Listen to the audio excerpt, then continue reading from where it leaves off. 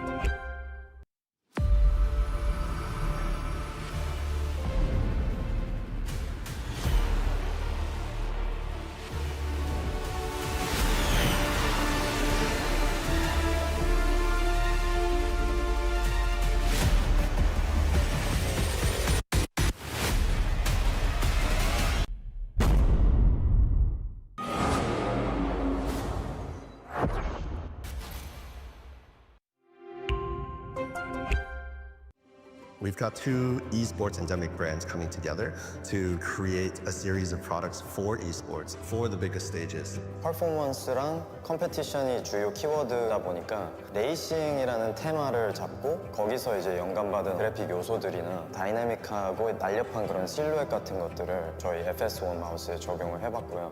我们希望可以协助 POSA 成为电竞圈的顶尖品牌，而 VOXY 是其中一个助力。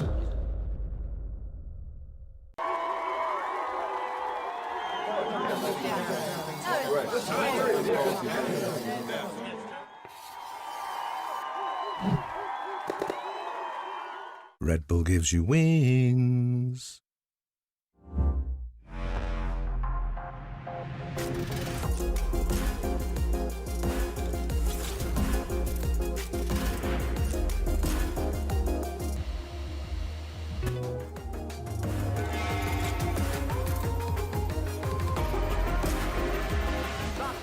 Push, push, push.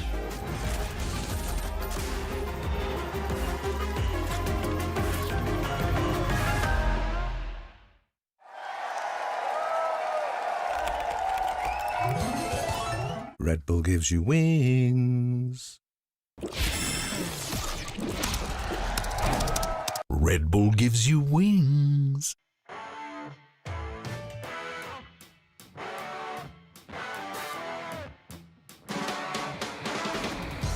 Dash up into the cloud burst, swing around the back. Texture able to find one. Cloud's going to be taken down. Ooh! The instant snap for the second. Disgusting from Texture. Azuna's trying to play this one out patiently. Gets the weapon drawn out, finds himself a second. Texture fell. Zuna finds a third. It's just Lakia who cannot make it happen.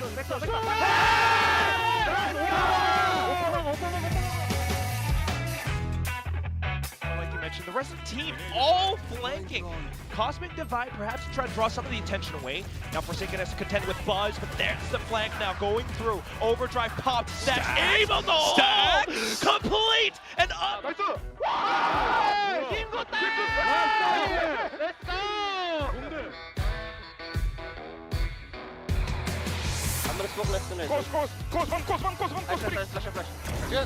Oh my god. Yutan down to 8. Texture. Tree pinks it. No scopes. Patman. They called it. They knew he was close. Mr. 4K online has it stolen away by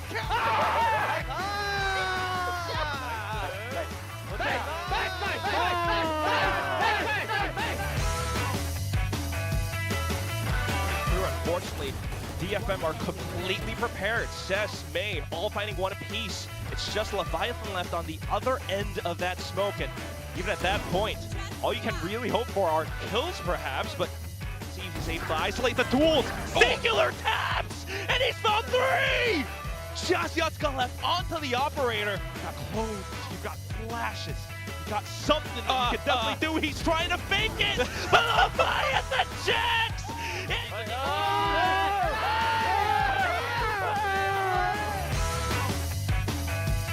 Much, so happens with the age. it does.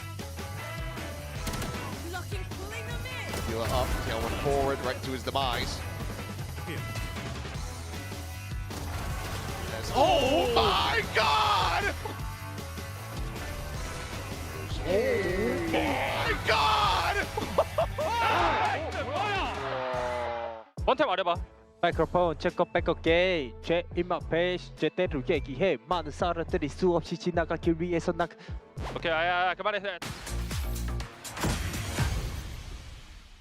ゃあみんな防衛がちゃんと自分たちのプレーしようか。おいおいはい了解です。ファイトコールしっかりしよう。はい Let's go Goodbye Goodbye Let's go boys Love the energy boys let's go Can you hear me? Yep. Okay, Teten wants to play more contact this game, okay? But at first, we cannot do contact start with the round, okay? Araso? 네. You guys want to do mic check? 우도탄. Saba. Let me cry. Comms, like actual comms, bro, actual comms. Pat. 1A. Bro, give me some actual comms, bro, please. 1A. Okay. 1A. I'm good. 미리 선빵 쳤어. 어이. 오늘 인성 논란 터지는 날이구나. 오늘 시원하게 갈게 시원하게. 형 은퇴하는 날이 벌써 왔어. 야, 이거 약간 미리 말해놔야 서로 기분 안 상하는 거 알지? 인정. 이치 오케이래 현민 씨가. 현민 씨가 또 미국 스타일이라 또 이런 것도 괜찮잖아 또. 프리하잖아. Smoke this. We go for aim in. We can tuck him in, okay? We follow your best. 비민 도롭까? 요, 다시 오래는 하시에 도를. 오케이. I go right side first, okay? I wall up guys. I should recon, okay? 일 같은데. 내가 tempo change. Wall up, then we go up. Okay. I orb also, yeah? Oh, man. Just come, guys. I was rev. Hold on. 와. 30 seconds, okay? Need to run. It's okay. This on the TB1. Heaven no copter, come on. Nice. Go. Our city. You have recon, okay? No smoke. 今プラントね No time.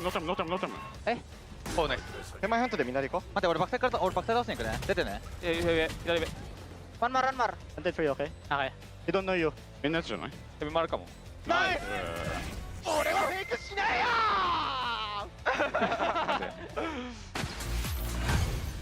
상대 레이즈 궁 있고 우리 B 앞당 많이 써가지고 레이즈 궁 찍고 한번 뜰 수도 있겠는데? 레이즈 누가 찾으면 말하고 반대 바로 모여줘. 아 그다음에 레이즈 삐 스타트 됐어 괜찮아. 그냥 A 파자 A 걸어 가 바로 파자. 그냥 너네 A 쪽 가 그냥 뻔해도 A 가야 돼야 버려 미드 버려 이제 미드 버려 A 간다. 쭉 바다로 갈게요. A 발포 다운. 나이스 킬이다 진짜 나이스 킬이다 나이스 뛰어. 뛰는 중. 알면 세이브 그냥 세이브 야 세이버 잡아. 기다려 나 뒤로 물어줄 수도 있어 천천히 하면 너 여기 있는 거 알겠다. 좀 걸렸다. 나 살게 노래 들을게 있는 애가 그냥 벌릴게 와 현민님 잘 쏜다 아 자른들이 궁 페이크 쓰지 않더라 요로 궁으로 작전 뛰는 것만 생각하면 될 것 같아. Again.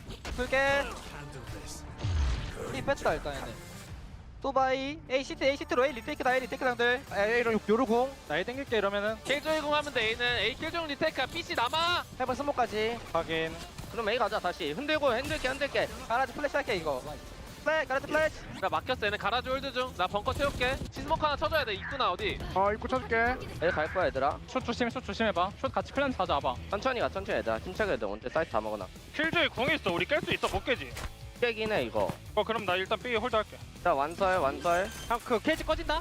자 할게 그래도 내가 B 럴킹하는 거 잡아줄게 태워 지나가 조심해 B 돌 생각도 할게 2명 돌 생각도 하자 형 돌아라 이거 나 캠 한번 킬게 아 앞에 있다 올려줘. 얼당 B 하나 더 얘들 뒷방 하나 나이스 3대3 공 켜놨어 야 싸워 몸으로 막아 나이스 렛츠 고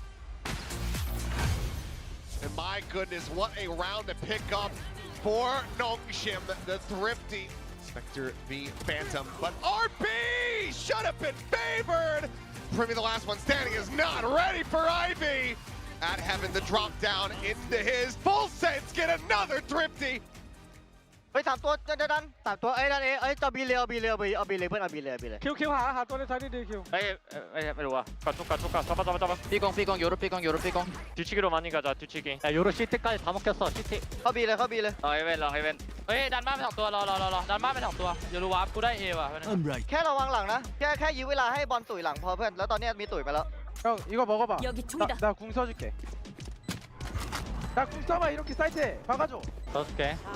ต้องยืนเฮเว่น เอเวนไม่มี ยืนเฮเว่นให้หน่อย เอาครับอย่างนั้น사이트 하나 오멘 언더 랩터 잡았고 CT들 풀게 봐줘 적군이 한 명 남았다.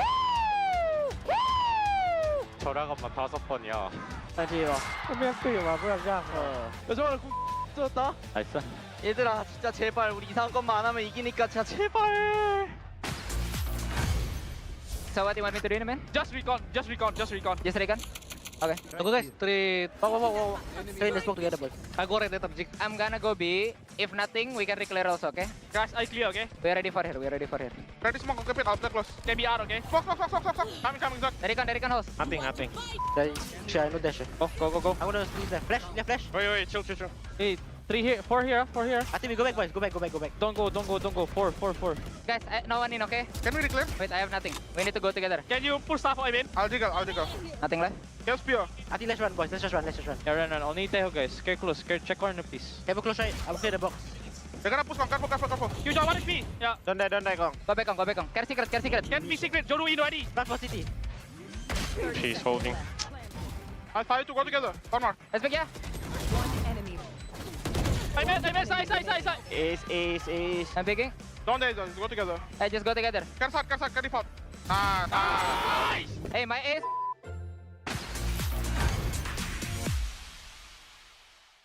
B랑 리건네 아까 면 히토리가 왔네 B B랑 브리모 스모크네. B랑 브리모 스모크. 사이드 바이 형 리테이크 힘이. 아이, 오르미네. 떠서네 오래. 세디미 돼요. 히토리 DP 히토리 흑가 기다려. 오케이. 대치 쓰레네. 흑가스 CT 나이스 흑가스 에러바 바뀌네. 큐리 떴대. 둘이. 하나 둘. Hello เออนั่นแปมกู สแปมเหรอ ใช่น่ารู้แล้ว บีเอาโลโก้มา ควันบี บี ให้ผมเนี่ยไปช่วยเข้าบีต่อแก ขึ้นกันเลย2 คนแล้ว ล็อกซ้ายให้พี่ โอ้ย โอ้ยก็ไอ้พัด เราอยู่ พี่พอมาแล้ว มา Last player standing. One enemy remaining. ไปเฮเว่นเก่งเฮเว่น Down B. โอ้ย ติดไฟ Carry the 5-man pop again. They can buy stingers this time, okay? I break, Abi. I watch door. Close two. They're setting, boys. Recon far. Recon default right now. Flash.ไม่ดีเพิร์ด Spike planted. Keep going, Pat. One Keep enemy going, Twink. remaining. Did I get my ace? That's happened for you. Hey, Come on, man. It's too easy for you, bro. Ay, Pat. The hunter's on from texture. Little does he know, Izu's gonna hear him running.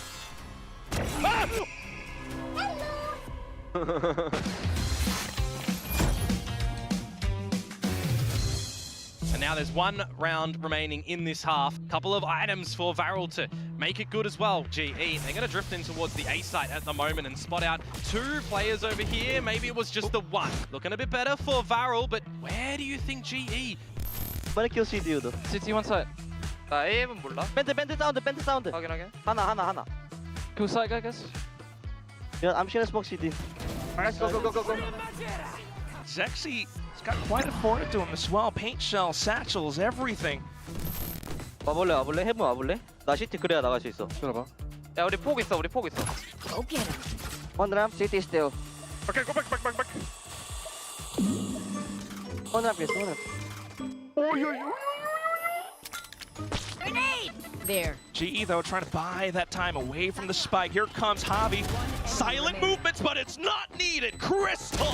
It's GE with an 8-4 first half. Bro, the boom bot didn't get me, bro. The economy here is maybe a little shaky for Nongchim. Will be the dimensional drift to open things up from Francis. A little bit of spam from Munchkin, trying to catch somebody on a timing is Buzz. Dropping down on top of the box. Now the showstopper as he goes up and over the top, and he's going to go ahead and take himself out. 원래 까놨어 해봐. 오케이. 요로고. 니 오나보다 폭감. 레이저 채웠다. 온다. 들어왔다.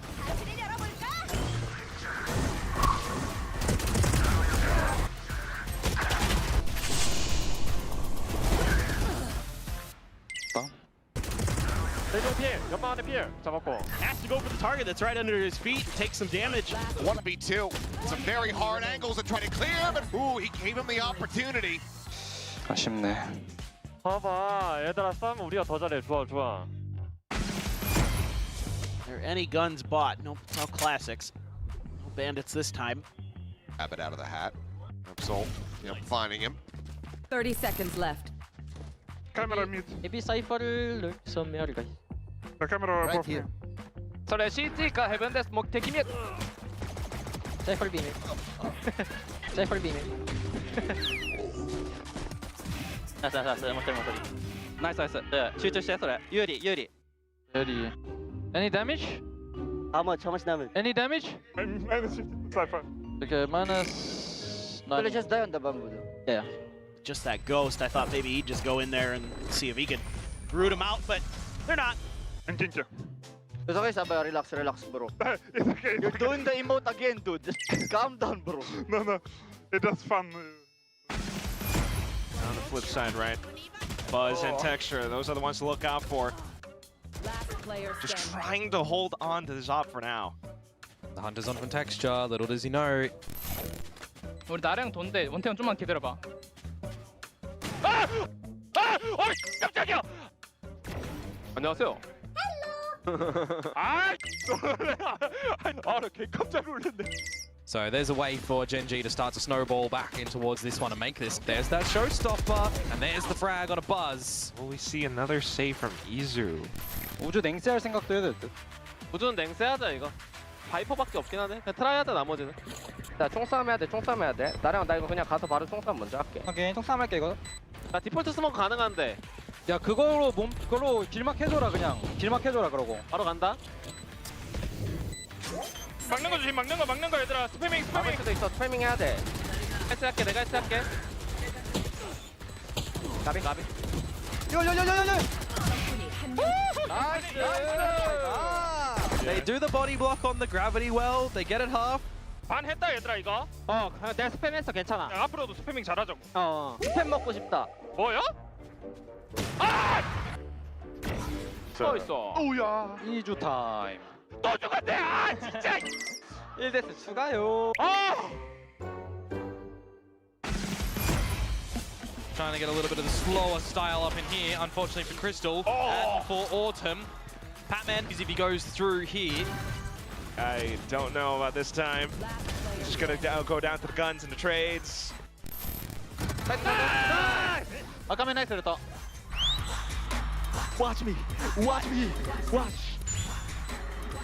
어떻대요 민나들これ. どうやって?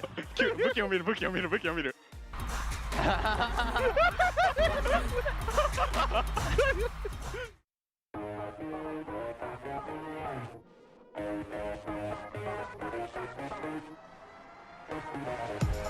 This is VCT Pacific 2026. Earn everything. Respect and never forget. Game over. Victory set. You bet. Ain't seen nothing yet. Cat. Perfect. Respect and never forget. Game over. Victory set. You bet. Ain't seen nothing yet. We. Perfect.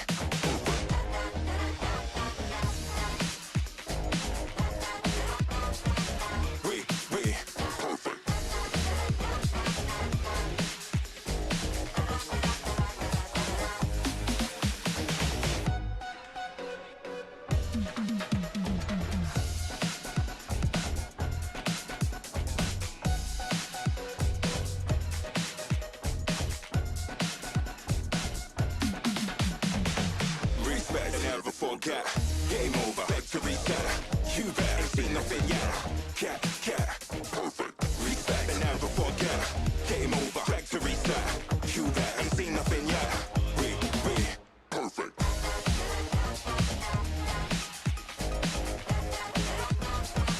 We. Perfect.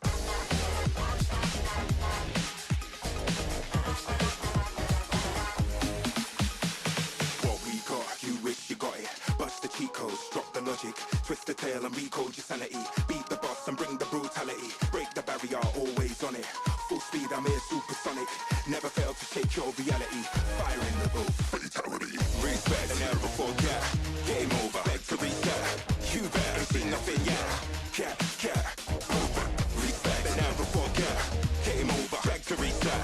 You bet, ain't seen nothing yet. We. Perfect.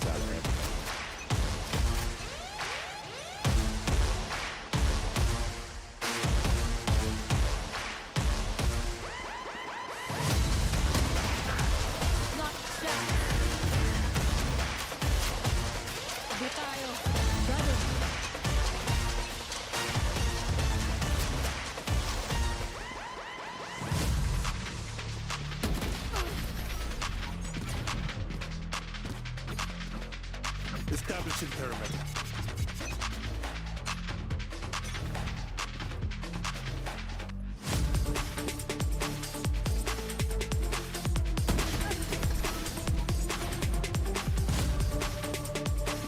Security en route.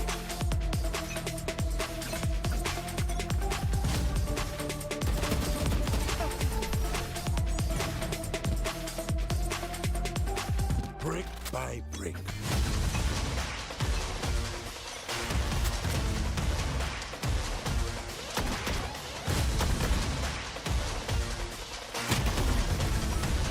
Someone grab a mop.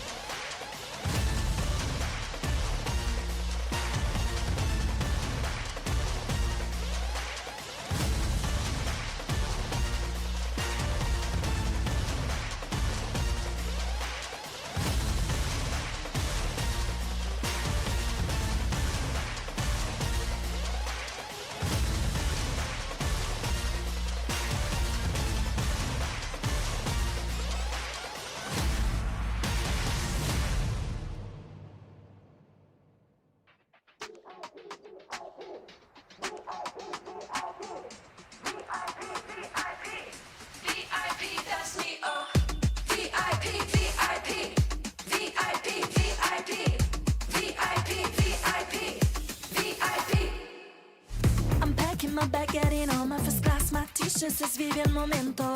We're feeling alright, we don't care, we just vibe. We're living the life and they know everything we do is fire. Everything we touch is gold. Everything we say is holy. And everything we sign is sold. VIP, VIP, VIP, VIP, VIP, VIP, VIP, that's me, oh. VIP, VIP, VIP, VIP, VIP, VIP, VIP, that's me, oh.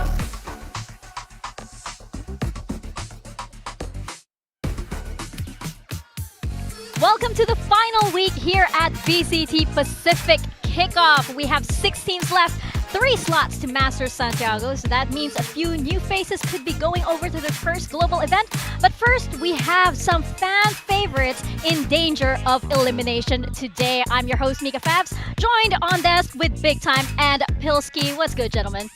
Good, feeling very good. Big week of Valorant this Big week. Big time, big week, It's yeah. a big time for Valorant this week. That's what I would say. Absolutely. 6 teams left, down to 5 after today. One of PRX or DRX going home. Oh. Yeah, and we've already got a couple of teams qualified for Santiago. Got the 3 Chinese That's right. representatives already. So we just got to divvy up who's heading over from EMEA Americas, and most importantly, Pacific. Yeah, that's who everybody is waiting for, really. But congratulations to AG, XLG, and EDG, I believe, for qualifying to Master Santiago, and congratulations to AG for winning CN rather kickoff. Yeah, I'm wondering if we're going to get a similar story here. I mean, it's their first time qualifying, and they get seeded ahead because they came out first seed. Yeah. Could see Nongshim do the same thing. Yeah, it's very, very likely. I mean, that's why kickoff is so interesting all across the board. You get these unexpected upsets. That's the best time to kind of like set the stage for what's going to happen for the rest of the year. I mean, we saw some amazing plays in the previous week, so that means it's time for our Pulsar Flick of the Week. Check this out. Of course, we know that Pacific is full of top fraggers indeed, but we have Autumn here setting the pace. Oh my god. There were some good ones this week. Yeah, that was straight out of Melbourne right there. Straight out of Melbourne. Exactly where you want to come from if you want to make it in Valorant. Famously a strong region. Oh, here we go. Texture diving into the site rather than sitting in the back of it. That looks much better to me, but... Yeah, that's what you want to see. That's what you want to see, a little bit. You can do that on Killjoy a little bit smoother, but this one was nice as well. I can't believe he hit that shot. I mean, I always love seeing this little compilation. Oh, this one. Oh, this was a insane, certified hospital flick. This is Flick of the Decade. This is Pulsar Flick of the Decade. That was unbelievable shot, by the way. I mean, there's no way that's on purpose, but it's just unbelievable. Yeah, no, we're very lucky to see that. That happens only once every 10 years here in VCT, Yeah. and that was it for this decade. So That is probably the best flick I've ever seen in all of Valorant. Yeah, for sure. Zinx is barely above 10 years old, so it's crazy. One of the younger rookies that we have here in Pacific. Yeah, very, very young indeed. And by the time he's 20, he's gonna hit another flick. And Nice. that's He's due for another one soon. 1 or 2 years. That's the path that he is on. And we have some guests joining us on the desk. And apparently it is we are indeed Pacific, just in case you didn't know. But yes, it's a bit of a slow news day today here in Pacific. So we decided to interview none other than the people a few steps away. The biggest minds of valor. If I stand and wave, can you see me? Oh yeah, oh a little God, bit. I see you. Yeah, so cute. Because like Seth and Clinton never look over here. Like they couldn't care less. But I mean, thanks. there's like a big screen in the way for the audience as well, so I can't see. But That's true. It's okay. I don't need to see you. It's fine. But we have a quick interview here with our casters because I believe they have a bit of a penalty with Build Diff, and they prepared a little something. I thought they volunteered to do this. Voluntold. Well, you can be voluntold to do all of this, but yeah, before we get to that little penalty, yeah, Pilsky had a really good question for you guys. Yeah, so what's your favorite character in Valorant? Seriously?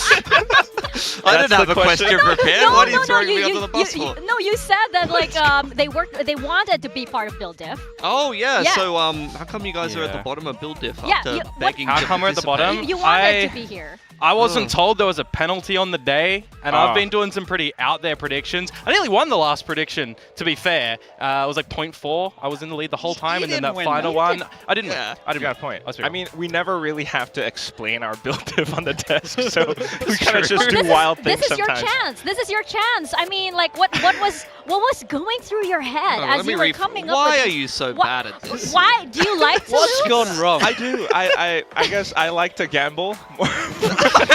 Dion joined a little bit. Hey, I went through some wild I went ones out there. autumn. Everyone on the day that I didn't lose, right? That I nearly won. I went autumn. That was a Chad pick. That was a great pick. It's just that there was ultimately a better selection on the day by 0.4, and I won't let you forget it. I should have won. Okay. It's a hard game. Oh my god. It is a hard game. It is a hard game. It's RNG. Yeah, but you guys are just so consistently bad at it. And I'm confident in saying that now. You're one of the best. You're I'm one in of the pretty good greats spot. this year. No. You want to know something else we're really bad at, though? That we've got some players that'll be here tomorrow that are so much better than us at. Oh. It's stumbling over 2 left feet. That's the way I'm going to put it right now. Yeah, Kaide and Akame. Speak for yourself. I'm we'll really see. good at this. We'll see. We'll take our penalty in stride. Okay. We All lost, right. and we've been practicing their dance. We've been practicing. So yeah, we're gonna do the. You ready? You ready for this? The music's on. Oh, let's go. Oh my god. Do that. I've never seen a white boy catch this much groove before. And you'll never see it again. This is unprecedented. Wait, wow. that's it? Yeah, that's it? That's the whole thing. Honestly, Hey, I didn't trip, okay? That was pretty good. Thank No! you. That's it. I want my money back. That was so short. You were missing. How much did you pay for that? Tune in tomorrow and you'll see it better More from the dances. Masters. No, that's walkout. so unfair. That's so you cheated your penalty. Production. We danced. Production. That was the walkout. That was their time on the dance. That's how long it took they them. don't have time because they have to walk out on stage. You guys have time, and we have to kill time. She wants us we've to got do a like 30-minute pre-show. whole routine. There's a whole routine. But part 2 coming soon. no, thank you very much, gentlemen, for holding up to your word. Before you let you go, predictions for this match because you guys will not be able to speak at all. This match? Or actually, like, for qualifying teams, actually, because put that up. Yeah. Right away. A Korean team, an SEA team, and I was going to say a Japanese team, but I did change it up, and we'll go second SEA. So I went Nongshim, RRQ, and PRX. Though, very kind of 50-50 for me on the PRX, I think, like today. Because we'll find out today it's going to be PRX or DRX having a chance, right? They're not guaranteed. Yeah, kind of 50-50 for today, to be honest with you. I want to ask, who do you think wins in the Nongshim Nongshim! RRQ? Whoa. You think Nongshim number Nongshim's 1 seed? Yep. Yeah. Ooh, Is this because kind of spicy? Kind of spicy. This is because Chobra is giving him noodles. No, Probably. I already ate all the Sending noodles. him No, it's I've been a big fan of them ever since their Ascension run. That's and fair. I think that they've only been able to improve, and they've really found a meta right now and a style that fits them. And I think if there's any team that has a chance to potentially qualify like this, it's going to be Nongshim, when you also got to consider RRQ have only played 2 best-of-3s so far because they had that bye in the first phase from playing at Champs last year and top 4 seeds. So I think he's got a good Nongshim. point. Nongshim. I went the other way, of course, with the Korean teams. I went with T1 because I had a whole thing happening with me last year. I learned from my mistakes. So you think Nongshim is going to lose 3 in a row I to could go see out? That's it. actually The really thing is, I Yeah, think it's it's crazy for that. That's It crazy levels of hate from Kentril Quack. You know what we need to do? We need to, if Nongshim lose all 3 in a row, I gonna have you have to do another the meat penalty? shake. That What's from the Oh meat Chobra. God, You no, have to do no, no. Chobra's We meat can't shake. bring that here. No, we That can't bring that sounds here. I don't Oh think that you're allowed gosh. to do that on broadcast. Oh, that might be TOS. No. Oh. Do you want to know what it is? It's No, it's a no, no. Philly cheese steak sub, like a Oh, like a okay. sub. It's in not a another milkshake, like I think partly blended, but then also dipped in. I don't know. That's He so said much he said it protein was right good. there. He said it was Oh. good, so Damn. I don't know. After a gym chef. Yeah, that's a problematic. He said it was good, and then he had to like fish out the last bit of the cheesesteak with a spoon. Yeah, he did. Yeah, you know, production also says like we're not doing this. This is an important day. I'm kicking you guys out. Okay, I'm kicking you out for bringing up the meat shake. But Yeah. we'll see you guys a little bit later. Oh wait, before you go, DRX or PRX? Oh, PRX. Oh, Well, okay. Aligned, Separations. aligned on that one. All right. We will see you guys. Bye. Bye. Bye. Love you. They're over there. Love you. Love you. Miss you. Bye. Well, okay. Yeah, I did not expect that conversation to go that way and got it off too early. But that's why we do not usually do this interview. We should not be doing this interview, actually. No, definitely not. Be turning our attention over to the brackets. It's been really, really exciting here at Kickoff so far. And up until this moment, actually, we asked for the casters' predictions on who would qualify to Santiago. I am not sure. I'm still not sure. I mean, it's up in the air. There are 6 teams remaining. I think you can see a world where all of them manage to make it in various forms here. I mean, I think that middle bracket game, DFM versus T1, that's going to be exciting. Of course, we're down in the elimination today. And as we move through the week, we're going to start qualifying teams to Masters, Santiago. Big best of 5 games coming up. This triple elim format has been amazing to watch for me, truthfully. So I'm very, very happy with the way this has panned out. Yeah, for sure. I think you could have flipped the bracket in past years. Like, it's crazy that DRX, PRX is going to be the elimination match that we're going to be watching in the best of 3 lower bracket this time around. We still have one more BO3 to play with DFM T1. Crazy. This is one of DFM's most successful runs in Pacific ever, and I want to see just how far they can push it. Yeah, absolutely. You remember DFM from last year's Kickoff, of course, when they eliminated PRX from the entire bracket. So it seems as though Kickoff is really where DFM are, might be a good luck charm for them. They might be feeling good every time in Kickoff. Yeah, they can come in strong for sure. That's what we've seen from them. I mean, that opening game against Gen G gave a lot of hope to people in Japan, gave a lot of hope to Paperton, and now he's been riding that high ever since. But this is a Captain team of that the ship. they've looked great, honestly. I think I'm very, very excited to see them play. But, we also have a big match here today. I'm excited to watch both of these teams play because they've been kind of mixing things up, Mika. Yeah, absolutely. We've seen this RX Derby happen so many times here in Pacific. It's, usually this results in one of the teams being eliminated from contention for a global event. And usually they meet each other far enough in the bracket where they both qualify. But yeah, this is the first time where they're eliminating each other and both of them won't be making it over to Master Santiago. Yeah, these are teams that are usually top 4, if not maybe in the past this would have been a grand final of Pacific, so it's kind of crazy that we find these 2 teams taking each other on in the lower bracket. DRX, 3 wins, 2 losses thus far in Kickoff. They've had to be very adaptable, not only with their comps, but also adding in Hermes very last minute into this roster, and they have very much had to kind of adapt what he's doing and play around the fact that they've had to pick him up pretty last minute. And I have to say they've done a very respectable job in doing so. Yeah, I mean, I have to agree with you. I mean, I feel like if you have to add a player so short notice, it adds so much work for that coaching staff to get them up to speed with the systems of a well-drilled team like DRX, especially. But Hermes has come in and, you know, his numbers don't necessarily reflect this, but I do think he is able to hold his own. But, you know, he's playing this variety of roles, and he does have a lot of weight on his shoulders right now because this is an elimination game. He doesn't want to let the side down here. Yeah, this is basically Hermes' first elimination game in Pacific, where it's like they could...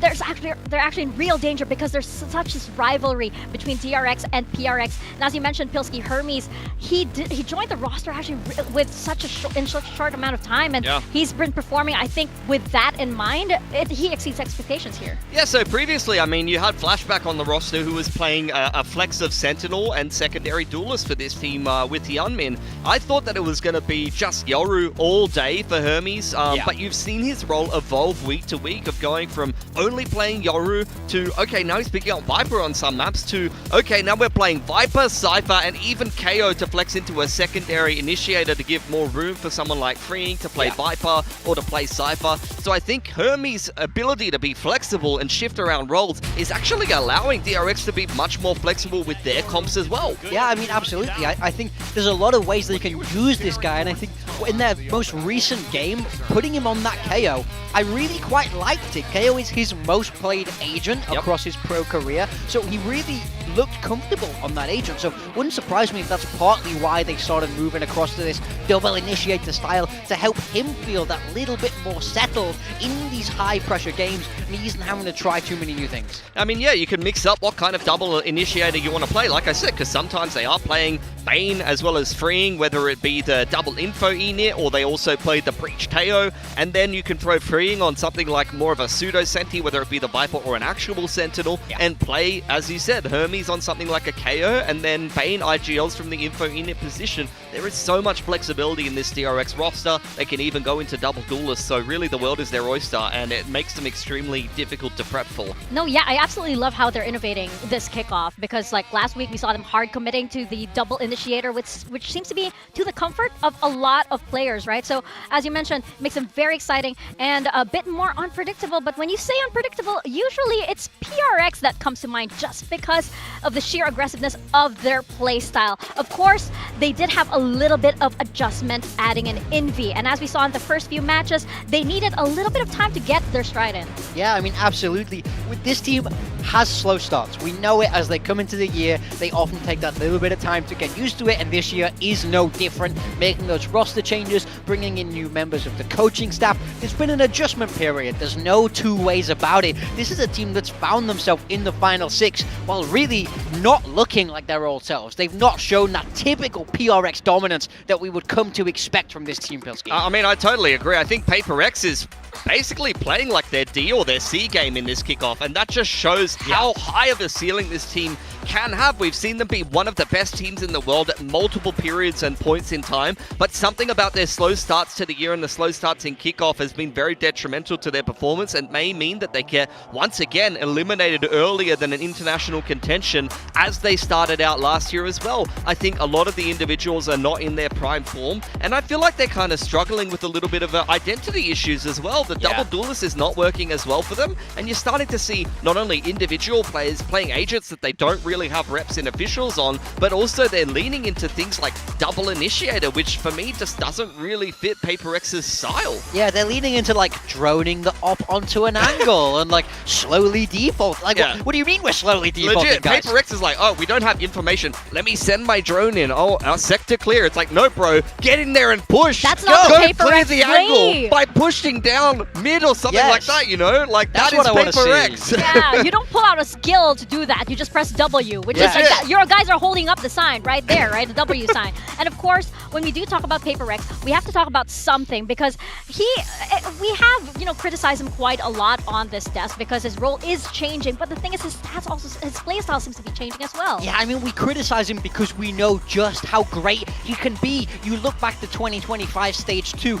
it's night and day in terms of these statistics, right? He was truly one of the best players we had. Sending him off internationally, he dominated there. But this Kickoff, it's a different story. He's struggling to find his foot in Pilski. Yeah, I mean, last Kickoff he had similar stats, but to be fair, back then he was playing things like Breach and Teo and trying to fit into what was actually popularly a double initiator meta. Nowadays, even on secondary duelists and agents that he's played a lot like the Yoru, his stats are really struggling. He's picked up Waylay, Chamber, things that he hasn't played too much, playing the Vito, so you're seeing something debut a lot of agents that he hasn't really played before, and he's had very mixed success, to be honest. Yeah, could it just be something that's, it just seems that PRX are hitting their stride late in this competition because first few matches, of course, were quite rocky, but I can't help but feel that this team just needs that little bit of time to warm up, and I can't help but feel that today they're going to be in such better form, much better form than they were in the previous weeks. That's the thing about PRX for me, is even if they seem out of sync right now,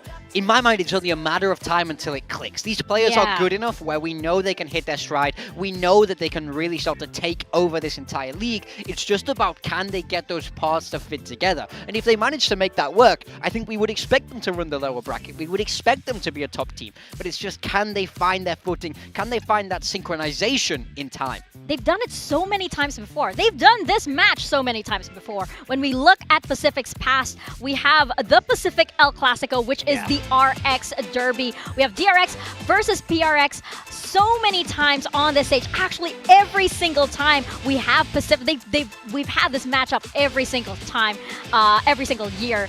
And it's been back and forth between both of these teams. Yeah, I mean, 6-5 in favor of PRX if we're just looking at VCT. And that most recent game over in Champs Paris was DRX knocking out PRX in the lower bracket, which, the PRX guys not happy about. They want to get that revenge. DRX ultimately had a very strong tournament over there in Paris, but they're both down here in the lower bracket. One of these teams going home again today, Pilski. Which was crazy expectations-wise, because DRX were maybe a team that wasn't even going to qualify. They looked extremely weak in Stage 2, whereas PRX won Stage 2. Everyone was thinking PRX are going to pick up this Champs Trophy potentially after winning a Masters event, but DRX outperformed them internationally because of just how flexible they can be. They found a very strong style for themselves, and they are always a team that is greater than the sum of their parts, and I have a feeling that they're going to be, the better, more informed team today. They're going to be a little bit trickier and a little bit more adaptable than PRX have been thus far in this competition. So I'm feeling pretty confident that DRX can take this one out. But, these teams know each other very, very well. They've played each other so many times, so it could really go either way. And you can see historically at international events and inside of VCT Pacific as well, just how back and forth this matchup is with the overall head-to-head being 5-6. Yeah, I mean, I think it's worth talking about the old heads on both of these rosters. We look at someone like Mako, who DRX an incredibly long time. You look at like Davai, Forsaken, been there from the very start of PRX. They've been a part of every single one of these matchups. These are players that are familiar with each other. They know each other well. They know how the styles interact. The coaching stuff know each other so well. So this is why it's such a classic rivalry here in Pacific. Yeah, exactly. And I remember before how they would even shape each other's playstyles. They were a part of each other's evolution, and that's how so closely tied these two teams are. But I can't help but feel that PRX, the ceiling for this team, we've already seen how it looks like. We already know how good they are. But for DRX, I can't help but feeling they're not there yet. There's still quite a while to go before they hit that mark. Yeah, I mean, we've seen DRX win here in Pacific, taking Kickoff last year, but they've never managed to get that international trophy in the same way PRX have. But I think this is a rivalry that can flip and flop, change at every moment. There isn't a clear winner in the head-to-head necessarily. It's very, very close between these two teams, and it always has been. So I think today's matchup is so important for both of these rosters. Not only do you stay alive, but you build momentum as you move through that lower bracket towards Master Santiago. Yeah, and coming in from last year also, it's the same story for both of these teams. You have a core of 4 players that have stayed, and then you have one individual who could change the game for them. Envy on the side of PRX, almost said Himvy. could be Hinvi today. Hinvi. It could be Hinvi today, and you have Hermes on the side of DRX. Yeah, I mean, I think when you look at those names on paper, it sounds like one would be way better than the other, right? Hinvi's well known, had massive stats before in the past over on Team Secret, was a massive signing. DRX, they picked Hermes up at the last minute. Very different expectations on those two players, but now they're in the same mixing pot. Now they're in the same circumstance of you have to be that rookie. You have to be the new member of this team that steps up and gets your team to win today. Yeah, looking at the map pool here, both of these teams have made changes as they've moved through the pool. Yeah. Some maps haven't even been revealed for PRX yet. Notably, they haven't played Abyss or Haven. Abyss has been an extremely strong map for DRX in the past, and after they've been allowed to pick that into a previous series against Full Sense, they had great success on it. So I don't know if that's a map you necessarily want to be taking against DRX. If you look at a map like Split, it's a 50-50 win rate for DRX, but it's the perfect example of how adaptable they've been thus far in Kickoff. They've already played 3 different comps on that map alone in just this tournament. Yeah, that's absolutely crazy. 3 different comps, and it's encouraging to think that this is DRX like really shaping up how they want the rest of their year to go to. They have so much in store for them. They have so much banked for this tournament too. So I can't help but feel that like maybe they're just even over-prepared for PRX at this point. Yeah, I mean, I think showing that you're able to change style very fluidly makes that prep work very, very difficult because you don't know what look you're going to see. So I'm very curious, are we going to see DRX run with this double initiator, maybe that breach again, or do we see a change? Do they go back to double duelist? Do they throw off that prep work of PRX? And I think knowing that they have the ability to do that really might give them an edge in this series. I mean, it's credit to the coaching staff as well as the well-established core of DRX. You know, Termi already has all of these styles, and the rest of the coaching staff as well. All of these styles in their arsenal, knows how to help the players to execute it in the server, but also you've got this core of players that have already played a number of different roles. In particular, you got someone like Freeing that can be very flexible. You know, Hermes just coming into the team has already been very flexible, and these players have already played a lot of these styles in the past on DRX as well as on other squads. So it allows them to very fluidly move between styles a lot more effortlessly than a lot of other teams are able to do.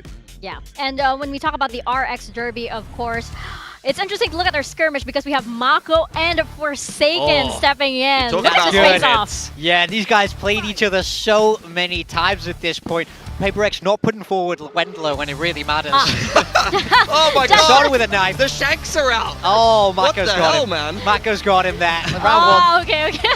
You see Forsaken going, okay, let's get the guns out now. Let's get this going for real here. I think it's very interesting. DRX putting Mako up as well. Yeah. Not putting like Hyunmin, one of the flashy duelists. They're putting the old head in here. Yeah, Forsaken has got the Forsaken Vandal out. It's gone quite well for him initially. Only 1 apiece so far, and look, we'll see if Marco's going to be able to respond. Okay, he's looking like a bit of an aimer today. Doesn't have to IGL anybody in the skirmish. Just has to focus on his crosshair, and we know how good Marco can be in these positional aim duels. Yeah, he's unleashed. You know, I'm surprised he like didn't pick Omen or something just for the familiarity of the hands. Realistically, the hands. Okay, bro. That's the thing, you know, you load into deathmatch as Brimstone, you can't play the game. It's like...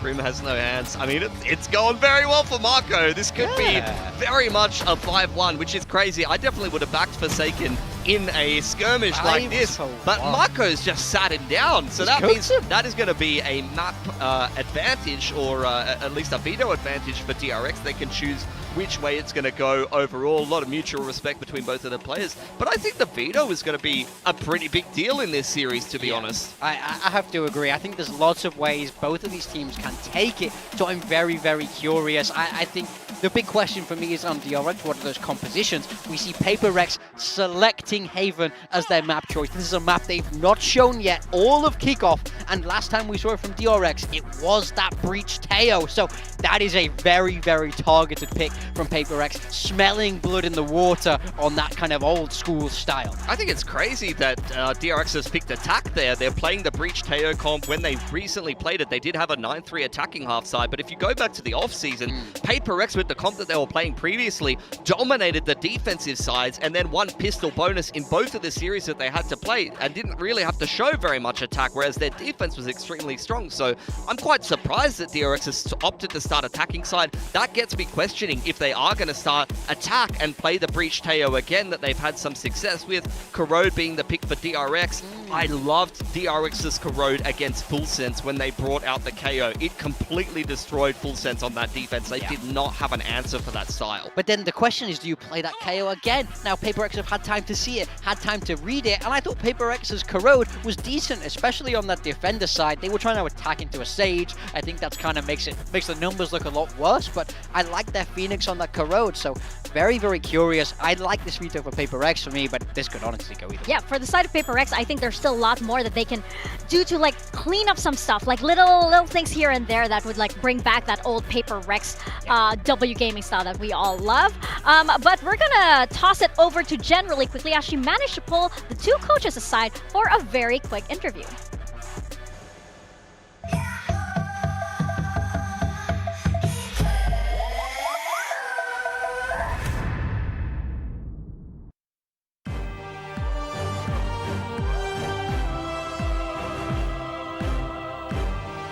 Oh my god, as if looks could kill.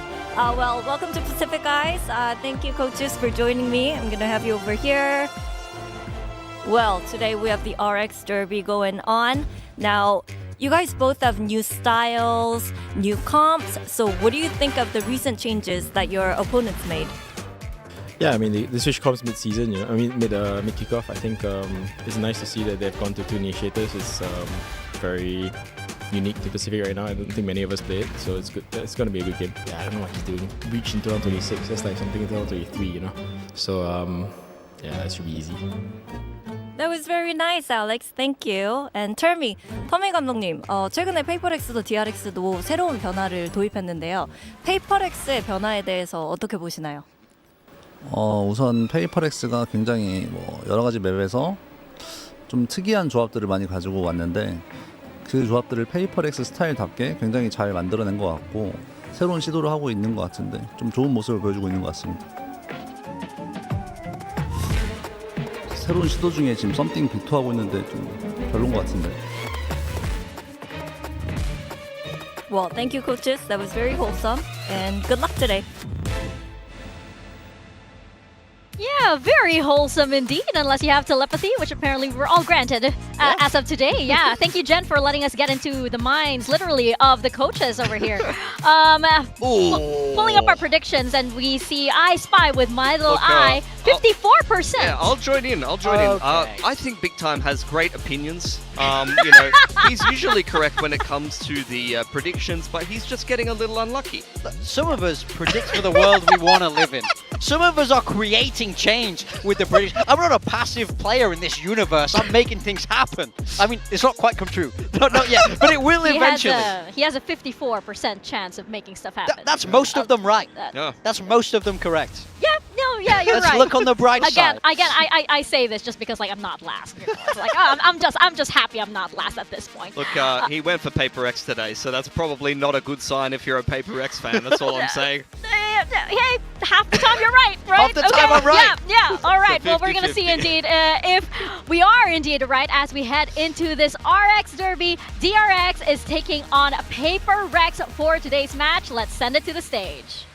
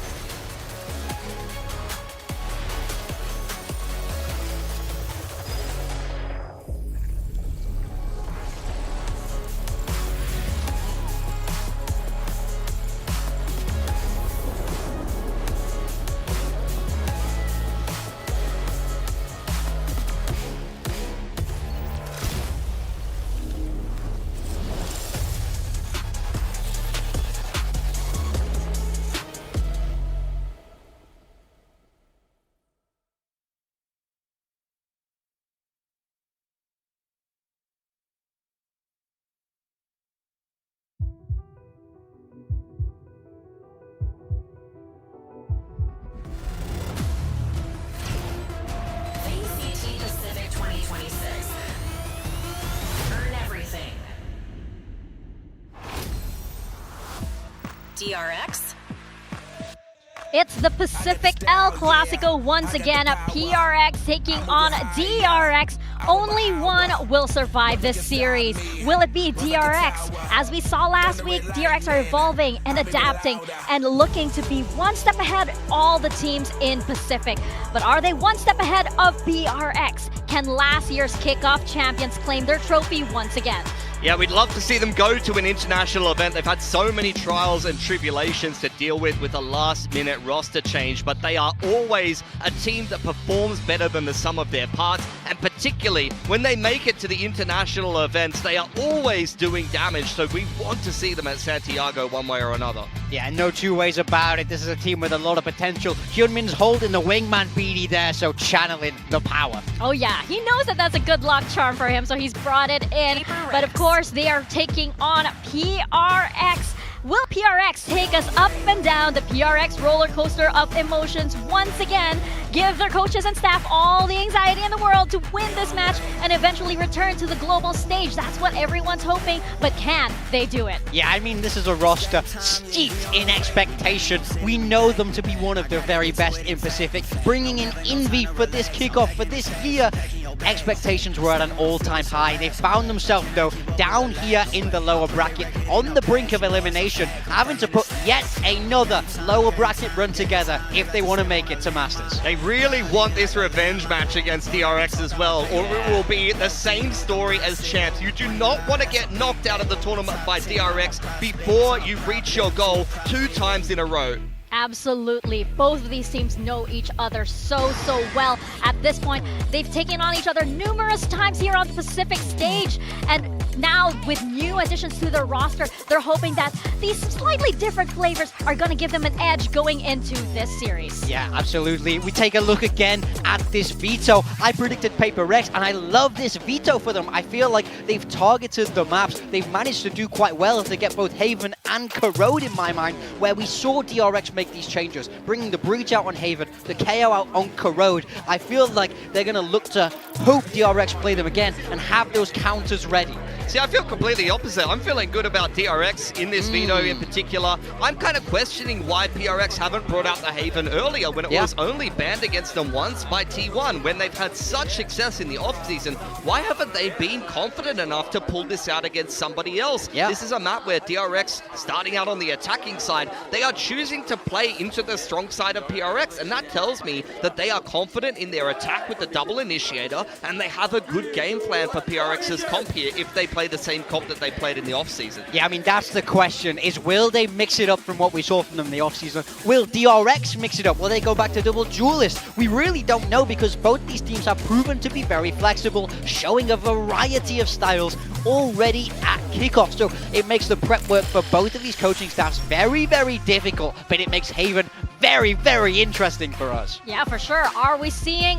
Yes, we are. We're seeing the Tail Breach on the side of DRX, and we're seeing that Yoru, Phoenix, and the Chamber on the side of PRX, just like we saw in the offseason. Yeah, this is exactly what we've seen from them in that offseason. We've seen Jing on this Phoenix last week. I kind of love this pick. The vibe back on that Chamber. This, to me, feels quintessentially PRX, and that's what I want to see from them. This first half is going to be very important. In both of the off-season games, PRX dominated on the defensive side and then only needed to win pistol bonus to win the other the other half rather. Whereas you see DRX's game against Zeta, they had a 9-3 attacking side. Despite playing single duelist double initiator, their attack was much better, quite similar to what you saw on Corrode against Full Sense. Yep. Which way is the momentum going to swing as we step into our first map of the day? We are stepping into Haven, over to Quack and Komodo. Thank you very much, Desk. Yes, Ham Quack, this is Komodo, and we are kicking things off with the RX Derby, of course. Any thoughts so far on the compositions? Thoughts? Yeah. Thoughts? No, I mean, like, it's fine. If you're coming in towards this elimination match and you're changing a lot of things, you're always going to be taking a risk. And I think we're starting to see a little bit of a new style for DRX that is good for them. So you kind of got to stick with your guns going into this. Because for those that might just be joining us right now for this match, this is an elimination game. But it's also not like you go straight into that best of 5 qualification next. You got to wait for the next series as well. The loser of T1 and DFM will play the winner of this series. So it really is a bit of a lower bracket run for these two teams. And for PRX, they've been in these lower bracket runs before, right? They started off in that lower seed, they ended up winning Toronto. For DRX, can they upset PRX in that sort of run again? This is the 2025 Kickoff winners as well, don't forget. Like, they're a trophy winner themselves, DRX. They want to get back to this international stage as well. I think this video is going to be sick. If anyone was watching the offseason as well, you might already recognize that there is a very small change to PRX's comp, actually. It was the Astra for Forsaken that was being run, so there's a slight change, which I actually think leads into a little bit more pace with the Omen for them right now, but also just more awareness to be with the team. So I think that's going to be very interesting as well to see what is slightly adapted in towards this one. And for the pistol, it's going to be very important from what we've seen, but the gun rounds for me is really meat and potatoes in this series. That's what we all want to look out for. We're kicking things off for now. DRX on the attack, just hovering around grass, but already PRX itching for the gunfight. Look at Devi with the Headhunter. Yeah, I mean, you've already got Teo slotted in towards C-Long at the moment, so for freeing only the one Salvo and the Sheriff. We're going to have to see what he's going to be able to potentially do, as Envy is playing up a long. Finds first frag on a Hermes, and it's just a battle in mid now. Yeah, they're all pushing up, actually, all the way through window as well. Envy feels the extra confidence with the reinforcements coming through to continue pushing past, but unfortunately, Jing goes down just by a bit. Forsaken now going for the pinch, and that leaves Mako stranded, really. Yep. Not a lot of utility for anyone to be using right now. It's just gunshots ablaze. Everyone looking for him, and they're very individual at the moment, aren't they, as well? Unfortunately, Marco getting taken down. That is an unorthodox pistol, but PRX really taking the fight to DRX to start things off. We'll keep it mellow as well. Start things off nicely. Yeah, it's quite... No, it's hella exciting! I mean... I don't know. Mako dying at the end with the whole round playing out this way, Envy pushing all the way up. It's tough. It's unexpected. DRX tends to go for this really sort of, I guess, passive reactionary style on the attacking side sometimes. So I guess they do get surprised somewhat. Mako did win the skirmish, though, so I was expecting a little bit more, but we'll see. I mean, skirmish is skirmish. I think at the end of the day, regardless of the way that one went, this veto would be, you're feeling pretty okay about it. For me as well, I kind of am thinking about Haven, this A-orb for someone like Jing, right? On the Phoenix, a low ult count, how much are you going to be able to get away with getting that orb for free? When you've got the Breach Teo, you know, you can be stunning him off the line, you can be early salvoing him off the line, denying the chance at that run it back to really keep on going. In this round though, Bane, see you later. You've got all the C territory right now for PRX as well. You know this is now ending at A. Just waiting for DRX to make the move. So it's initial salvos and everything for now, but PRX already close to the site. Instant shot from Jing. And the rest of it to follow through with the Fade utility coming through slowly but surely. Flashes going in as well, and DRX are pretty much backed into the corner, but Free will still be able to take down one at the very least until the entire site gets surrounded. So defuse, pretty clean anti-eco from PRX. The plant's not too bad for DRX to go in towards their first buy round as well right now, so we'll see what their first attacking installment will look like and how structured they are going to be in this series as well, right? We've already seen DRX be playing this map of Haven against Zeta Division, as Pilsky was highlighting as well, right? You feel pretty confident coming out of that series when you have some comp changes coming through and everything's kind of going your way on the attacking side. A slight hiccup in this map right now for DRX's side, dropping the pistol, dropping the second, but as I said with the plant, we'll see how potent this buy will be for them when you do consider that PRX do have the runner back. That's why I was mentioning that earlier on. Such a cheap ult to be able to get out to have potential mass impact. Especially on maybe retakes or just info gathering if you do so choose. But right now, DRX angling towards A split. Something again up through C. See that last round, see it this round. All of the information that you want for PRX to come towards this A site. Yeah, just hearing all the information going through. So something will be able to TPO cross over to the team.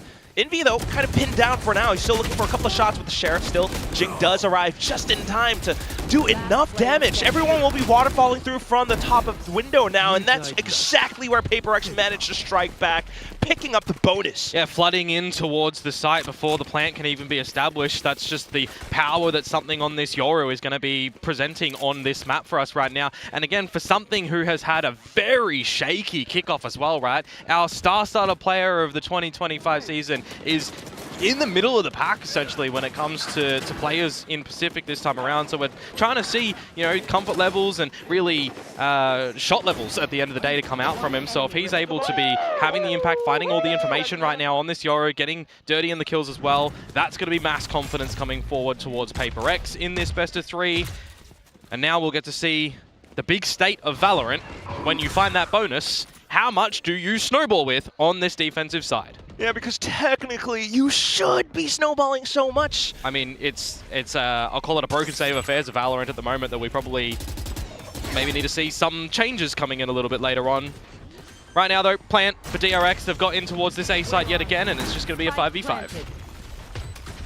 All the way in through the site. But of course, you do have that duelist coming through. Instant curveball into the site, able to react all around. Even into the corners, Bane not able to dig himself out. It's just Mako with the Sheriff. Perhaps looking for pot shots through the smoke now. Another to his name. Set himself up. Another sort of one-way. Wild TP, though. Punished for that. It's an attempt at the end of the day, but Devi's watching that from up above. Just a firing squad going towards him. And you feel there's not much that you're going to be able to do at the back of that. 4-0 for PRX. Not needing too much coach intervention just yet, you would say, unless the next gun round that you do have spirals out of control. Because if PRX are going to be, as we know PRX are, happy to take the gunfights, and all 5 members on this stage right now are feeling sharp and everything's flowing, they are going to continue to float on that stream and continue to take these fights. So it's going to be really important for DRX right now to have some impact come this round. They're gonna smoke. Ready? Smoke ready. Ready? Flash TP. Ready? 3, 2, 1. Flash. Ready also. That's some good coordination for the A-long take from PRX there. As I mentioned as well, early salvos, for example, to off-put Jing's chances of getting the orbs. It'll keep some interest from PRX over at that A side as well, because they are playing the technical 1-1-3 at the moment. And it's just something who's the closest to C, but it's an untenable situation for him to get in too early. So once more, it's going to be a 5v5 retake. Devi with the operator in hand as well. Keep a potential eye on that. Which makes it a pretty good call coming through from DRX, especially Hermes hearing all the footsteps right now. They are not even looking towards the spawn at the moment. This is not in PRX's mindscape whatsoever. This could be 2 big kills, instant numbers advantage for DRX. Unless it takes too long. Yeah, a little bit of time for now, but still able to hold around the edge of the smoke, around C-Link for now. And there goes the kill. It's not the 2 that we were thinking of. Jing is still alive. However, it's now instantly a 2v5. PRX can't really respond in this situation. The best I can hope for is this kill against Hermes and then a save. Hunting down Hermes right now, but look at how he backtracks all the way into spawn. Yeah, it doesn't even get that kill, unfortunately. Jing. Devi will hold the operator in towards the next round. I'm not exactly sure if he did take a pot shot with that one at the tail end, escape for the save call, so it might be, you know, not noted that it's going to be in possession, but with the money situation of PRX, you just assume that there's going to be an operator in play anyways for Devi. We'll see how impactful he is going to be with this weapon as well, because you know, we only generally see him opt for it when he is playing the, we'll call him agents outside of his pool, so to speak. But it's cool to see change-ups if it's going to work for PRX. Missile deployed. It's the same established start of utility over at A-Long. The same flash combo to come out from PRX, the same scaling, and to send something over towards the C site where this time it's not going to be absent. The operator and Devi already on the line as Envy grabs a orb. There's a Nightfall available for this B potential retake again. Yeah, still quick take from DRX though. We'll see how they can possibly respond or anticipate some of these ultimates so far. Nightfall getting sent through. A Blaze Wall into sight as well, but look at Mako. Oh, you're going to have to just take these fights at the moment and find them convincingly for PRX. There's the Rolling Thunder for Bane if he needs as well, but so far so good for DRX finding all of these kills. Evaded the Nightfall, stepped back into the fights as well. It's a tough one for PRX. 2 players alive, and they still want to hold on to the op as well, so trying to hang back, but Freeing does manage to hold the right angle against Devi. Yeah, it feels very comfortable again for Freeing in my sort of picture of him right now when this Teo is back on play. You always just feel like you associate an agent with a player, and for me it's Freeing on this Teo when we throw it back towards his introduction to Valorant last year.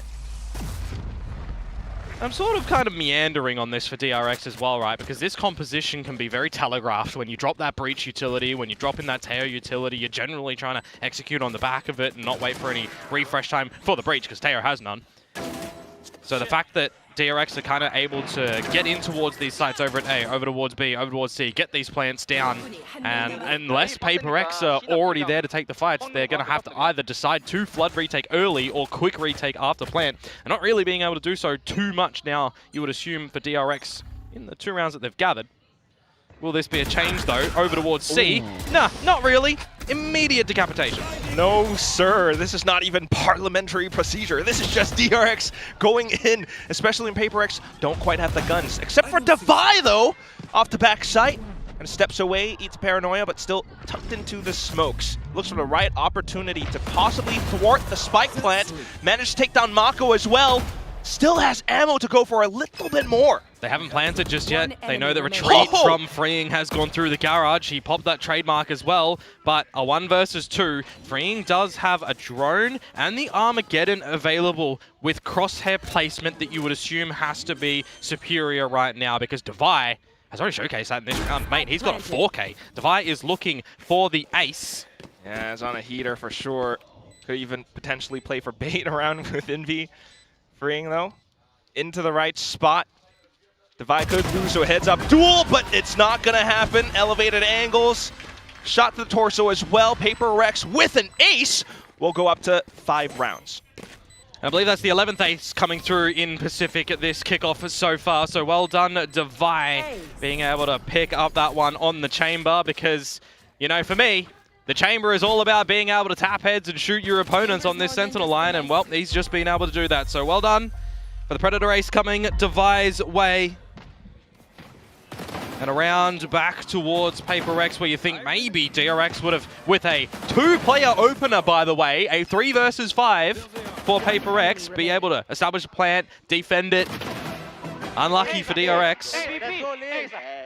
Because it's also funny that PRX win that 3 versus 5 for me, because they're the team that normally has those 5 versus 3 advantages and drops them. So a bit of their own medicine, throw the way to DRX in this one. Over lovely. That was like a slight half buy for PRX as well. But moving on, do have the Headhunter, the Tour de Force being pulled out. DRX being quite cautionary around a lot of these corners. Still, though, PRX continue to scale up a lot of the extremities of the map. Portal closed.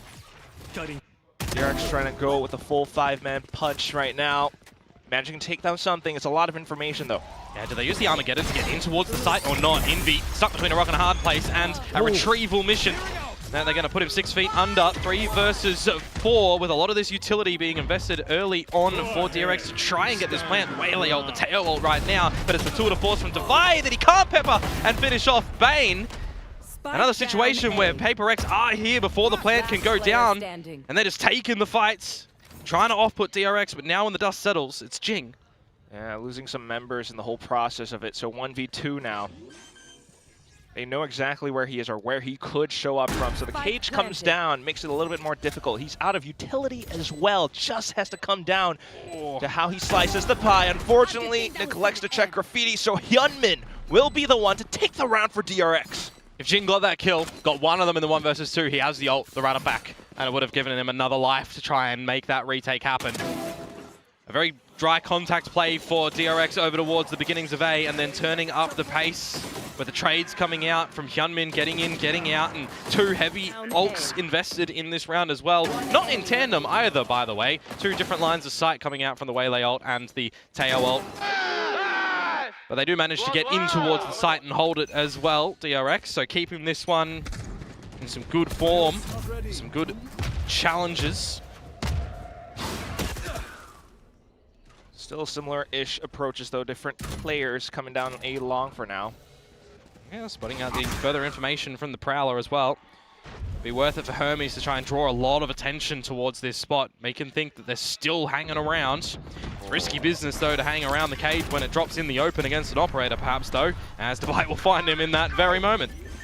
They have to get the plant down now. You've spent so many players, so many resources to try to get the spike in, but then you get stalled by the run it back. Hyunmin will stand feet to try to send it back, but Unfortunately, he lost all initiative now. One enemy remaining. So that's where all the angles start to get held by PRX, especially the operator still coming through. It's another shot for Defy. And PRX will move up to a 6th. It looks a little bit one-dimensional in that sort of position from DRX as well, right? They get pushed off being able to do anything over at A. They're not up through C with any sort of space gains just yet. So where else are they going to be able to go? Well, it's the B site or it's Garage. You're happy as Larry holding that one as PRX with a judge in Garage because there's no drone action coming through from DRX at that moment. They're looking to kind of dry waltz in towards the B site at that point in time because they've already lost a couple of key members. Again, this Breach Teo comp, it has some power, but it has some falterings as well. If you're not able to have that initial set of utility gain advantage. 3-6 in favor of PRX, where DRX now to call their first timeout and figure out, are they going to be able to get something better than a 3-9 half, perhaps? You would think PRX is anticipating some of these potential plays, some of these, well, as you mentioned, telegraphed plays that could come through. They are sitting on a rolling thunder, though, DRX. We'll have to see what Bane's adjustments do look like as well in the sort of slower adaptation that DRX are going in with now in a lot of these rounds as well. When you look towards last year's calling to come out from Marco, for example, I think this slower calling, working the map style that we've seen in these past couple of maps from them have looked a lot better for DRX, but you're coming up against Dub Gaming right now. That probably isn't going to work. Oh my god. So we'll see if it does, and I'm just, you know, flapping my mouth. This is going to be a very important round for DRX on the back of that timeout, though, in terms of econ as well. Oh, a little bit of Dub Gaming. Just a bit with Divine peeking his head through Garage. Yeah, drone timing is nice as well. You don't really want to be peeking too far through Garage's Divine when you don't call for an Omen smoke to go towards mid-window. Just going to try and hold that singular line. As you mentioned the Rolling Thunder earlier on, that's going to be the entryway into this C-side as, well, we're scoping out things as something, finding all of the info. It's also kind of throwing them into a lot of nerves. Oh, Jing able to sidestep it away. And now something, especially having infiltrated towards the back, makes things so much more difficult for DRX. They're stuck between a rock and a hard place. Bane, can you really fight yourself out of that spot? You can't. No. PRX continue onward with this onslaught. It's a good ult to come out from something there as well with that Dimensional Drift, just confirming all presence of members from DRX. And I'm very, very surprised that Marco decides to stick that ultimate to the back of the C site there as well. I mean, from his POV, the two PRX members aren't looking at him, but then the moment that you come out of the form, well, Jing just spots you. Unlucky, mate. Nice try. A valiant attempt. But it does get shut down in the end, and PRX find their 7th. DRX not able to convert after their own timeout, and now they'll pay the price in forms of weaponry, as they don't have much to play with in this one. A Sheriff, a Bandit, another Sheriff, and maybe the Stinger of Hyunmin is going to be able to sing a good tune in this round, but you would generally say that it's going to look a bit off-key for DRX here. Yeah. Really tough to find the right rhythm as well, perhaps. You're trying to go back in to gain some space across the map. They will drone in towards Garage, and it's just going to be absent of PRX members, so they are pathing correctly, technically, DRX in this round, but just weaponry and a very nice shot from Divide to start things off. Right, just look at where PRX are positioned, anticipating all of these plays. They know the drone was coming through. They just set themselves up just right as the Waylay does fly on through. Now it's Forsaken into the corner up top of Logs, and instantly decimating 3 more players. Just the last one left, and Freeing goes down into the ground. It's a flawless for PRX. Envy has had a couple of good haunts over towards this C site as well. The reveals in that round and won a couple previous as well, getting some good reveals and some good shots from PRX. Just easy free kills in those moments in time. And there's that 8-3 to come on through as we move into the last round of the half. Are we going to see some adjustments come through from DRX? Because it's felt a little bit flat now that the rhythm has been found for PRX. We're not seeing this potency that comes out from the game against Zeta Division, where I feel like you got a new comp coming on through, you're adjusting in that one. There was no tape for Zeta to really rely upon. PRX had tape coming in towards this series. Just a bit, and still enough.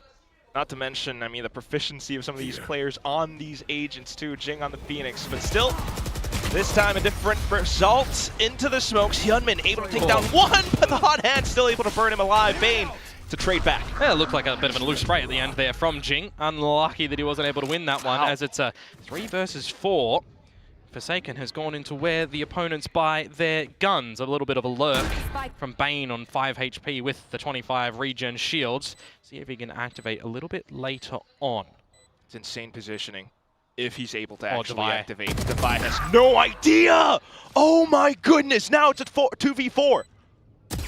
Forsaken though, still a chance as he hops on through window. He knows Freeing is here. Pings him as well. Just eyeing down the corner, calling for reinforcements. Something goes through, but unfortunately goes down as well. Special delivery spent, but this is all costing Forsaken valuable time where DRX managed to thwart it back. Unfortunate that the frag wasn't found from something in that moment in time, because Freeing's not even trying to focus on finding the frag. He's trying to draw the aggro away from Bane to be able to re-wrap around through the window. Really well done from Freeing to recognize that, or for Bane to call it, whichever way that one has played on out. But it was a round sorely needed for DRX to keep good potential in this map. Love the patience to come through from Forsaken in that one as well, but yeah, just really unfortunate that they're not able to dislodge Freeing from his spot. Waiting for Bane to come out with a wrap. So 4-8 in favor of PRX as we exchange halves. And we also finally get to really see what the defenses are, or rather what the attack is going to look like for PRX in this composition right now, because the last 2 times that they did play this comp, where Meredith was the Astra instead of the Omen, and it was an off-season event, we didn't see too much of a need on the attacking side from them, as they were able to close those ones up flawlessly against G2 and Gen G. So what do they really have up their sleeve on this map for this comp as well?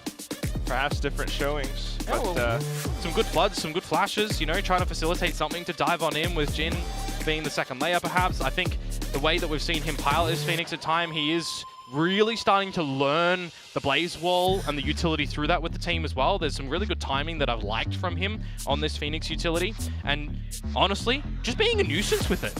Because you got the opponents that always have to kind of imagine, when is that going to come around the corner? Are we going to be able to find the right timing to dodge the flash? Is there going to be another flash to come through from somewhere?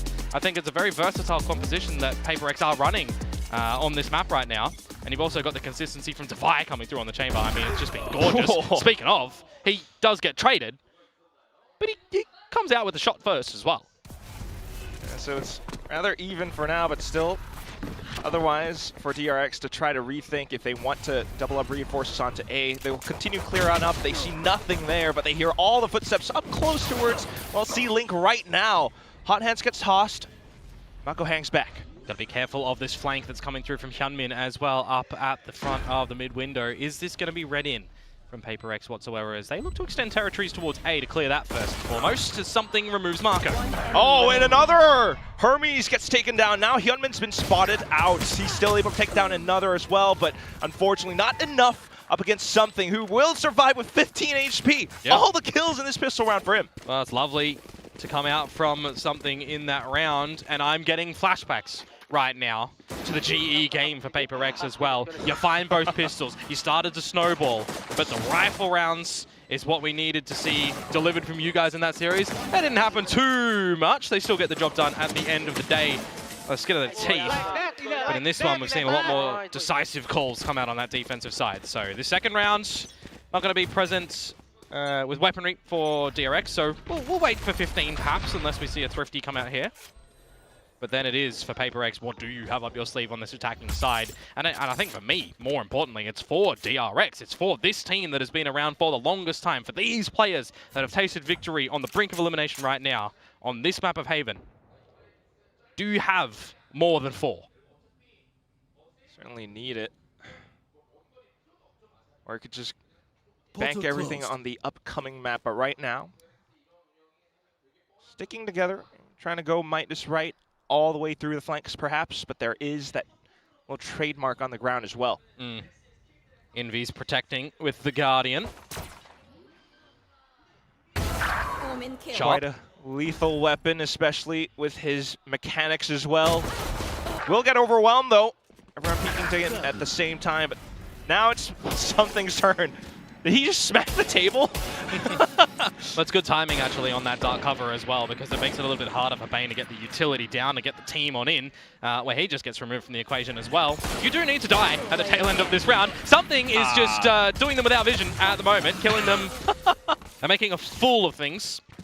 DRX not finding too much in that round, just the single frag, and now hopefully we get the answers to the questions that I posed a little bit earlier on. What do DRX have for us on this defensive side? Is it going to be more than 4? Because again, I've liked the slower calling, working the map from DRX. We didn't see that too much on the attacking side. I was looking for a bit more mid-rounding, a bit more inserts, but you can tell that PRX have done their prep for this series. They were not allowing DRX to do what was successful in the last couple of series with Bane's leadership. So it's really good prep for PRX coming in towards this specific map right now. They're pushing mid, boys. Can jump pick or what? Good start for the bonus though. Come in. Can we touch the grass first, boys? I'm gonna try to break grass ship. Go. Let's just divide out. First gun round for DRX. Spread across the map. Happy with the Cypher utility over at the C site, as it's going to start to be a little bit of scoped action in towards Garage. The Prowler sent in to see if anything is there. Nice and slow now. Yeah, because Jing was calling for the Garage trip, and now thinking to go somewhere else, perhaps a little bit telling of what DRX's setup might be. It's a bit risky, though, for something. He was hanging around that C site with a smoke permitted by Forsaken to at least help him, like, destroy some of that util. Broke the cam, didn't break a trip. As Hyunmin is just breaking heads. Job's done for him in this round. By his lonesome as well. Yeah, this entire round is... I don't think we're going to be able to do too much. Not to mention Mako pushing all the way through now. This is just the situation as DRX that you don't overcomplicate things and give opportunities to PRX. Uh-oh. Oh, what? Okay. Slight opportunity for Mako. Maybe. 20 seconds to go, and Bane is aware of the possibility of them coming through, but they hear the footsteps in the garage. They want to try and shake Forsaken. And something does get on this B line, but again, I mentioned Bane has to be aware of this one. It's smart decision-making from him. Gun barrel poked. No way of entry into this B site. Yeah, it's a tough angle to clear. Multiple angles, that is, as you step through into B site. Comes down to Forsaken, banking everything onto the spike plant inside of the smoke, but that's also where DRX find a bit of timing to go on through.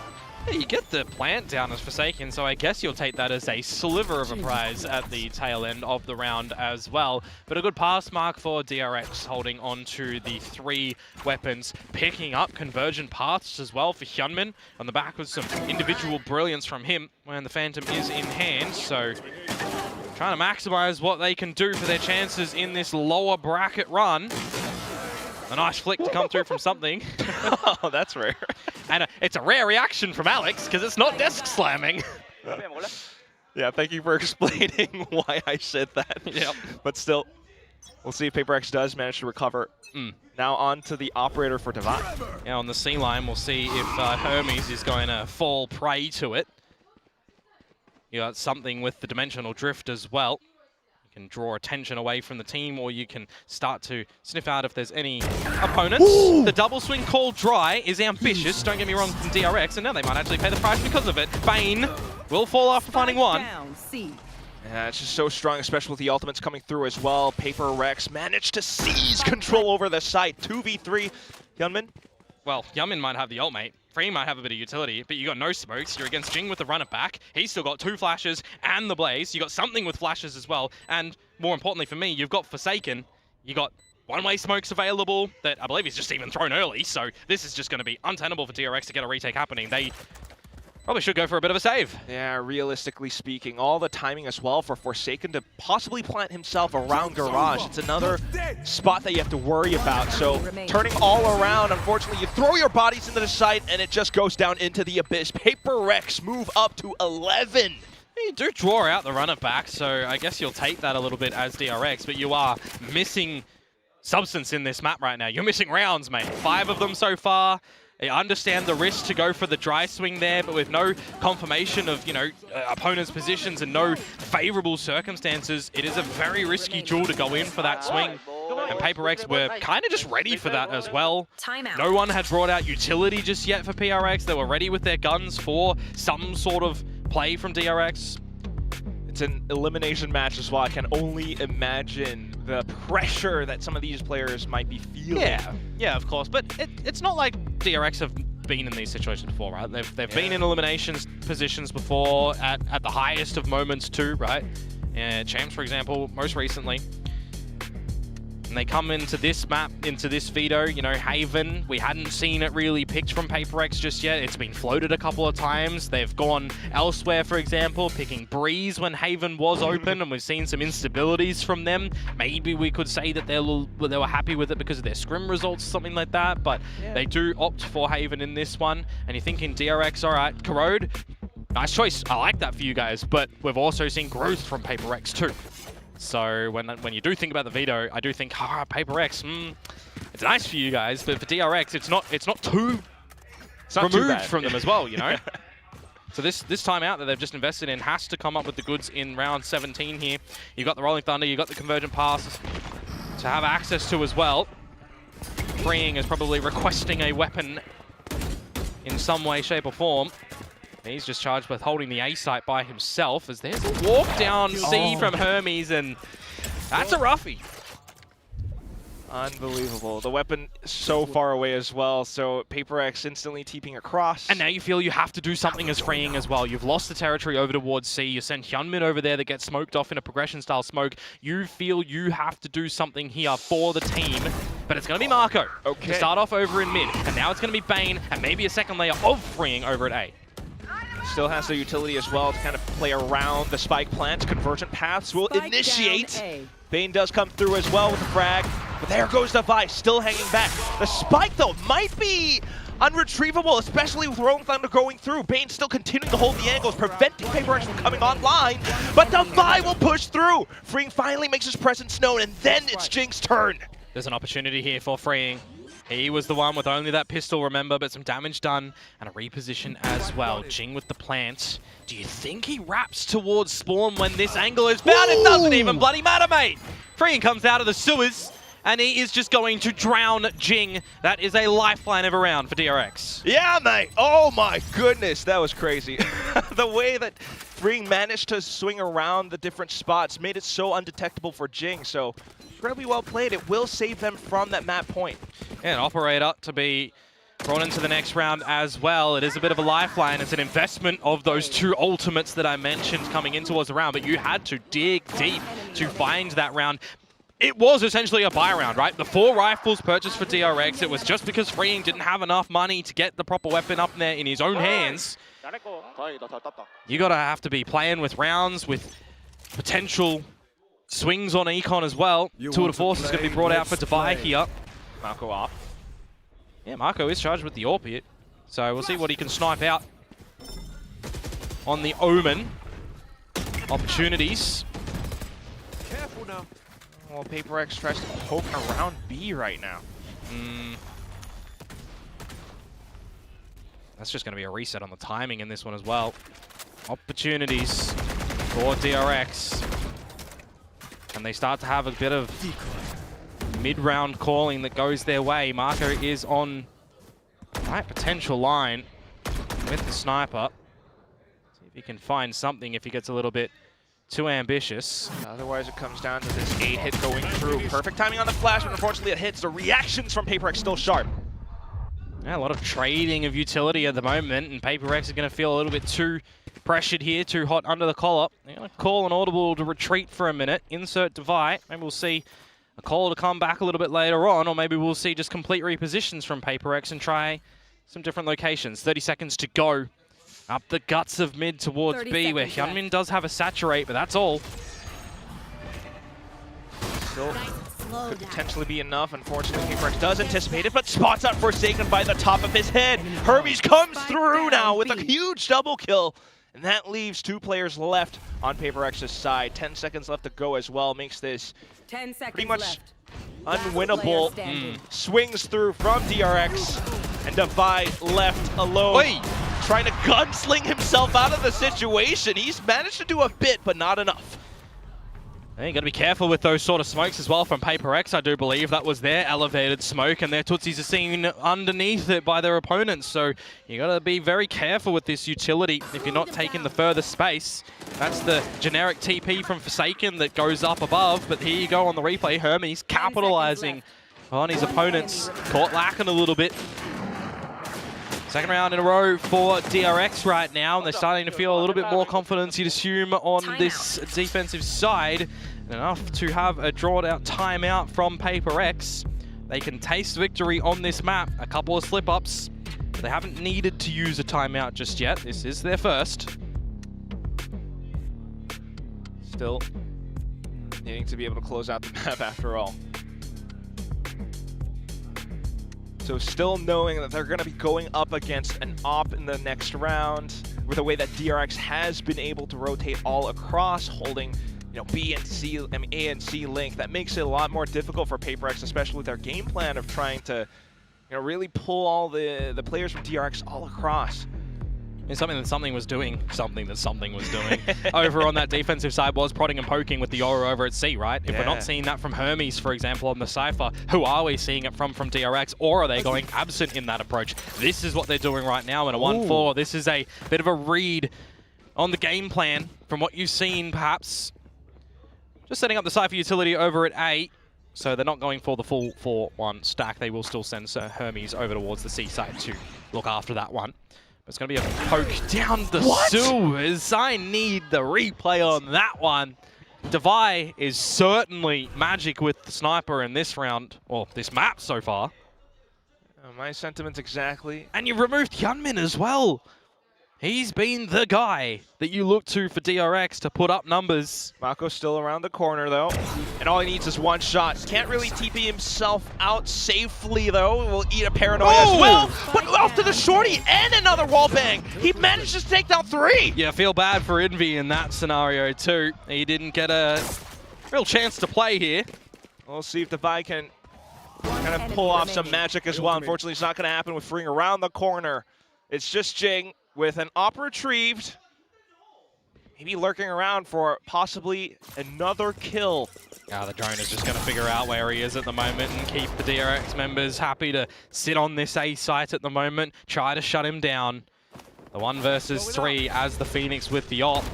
Gets 1 kill here, gets the runner back. 30 seconds left. He's going to heal up a little bit with those flames, but it's just going to be a difficult scenario for him to try and win this one, no matter which way you do slice it. So it's going to be the save call for him. DRX going to find their 3rd round in a row on the back of PRX's timeout, mind you. So you start to feel a little bit more confident for the Korea's side. Still, though, this was a slight half-buy round. The Stingers coming through for PRX, so maybe able to show us something different for the next round. I still want to see that replay, though. we need but Devi's shot in it. Yeah, this is going to be a round that, is a 4 versus 5 technical with advantage for PRX that is going to slip through their fingers. Got to see if Marco doing some heavy lifting with the operator. He was pretty silent for majority of this in the kill department as well. That's a nice adjustment from Devi. Got to give it to him. But for me, Marco coming out with a very crucial amount of kills. It's the pistol whip on the shorty as well, getting that 3rd. Very handsome, very needed. Doesn't break the economy too much for PRX though. They're going to have another buy. And no dimensional drift online, for example. If you are going to this C site, how much are you risking it for the biscuit? Operator battle. Who bites first? Who falters first? There's a little camera as well, so PRX might not really expect it. They're being very careful though. There goes the little jump spot, and that should be enough. Yeah. The only way you're really getting through this at the moment is if you are giving yourselves a progression smoke, perhaps, and you're trying to get a Phoenix flash or a Yoru flash popping out of that. A curveball to start off and off-put Marco. He doesn't go too hard, on the shot to reveal exactly what's happening. It's very passive at the moment from DRX. They did have Hyunmin rotate a little bit earlier, but they thought better of that at the moment. As PRX are really trying to draw out some of this utility, make it a little bit easier for them to either get into these sites or a bit easier for them if they do in a post-plant scenario. This is some good map being worked at the moment for PRX is what I kind of like to say, because they drew rotations to this A side. Imagine if they went B instead, or over towards C to Marco. because that's DRX being able to react in kind. Off the swings, kill from Envy, but still Bane. Now you've got the off angle being held by Freeing. Unfortunately, no more ults for him now. Something going on a bit of a tear. Divide TPing away. Hermes just sprays down though. It's down to the 1v1. Oh, but it's 10 seconds. You got to run and grab that spike. You don't know exactly where your opponent is coming through as Devi. You have to go and stick the plan or look for a challenge against Marco right now. And he is trying to dance with the devil around this side. But Marco with the operator is going to deny. And TRX again are keeping this a bit of a flawless run on the defensive side now. Unbelievable. I mean, that's the way PRX plays sometimes, and it all comes down to the fights, but when it's down to that 1v1, and Mako has all the positioning in the world to play with. There's so much going through your mind at that moment in time. Where is Marco coming from? Can I get this spike planted? I've got an operator in play as well. It's just so hard to make the right decision in those moments in time as Devi, when pressure is really built, and it crumbles for him. Last time out for PRX being invested right now, as DRX are starting to put their foots in front of the other, and it's not even walking anymore. They're starting to jog, they're getting ready to run. They're really catching up to PRX, the way that they are playing these rounds. And you gotta admit as well, the rotate for DRX to that A site, right? 4 players put there, everybody just throwing the kitchen sink at it in utility, having the guns up, going for those trades. It gets scrappy in that fight. And it does come down to a 1v1 at the end. The trade game, the battle game at the moment is strong. Also just recognizing where PRX might want to end up. We're just fantastic work coming through from DRX. Right now, hopefully not in the bin. That's the problem, because they are getting shut down a bit on this attacking side, right? You're looking against the ult game, though. You've got them. You are winning in that variety for PRX at the moment. You've got 4 available. The Tour de Force a whiles away, but if you can try and draw out this Armageddon from Freeing and make it a wasted opportunity that DRX try to invest in, could be pretty good. Now from PRX just to try to flood all the way in. Hermes able to hold it off. Hot hands coming through just a bit, but still you got the smokes. You got Hyunmin as a secondary layer now coming through. He's able to find another head. You get across the op line, and you re-smoke it off as well. Mind you, Hermes gonna need some burn cream at the moment, so he didn't overplay his hand in the garage. You got a player advantage for DRX at the moment, as PRX are looking to just flash out, overlooking Hermes. Slight anti-flash position, and it comes up huge for him. Triple kill, and the entire round is done. He really plants his feet in that position, doesn't he? Now it's 1 versus 3 that Devi needs to try and isolate a couple of these fights. In this scenario for DRX, just don't give him a 1 versus 1. Don't give him a way to individually get back into this round, and they don't. They hold it together as Hermes finds the 4K. DRX hit double digits. There's no timeouts available, remember. It's all onto the players right now to figure things out for the rest of the map until overtime. The final few DRX players, well, the last 2 of them, are close to their ults as well. Hermes can even come up with neural theft in the upcoming rounds. We started this second half 8-4. Yeah, 8-4. 8-4 with PRX getting the pistol in the second. It was 10-4, remember? We're now 11-10. Big ult investment rounds. Try to maximize your potential on getting map point for PRX, on equalizing for DRX, sending in all this utility, all this ult in towards the C site, and you start to scale on in. But are you just trying to force a plan? Are you happy to play 5 versus 5? Hyunmin has the convergent pass, remember, for a retake here. Yeah, you would think PRX should be anticipating that, hence something, sending the clone all the way through now. A couple of PRX players hiding in the garage as well. And because it was so fast, you have a lot of this utility that you are dropping into this one as DRX now. Look at it all. Do they have the initiative to follow through on it, though? Look at PRX reinserting themselves back in deep corners. Hyunmin, fortunately, first point of contact, will refract back, and that should be enough information. But then the garage push goes through! The smoke gets set up as well, and instantly already you've got so many DRX players removed from the board. PRX still surrounding the smokes, surrounding the sites. All the exchanges going in their favor with Envy crouching down onto the Classic to bring PRX up to 12. You're really funneled in towards the spawn-sided retake there for DRX as well. You can't get back in towards the garage with the late alert coming up good for Devi. Makes it very difficult for that retake, very one-dimensional to come through. And you've just got that off-put line of all the util that PRX threw their way around the smokes, trying to navigate it. The flash is coming out to buy time as well. It just makes it very spicy in that scenario, and now you've got that final map point for PRX that they've managed to get. 5 opportunities to get into this position. And DRX, I mean, they can push this into overtime, right? We've seen a lot of good calls on this defensive side so far. A lot of advantages played nicely. This time, though, that's not an advantage at all. Trying to go peeking a little bit too much. PRX this time suddenly slowing down the pace. You just don't really expect it. But thanks to the flash, thanks to Hermes peeking, just might be a bit of a way to bring things back to even. And they're going to have to go for the fight at the moment. Hermes to try and take the challenge by his lonesome self. Get facilitated, get set up by Bane. A gap around his own cage at the moment. Bane somehow finds Forsaken, but the trades start to come on out as well. And you are so bothered by what you're seeing right now on the site, but it doesn't matter if Hyunmin's going to come out with some shots like that. Now it's Jing in 1 versus 2, and he's going to get off-put by Hyunmin. We go the distance on this map of Haven. Yeah, PRX going to be broke in the upcoming rounds. Not doing too well, but all the ways that DRX managed to react in kind. And it's another scenario as well here, Quack, that PRX find an advantage. They find the first kill, but it's some good decision-making, instant reactions from DRX. They are recognizing right now they cannot play a proper retake in towards this site if plants go down. They cannot play big number battles at the moment. They need to get some of these advantages a bit earlier. Try and catch PRX in transitions. So last round of regulation right now. Jing given priority on weaponry with this run it back.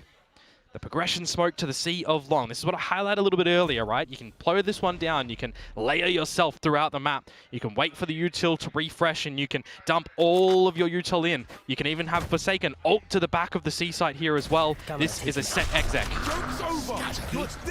DRX, though, already rotating all across. TP's been cancelled. Hermes tries to tuck into the corner. Still unchecked. Hyunmin able to take down the run it back. PRX have been sent back from whence they came.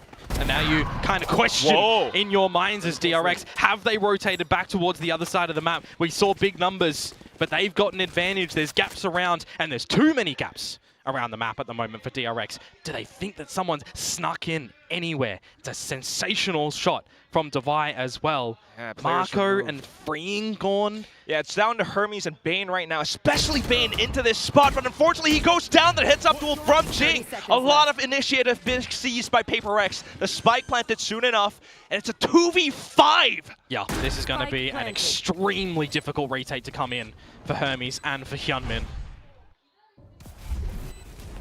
Smoked off again.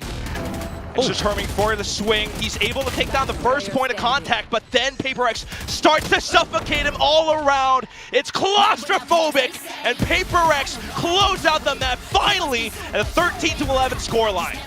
It's real damn close to the end of that one, doesn't it? But really, that was the right decision for the SEA squad to go to C with the ult to draw all the attention away from DRX there, and then settle, not overplay your hand, play with the numbers, which majority of the time they did in this map. There was an attempted run back from DRX in this one, do not get me wrong, but the 8-4 half, if it was a little bit better, would we be in overtime? Would we be seeing a different story right now? For PRX, changing from the Astra to the Omen in this one. Some questions coming in towards it. It's been a while since we saw Haven come through from PRX. And they get through narrowly. Does this make us think right now, this is why they haven't opted to go for Haven just yet in vetoes? Have they felt a little bit unco on it? Or were they waiting for it? We don't exactly know just yet, but from what we're seeing here, if it was, you know, your 13-4, 13-5, 13-6 before that run from DRX came out, we'd be thinking to ourselves, oh yeah, why weren't they playing this earlier? The fact that DRX made some really good decisions and made things really stretch out in this map, credit where credit is due, DRX do good on that. But PRX, how comfortable do you feel like Haven is going to be the map that you want to continue on with in a potential lower bracket run right now. Yeah, because you still have potential more matches to go if you actually do win this one. I will say that it is fair speculation, but down to the first half at the very least, PRX showed like they were still their old selves. For now, though, we're going to toss it back over to Des because this is still an elimination match. RX Derby, let's go! Let's go! 13-11 is the score, and as Quack mentioned, you know, PRX looking like their former selves, complete with the ups and downs every single map. We thought that they had the early momentum there, but DRX managed to make a little bit of a comeback, and then eventually those heart-stopping last few rounds, as always. Yeah, I mean, I feel like that first half for PRX was really, really nice. Very impressed with how they approached the game planning there. Then as you move towards that second half, you need to see those individual moments. You need to see those big pop-offs, and that's what gets PRX across the line, ultimately winning their map pick. Take a look at those first kills as well. 16 compared to 8 on the side of DRX. PRX had every chance into this game, as well as 2 pistols and a bonus. Yeah. Everything went their way, and they just get the map over the line. Not to mention the fact that Devi had a crazy game. Yeah. She had an insane game from Devi. As you mentioned, you won both pistols, and you still struggled to win this game over DRX that I don't even think was playing really their A game. They didn't look super locked in or super switched on. It took a while to get worked into the game. Like you mentioned, they didn't manage to start either of the halves very well, not having one pistol. Marco had a pretty rough game at the office, so it's not a particularly convincing win for PRX, and I think for the same reason that I said before we started this game, in both of their Haven games in the off-season, they don't have to play very much of an attack side. We watched them play a more extended attack side this time around, and it looked quite strugglesome for them. Yeah, for sure. I mean, I think they did well enough in that first half, right? That's what we took. So we saw from them in the off-season as well, where if they're able to put up those numbers on defender side, they can get themselves across the board. And I will say, their defender side looked very good. If they kept that form the whole way through the map, I think we'd be saying very, very different things. Because that first half, very impressive. It's just when they move across to that attack, I felt like DRX heated up as well. But that's a very close map one. DRX are going to be kicking themselves that they couldn't get the win there. Oh yeah, it was extremely close for DRX, even down to those last few rounds that we saw. But PRX will do PRX things and, you know, manage to bring things back. But as we saw clear examples of how these two teams know each other so well. This is a bit of a back and forth between both of these teams. Yeah, so the big thing is about how DRX approached this defender half, knowing it was going to be against Breach Teo. So this is the bonus round. You see they're stacked up heavy on C. They move fast across to A as soon as they hear that noise.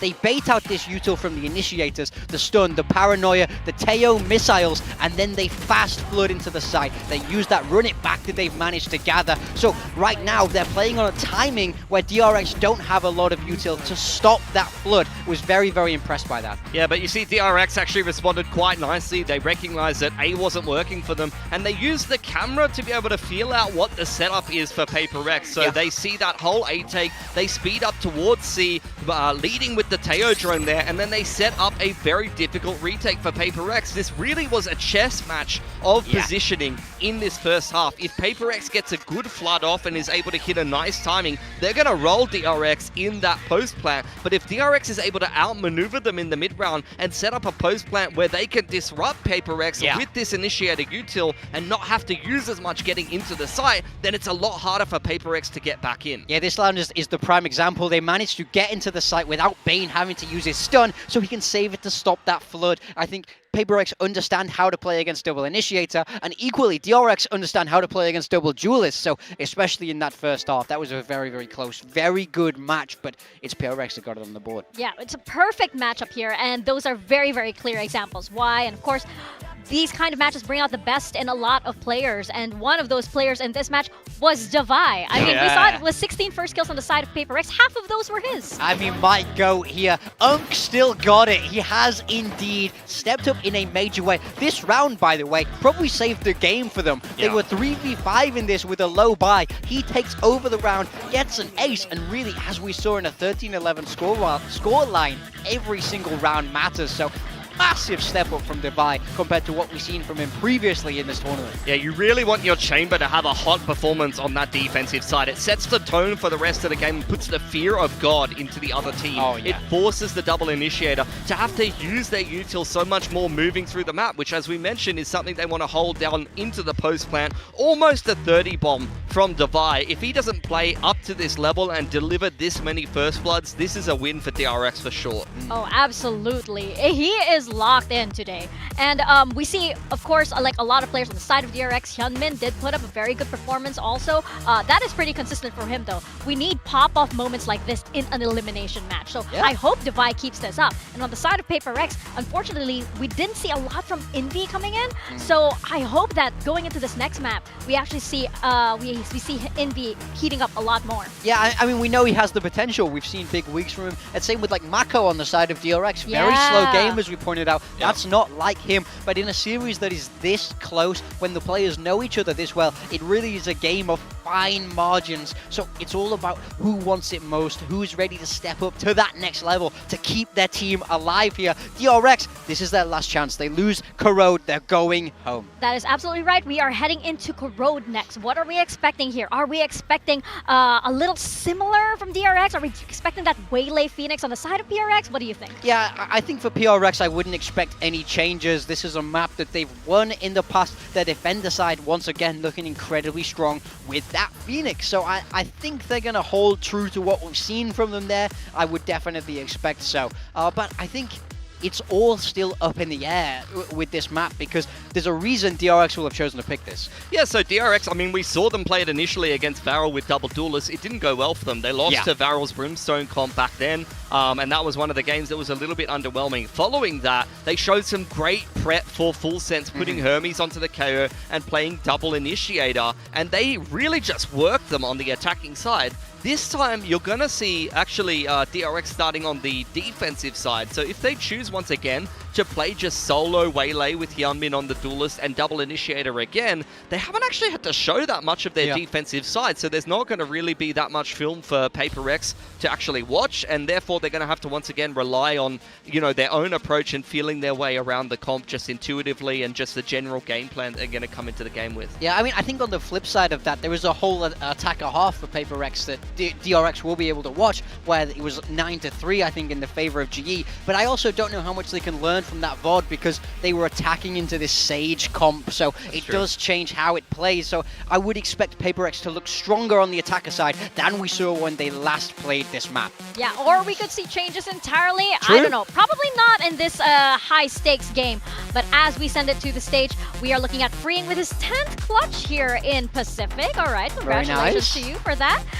We do know that Freeing is one of those players that he can't have those rounds where he just suddenly pops off, gets an ace. We've seen it so many times. He hit a great shot to get that 10th clutch, so very, very impressed with him so far. But yeah, I mean, I think the compositions are the question mark. We can see them now. PRX sticking with what we saw from them last time around. Jing on that Phoenix. Once again, Devi, he'll be a little bit gutted. He just got to play. Had so much fun on the Chamber. Now he's back on Viper duty. Yeah, for DRX on this defense, I want to see some free flow, very snappy pushes with the underarm KO flash, the fade dog, just some micro aggression, as you always throw my way on the desk, big time, which is, funnily enough, in the past, something that PRX used to do on a set. They used to play the KO fade, so they understand how it operates on the defensive side, and let's see if they can play around it well enough. Yeah, with any Phoenix comp, you want to see Jing farm those orbs on the attacker side. That will be key in this first half. Absolutely. Well, I think we've had enough micro and macro aggressions here on the desk, so we're going to send it over to the casters, Quack and Komodo, to take us through Corrode. Oh yes, there's a lot of aggression going around on all sides. It's also such a big chess match between these two teams right now. If that's micro and macro aggressions over there, does that mean it's mid aggressions inside the game right now? We're going to get a lot of mid action, right? Not? Or is it going to be something else? I mean, this is map number 2 of this best of 3 RX Derby. Only one will continue on, the other to be eliminated. And Corrode is an interesting one. It's the same comps that we've seen from both of these sides before, but it's going to be played very differently, you would assume.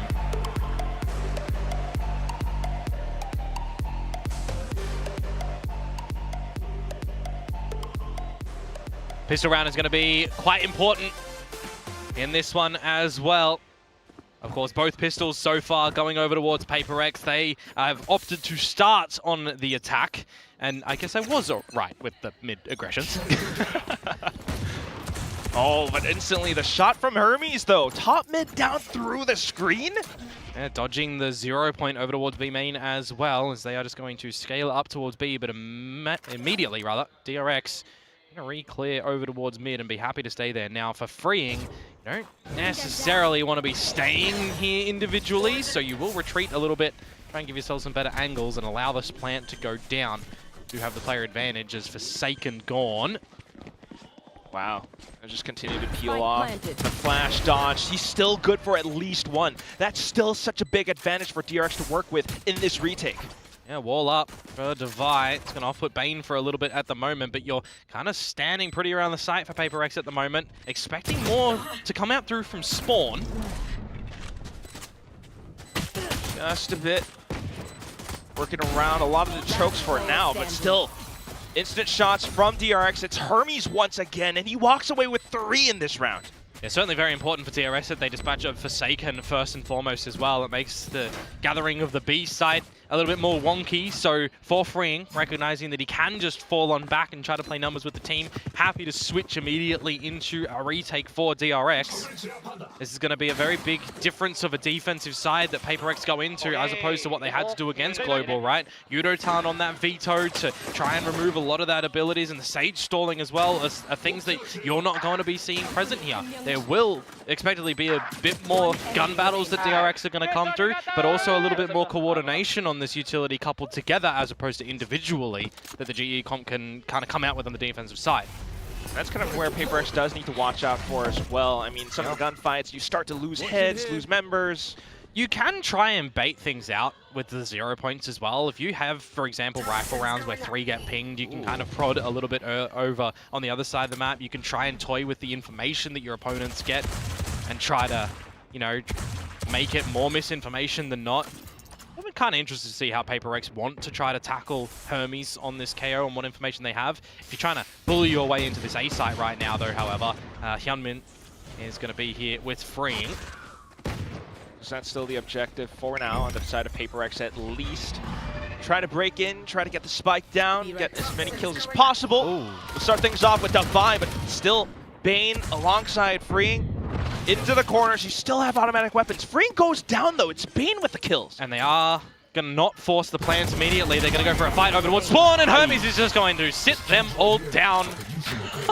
Get closer towards that null command right now, 1 away. Getting that in towards the bonus round could be really nice, because that is, you know, quite an expensive ultimate as well on 8 points. Having a great start individually on this map at the moment. Bane with some great shots as well here. Just seeing PRX be very narrow focused towards the elbow. See PRX trying to outline around Hermes. That was so... if they had gotten that kill.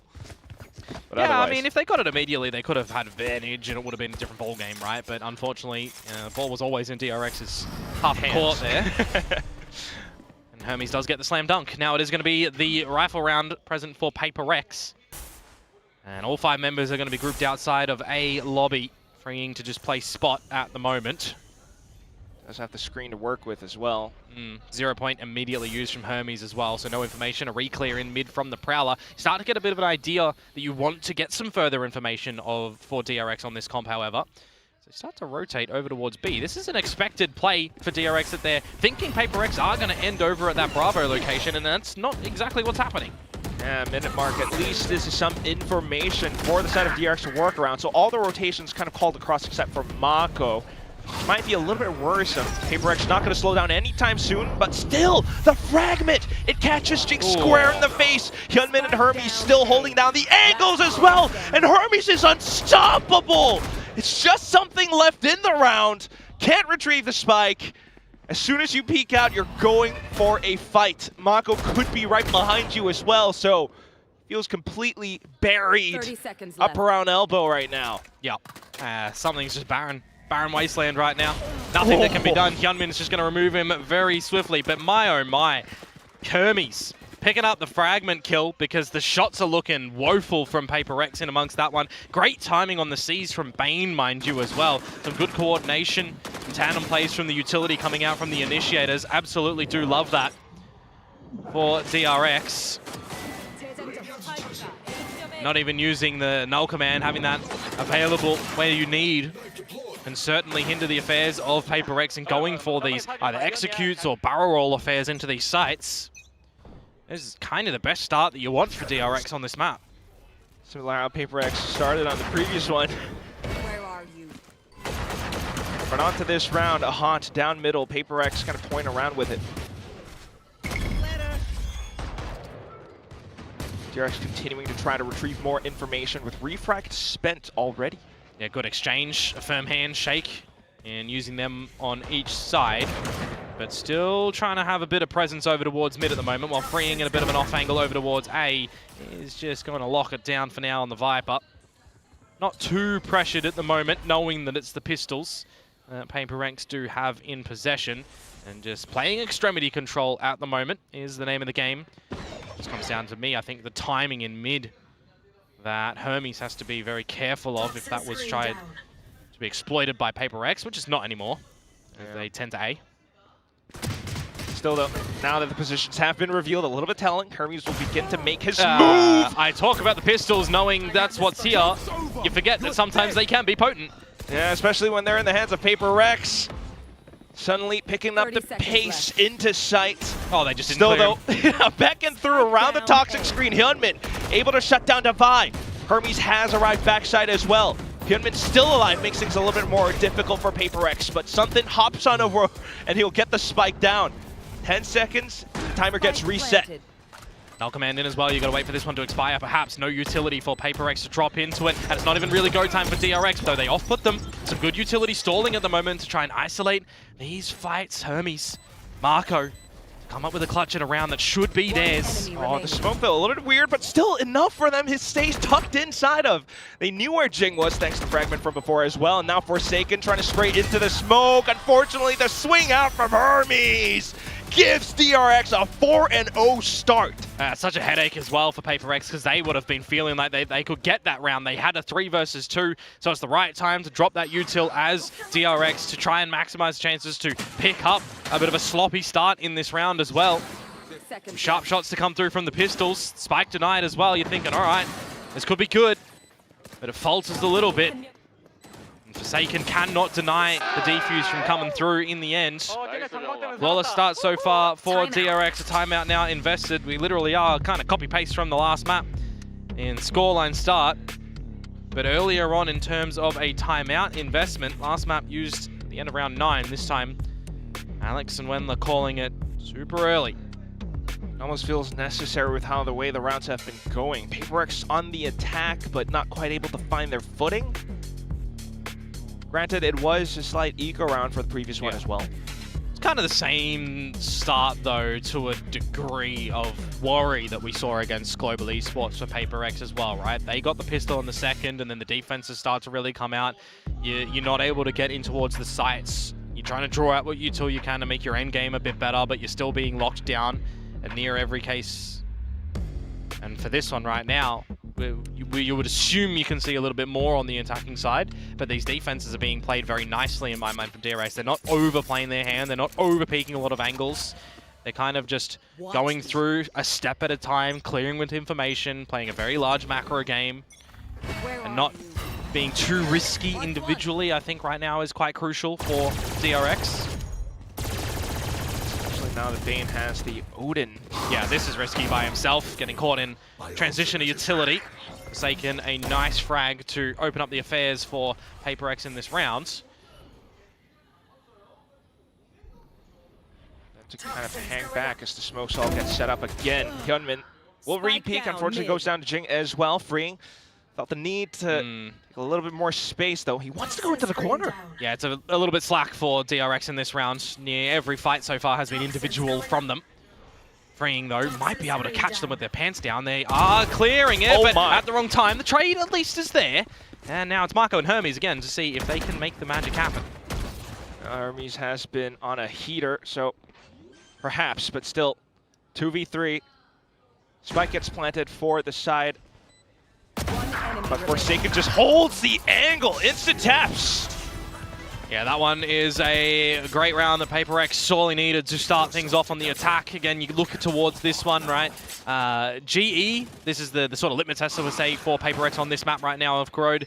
The 9-3 against that comp, understandable. I thought the PRX were really going to fall over flat on their own defenses when you consider the sort of double duelist variety of Something and Jing. But I was very impressed against that 100 Thieves comp that they were playing it very smart, very disciplined, holding your choke points and not over peaking. So I kind of am expecting that for the defenses of PRX as well. But it really is, for me, the attacking side for them with this double duelist deployment. How much are you getting away with here? How much space are you finding? This is a good showing for it. Something already in towards the link. It's going to draw a lot of pressure for DRX. They're going to have to start to re-clear quite convincingly. And so far, so good. Yeah, keeping a manageable distance as well. DRX this time having a secondary player to support Bane, but Mako pushing all the way throughout. Managed to take down Jing. The trade comes in. The Odin is set up. The convergent path set through to try to break open the site. But you missed the TP that's gone in towards the tower for Forsaken at the moment. It doesn't even really need to come in and activate. It's a good Waylay ult to come in from Something as well. As just a bit of a nail in the coffin at the end as PRX absolutely crunch on that B side at the end. Marco did his darnest efforts to try and find advantage. It's not going to come into play. Something going to dispatch of Hyunmin, and that is PRX finding their second round now. Do you still feel okay in DRX's camp, knowing that your economy starts to be questioned, especially if you lose this round? Maybe not, right? You really need to kind of cool things off a little bit and figure out how PRX wants to really approach the map, because right now they're working against how DRX wants to, you know, retrieve information. Bane, Odin Abuser, not going to be present in this round anymore. Instead, Envy's going to be trying to lap that one up. Something not able to get away with the same space that he found almost free of charge last round in a very all-in affair towards mid for the get-go for DRX. The pit for freeing at B. The rest of the 4 members in amongst mid and A link. So the gaps around the map at the moment for PRX, they can have a straight shot in towards the A site. They're able to figure this one out. One away from their own Viper's pit for Devi as well. Could be quite good in a post-plant scenario. Would be a massive, massive kill, but look at DRX! It's very proactive space gathering and information for them. This is going to be a super early flank at the moment that PRX need to be aware of. I wouldn't even mind PRX kind of flipping the A site at the moment and taking more space over towards spawn, because they don't see anything through Link. You have to assume that there's going to be a mass flank potential here, and they don't go for any further control. They're going to reroute back to watch the flank for just Forsaken. Oh, and that just might be enough as well. Pop flash through from Hermes, but it's not quite enough. Mako has to be the one to take him down. Then comes the Odin, continuing to hold the angle. Mako freeing, I should say, actually, waiting for a slight timing to peek on through. Manages to take down Devi. That's now a weapon retrievable. Still, though, the spike continues to tick, and freeing continues to peek. He finds another!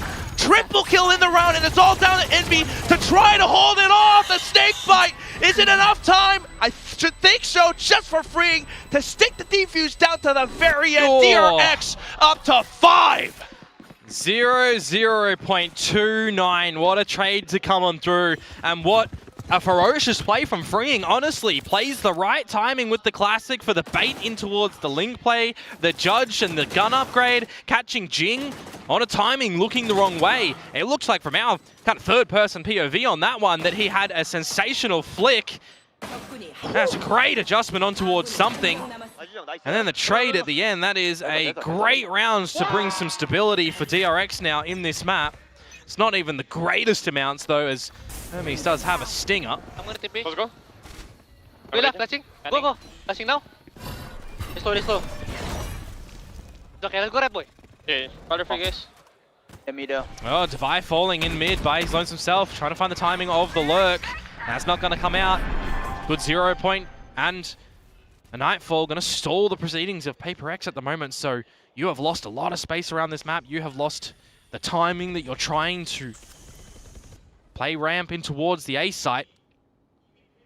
The wind has been taken out of your sails, and you need to look to a different direction right now. Forsaken, if you can dispatch of Bane, it's a good avenue at least to equalize 4v4.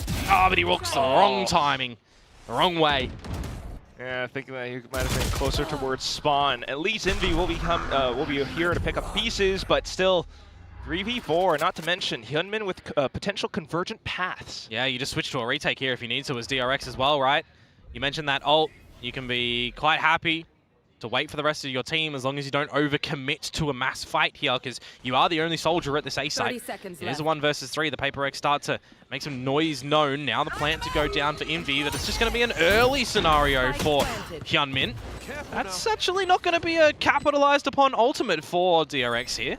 Does draw some utility from PRX though, maybe some crucial ones, especially with Saturate gone.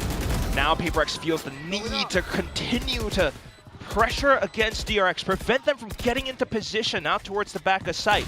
Still though, the shots through the blaze wall catches Envy, and now Jing goes down. It's just something left, and unfortunately the shot's not quite connecting just yet. He needs to back up, needs to find safe space. Still managing to find the headshots at the end, a double at the end of it all. A Red Bull clutch for something up in round number 8. And this is the duelist that we were waiting for something to be present in 2026. Where was 2025? Something from PRX.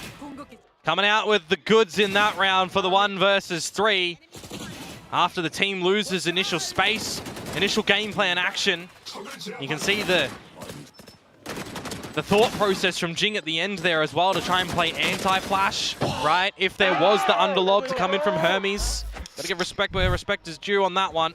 Trying to play the brain power in it, but really it's the aim power that gets the job done. 5 versus 3, DRX still in the lead, but reset in this round, just the pistols to see what they're going to be able to provide, as it is a bit pacier from PRX now into this A side.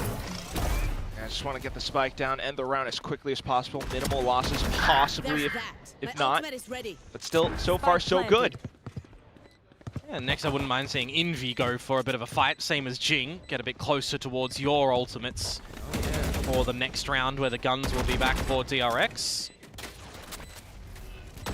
We're trying to watch for all the possible chokes. DRX possibly to just hang for exits, or maybe get a couple of kills for themselves as well. Hermes 3 points away from his ultimate.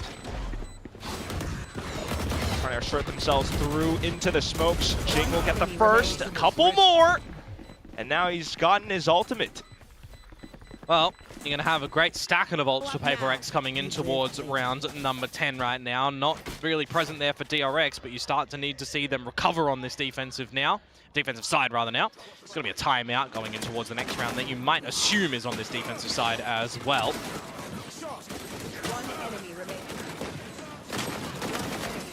A lot of importance to see how deep PRX is going to be able to go on this attacking side as well for me, for DRX, what the defensive side looks like with their new look of agent variety as well. Opting for, you know, the double initiators instead of the double duelists that has become the current meta. Trying to swat PRX down. Very DRX-esque of them, of course. Yeah, old DRX. I definitely think that there was some problems with them attempting the double duelist. When you've also got Hermes coming in, and he's like a bit of a proficient duelist when you need as well, a different look. You're trying to stretch that one out. We know the capabilities of the rest of the squad, but it really feels like Bame's comfort in calling is definitely when it is a bit of a slower paced, bigger picture idea. And on the flip side as well for PRX, we know how fast paced that they like to go as well. That can always get mass chaos in amongst an IGL's macro game plan throughout the rounds that Forsaken has taken up, you know, the mantle of doing. But we've also heard from the team previously that Envy has been taking over a bit of the IGL, you know, decision making for the duties there, because they needed some bold calls. So it'd be interesting to see, you know, at times what the versatility will look like for Envy specifically with this squad, because it is a much different role for him on this team compared to Team Secret previously. Otherwise, we'll go back into a buy from DRX, trying to hang all the way back as Mako, allowing PRX to come in and set up. And changing the pathing on something as well with this Waylay to get on in. They do so convincingly for the 5 versus 5. The ultimate's invested in a deeper pit now as well. That is just going to off-put you, or is it? Mako catching Forsaken Lacken.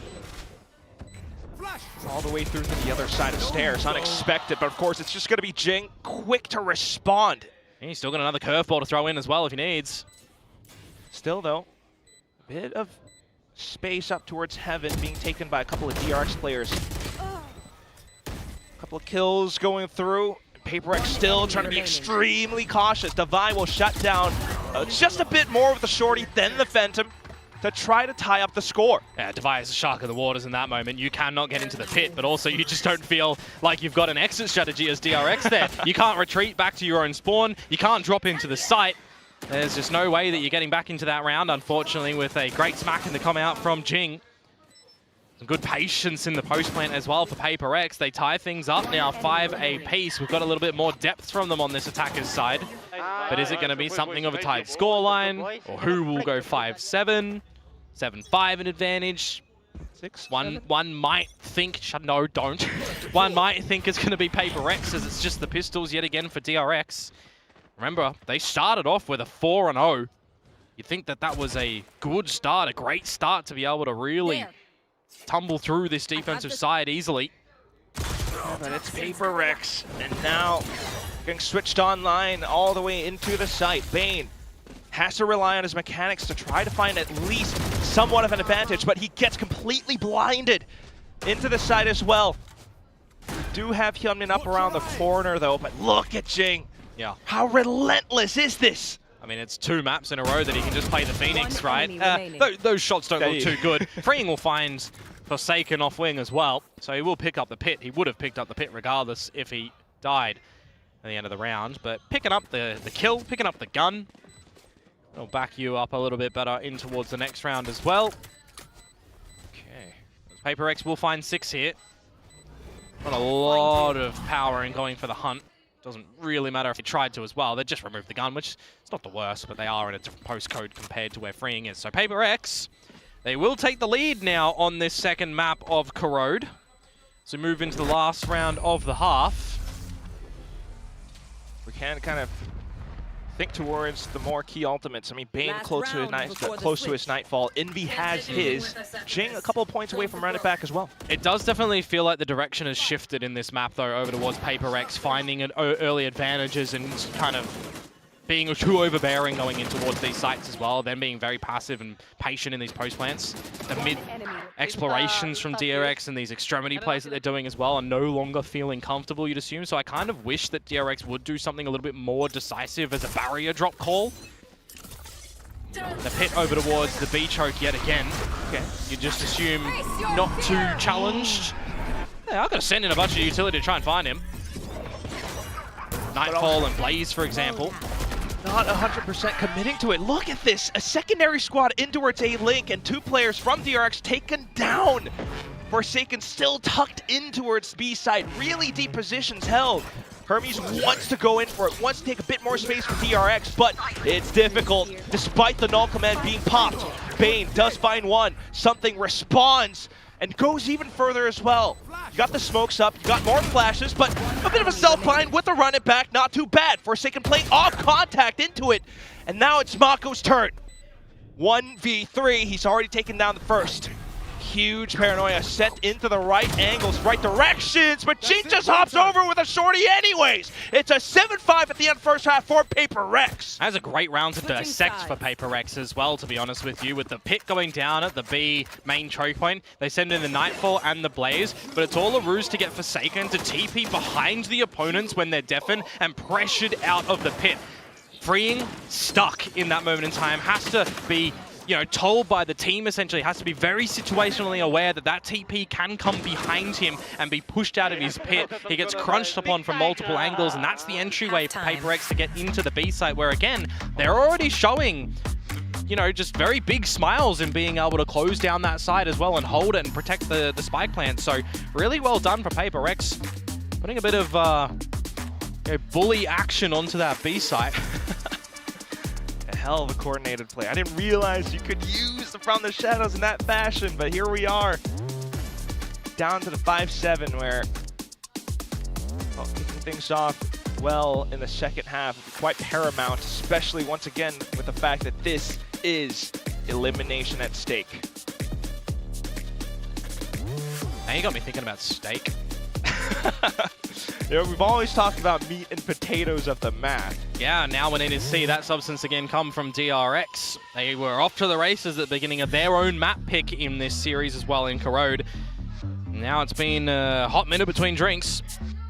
7-5 with a 5 in a row for the tail end of PRX in that one, but now we flip things up. Now PRX go to this defensive side, and now DRX, knowing that they wanted to pick this in the veto, what do we have to see for them on this attacking side that led the way for them against Full Sense? A 10-2, that was. That's what kept them here. Hoping to repeat some of those successes for now. Very measured all throughout middle and then into A. Yeah, on this attacking side as well, remember, it's the solo duelist in the Waylay with double E-Nit. So we're looking for a lot of ideas, a lot of prodding, a lot of toing and froing, some smart, level-headed decision-making for them right now. PRX, though, down to the minute mark, something begins to make his move. I'm going to see what Forsaken feels on the back of this A side, though. Is the toxic screen going to permit a bit of a waltz in for DRX? Spotted them a little bit late, so they have some time to actually get into sight. Yeah, but remember, it is only Forsaken currently over towards the spawn side of things, so he is just going to fall back. Echo out a couple of shots as we move into the 5 versus 5 that we know PRX loved over on Haven. At least Forsaken has held on to the paranoia as well. So, possible ways to get back into the site. Possible ways for DRX to prevent that from coming through. Swings from Hyunmin, but also a shot taken, eaten. Still though, a tough little crossfire, especially with the Haunt coming through. Forsaken trying to dig himself deep, but completely surrounded all across elbow. He sets up another smoke, but it's Hermes with a round ender onto the Sheriff. It's a nice little scoreline, 6 and 7. I hate it. Put it in the bin. But for the pistols in this one, DRX will be finding both. So to keep a way back in towards this map, very needed in my mind. Oh, the timing on that 0 point as well, mind you, from Hermes. It actually kind of upsets PRX a little bit because that paranoia from Forsaken would have been really good to layer on in for the team to focus on elbow before getting on towards the site, right? So the fact that the timing on that removes it, it's actually quite superb for DRX. Now they'll move into the eco-fragging rounds. Hyunmin giving the Outlaw to go and hunt for them. They are playing for the 2 pistols as well, so they'll have a couple of better upgrades in the next round to really take the fight against PRX if they hold on to all the other guns in this one as well. Make things very interesting come round number 15. Really get to see them exercise that macro control. Right up through middle, while Mako has a bit of presence out towards the back. Envy, though, holding the angle down to half HP. Just looking for quick shots, quick reactions. Hyunmin able to punch through. And now you're going to get the plant down. PRX are going to be ready for a bit of a 2-man flank. And that's all they're going to have as something gets felled. Freeing on the flank watch.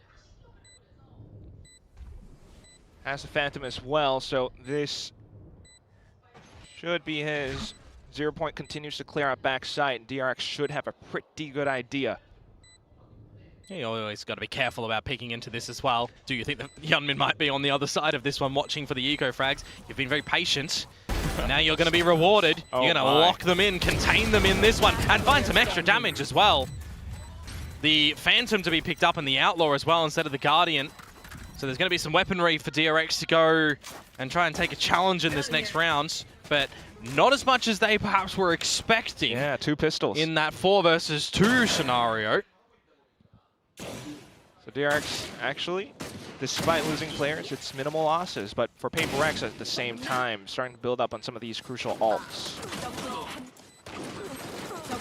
See what the buy does look like as well, because with that Outlaw going into the next round, you got to be careful. You got to be aware as PRX with your shields. Forsaken susceptible.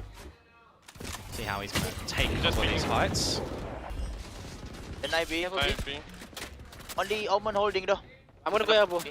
Wow. I can just see over in the coach comms as well. It's okay, Just in this round, Alex getting a little bit frazzled. So I wonder what he's taken away from the beginning stages and the comms from this defensive call for PRX. Kind of looks like they bit onto that 0 point.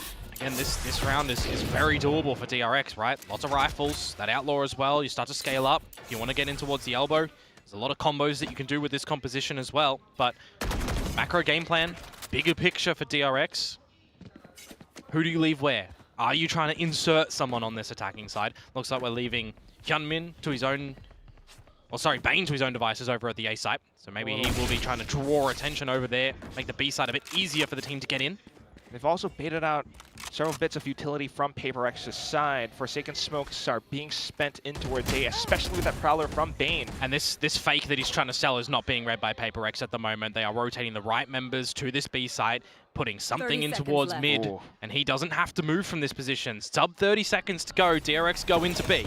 Something's starting to move though, leaves his spot, takes down Bane, and then it comes down to the entry from Hyunmin. Onto site, he takes down 2. Davai off the top of heaven, trying to spot out even more players. He takes down the spike carrier. 10 seconds! DRX, they've got to go! They've got to pick it up and plant it down just quick! They should have enough time. This is also time for something to try to creep through. Still has to saturate as well. Worries about the top of heaven. Shoulder gets spotted by Hyunmin, who now picks up the hat trick. Mako to end it. DRX take the lead. And you know that's going to be a rager for PRX. They are not going to be happy with how that one was played out. You drop the spike, there's not a lot of time, but the rest of your boys, they're on the wrong side of the map at the moment. Not exactly happy with the defenses on that one. And yes, something will take out Bane in that rotation. But you lost the way you needed to hold yourselves on that B site. Some good utility, blinding out on the back of site, getting the freebies for Hyunmin. Timeout. And if you've got Hyunmin starting to activate on this attacking side, it's what you need for DRX as well. You need the quote support cast to facilitate him into these sites, get those kills, get that space on this single duelist line, and play that post, play the protector of the spike. Take the further space if you need to as well. Because if you are trying to go a little bit quicker, which we're not really expecting for DRX, there's going to be a lot of utility power for PRX. So the fact that they are going to be playing this slower style, drawing out a lot of the utility, is really going to work favor for them. And PRX have to be adapting now with that. Which is why this timeout was called. I do worry for Alex's blood pressure. But yeah, hopefully we'll see some adjustments coming through for the upcoming rounds. Otherwise, DRX continuing with the same pace, same style, might be worrisome for PRX as it goes on. On to an eco round for now, though. Yep, and Hyunmin, I mean, he's still got this outlaw. It's the right weapon for this position, but he already has the ult. He already has the convergent pass. It's just kills at the end of the day. Pad them stats. Stats, rounds, all the big numbers, to try to send us to a map 3 in this elimination series between the two big RX teams. Spots out just a bit. Nothing too informing though. Oh, Waltz down mid for PRX now. Just the pistols, got to take some cheesy angles, some cheeky fights. And DRX are just not going to give it to them at the moment. Back in a flash. Getting a bit closer towards some of these ults for DRX as well. If you can cycle them online for the next gun round or two, can certainly be a way that you can tick some boxes to try and close this map. Seeing nothing in mid though, PRX. Gonna waltz over towards this B site now, and it is the right call. Nothing in A as well, but unfortunately, even into the corner, some of these players unfortunately not quite able to react in time. It's Envy and Jing though! Not too bad, but still continuing to swing, trying to catch him on the choke. PRX starts to get choked out as well. Freeing, reasserting himself into the site. Just something around the corner, and that will be that. DRX continue on with the rounds, but also taking losses. I mean, they had enough money, right? It's a 4-0 start yet again on the half. So the cash isn't too bad. They have enough to splash in the next couple of rounds as well. The onus is really on PRX to mount some defenses and mount some good decisions and shots. And this sort of execute in towards B when you've got the waylays on this map.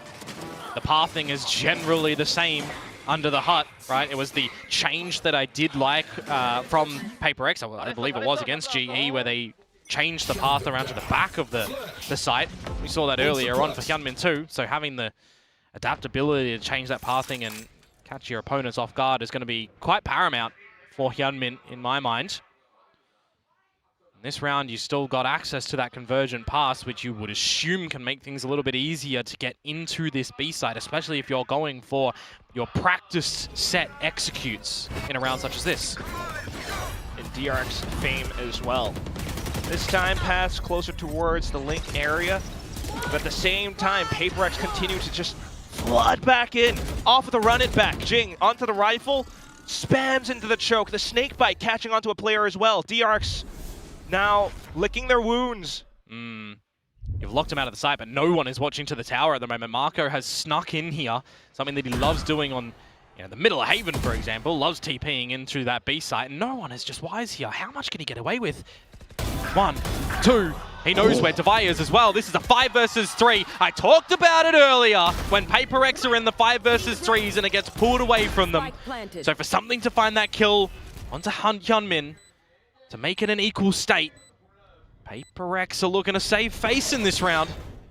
Light speeds through. Forsaken still has his flash ready as well. Sets up the smoke to block off Heaven, but really want to watch out for the back of elbow, and that's where Mako is. Forsaken able to find the ready exchange, and PRX move up to an 8th. I didn't get a good rate on that one for the exchange, unfortunately, though. Just Forsaken and the money. I mean, it's still problematic for PRX as well with just the one surviving. So they get through that round. They have to challenge massively again against what DRX has been able to save and survive with. You can see a result in the form of the shields coming into this next round. I wouldn't have minded seeing an adjustment from DRX on that execute as well when you're lobbing all this Fade Util in to second layer the C's over, because the trail gets the track in towards any link players. That was the execute that we saw the other day on this map that I really, really liked, that slight little change up of where that C's is placed. It actually does such good work. And DRX still gave that one a mighty fight to try and bring it back. Bring them down. Possibly a fight ensuing soon enough as well. PRX though. If there was any player who wanted to drop first free of charge, it would be Hyunmin. Still don't want to count the rest out. Oh, Forsaken might get caught. Just playing in close to it. Unfortunately, Jing will have to take the fall. Yep. Caught sleeping a little bit there. Forsaken does get the trade in amongst the smoke realm. Gets another one onto Bane as well. This one is starting to crumble a little bit at the moment for DRX. Just Hermes. And he's locked in. Wanting to go for the spike, but the shot's not quite connecting for Forsaken. This is doable. Envy is really low. Hermes has a flash, has a fragment. An ult, if he wants to use it, it would technically reveal his position on the pulses. He'll dodge the Nightfall as well. He finds the timing onto Devi. This is so winnable for the new recruit to DRX.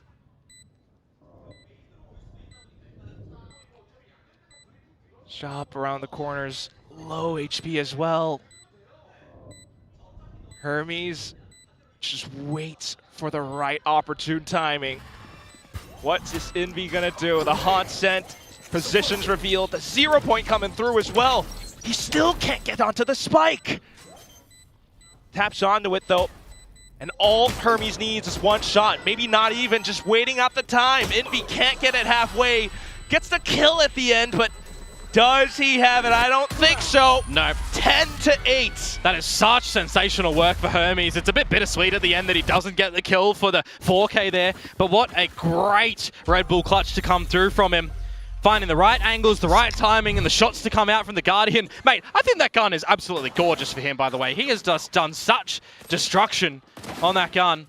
He plays the end perfectly as well with the fragment timing that Envy cannot stick in towards that one for. Or rather, it was a Phantom, never mind. I thought it was a Guardian.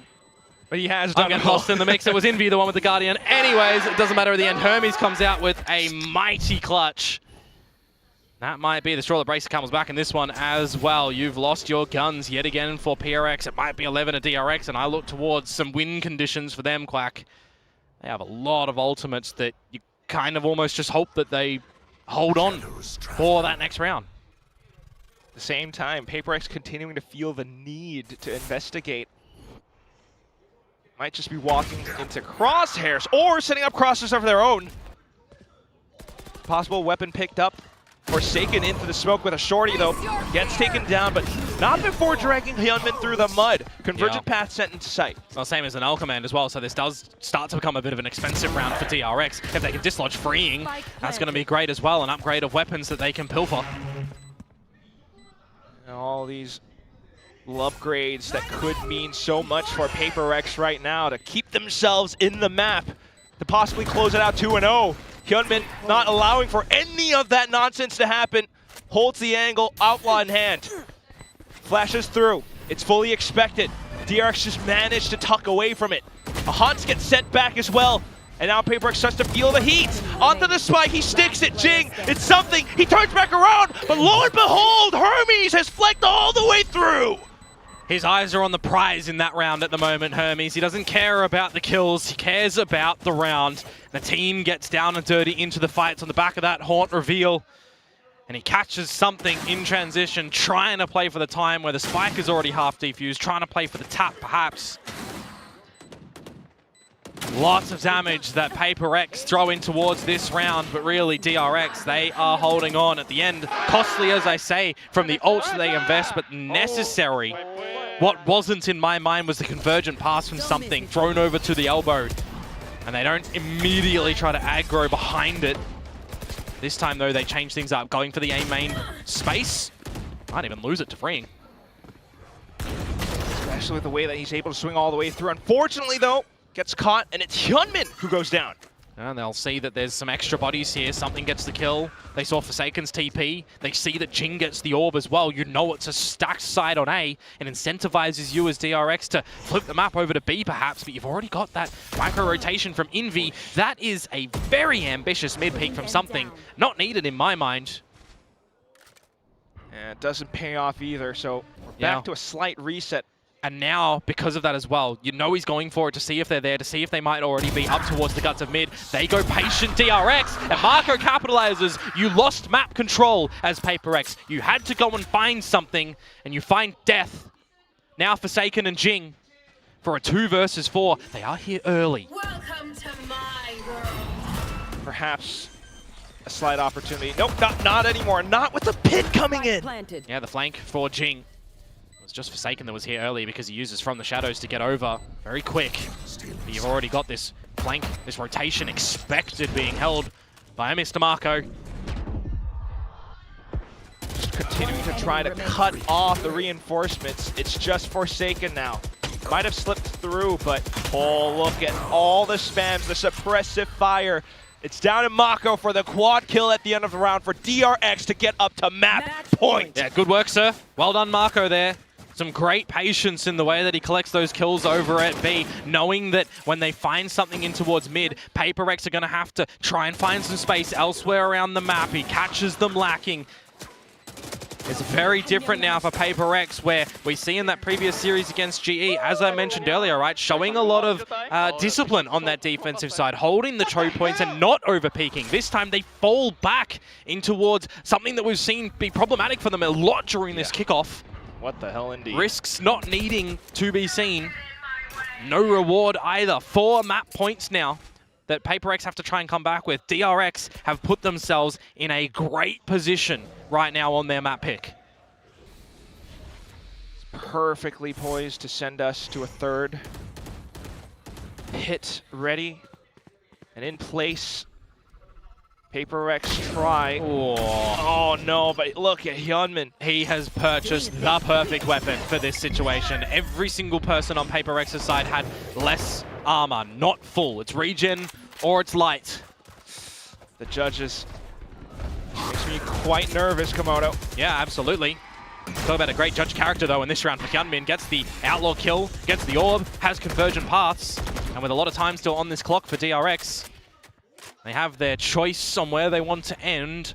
It most likely still will be towards A, perhaps in a split, unless they want to go towards a B position where Marco can TP over a little bit later on.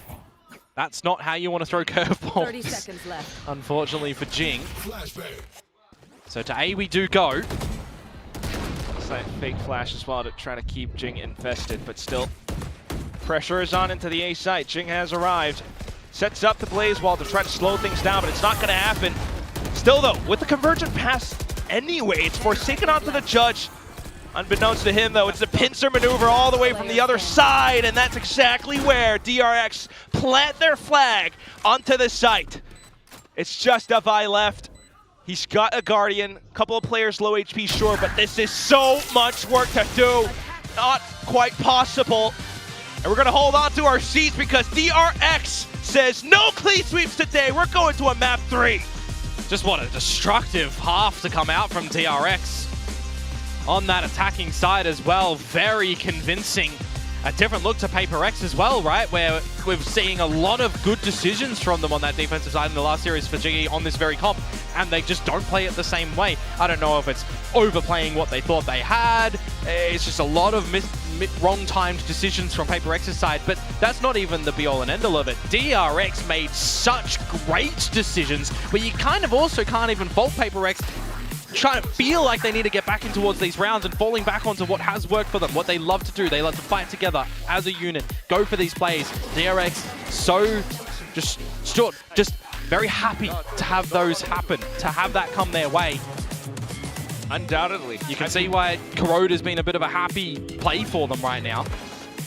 And you see it in a lot of these rounds. I mean, think to Hermes and how he's managed to clutch up, how he's managed to be that immaculate team player for the DRX squad. Legitimately, it was a team player for the whole time on this map for DRX as well, right? Where you've got Bane's leadership coming in towards this squad. He's moving them around the map miraculously. Hermes is going on a bit of a frag mission as well, but finding the right timing on the 0 points, some good flashes as well. Freeing, he has such a difficult task to do on the defensive side as well as that Viper, where a lot of it he is playing by himself. There was some slip-ups that PRX capitalized upon, don't get me wrong, but ultimately did his job. I'm just going to keep rambling through. Xiaomin, great kills coming out. Marco as well. Timing, assistance, frags, multis, gorgeous. DRX really stood up on this map to send us into the third breeze to see who will be eliminated. Now, Analyst S, what do you guys think? Oh, we are going into Breeze. It is going to be a map 3, and I don't know why I was so naive to think like, oh, PRX is probably going to take this map. We're going to have a 2-0. Of course not. This is the RX Derby. It's going all the way into 3 maps. 13-8 is the scoreline. But again, every single round was really, really close, and we had some amazing individual plays within each and every round. Yeah, I mean, I feel like PRX in that first half were the much better team. They got it to 7-5 after losing pistol and bonus. They were definitely up strategically. Then the half flips, they lose yet another pistol and bonus and cannot find a foothold in this powerful DRX attack. Great composure by DRX to really stay calm, bring this map back, ultimately, you know, get this map pick, and now they're taking it all the way to Breeze. Yeah, I thought it could have been similar to the first map, honestly. Like, realistically, if that Hermes clutch doesn't come through, I could have seen PRX get going a lot more on their defensive side, but this was really the tale of 2 attacking halves. Great recovery from Marco after a very poor performance there on Haven. He was very much here to play, whereas Devi goes missing a little bit more when he's not on the chamber, and that's what you often get in this series. It's like individually, you have different players step into the limelight for either squad, depending on what map it is and their level of comfortability. Both of the Waylays having very, very good games, and I think that's going to be transformative for PRX going forward. If something gets comfortable on the Waylay and Agent that he's only just started playing in officials, that could really open up a lot more double duelist looks for PRX. Yeah, for sure. It's looking very, very exciting for Something and the rest of PRX indeed.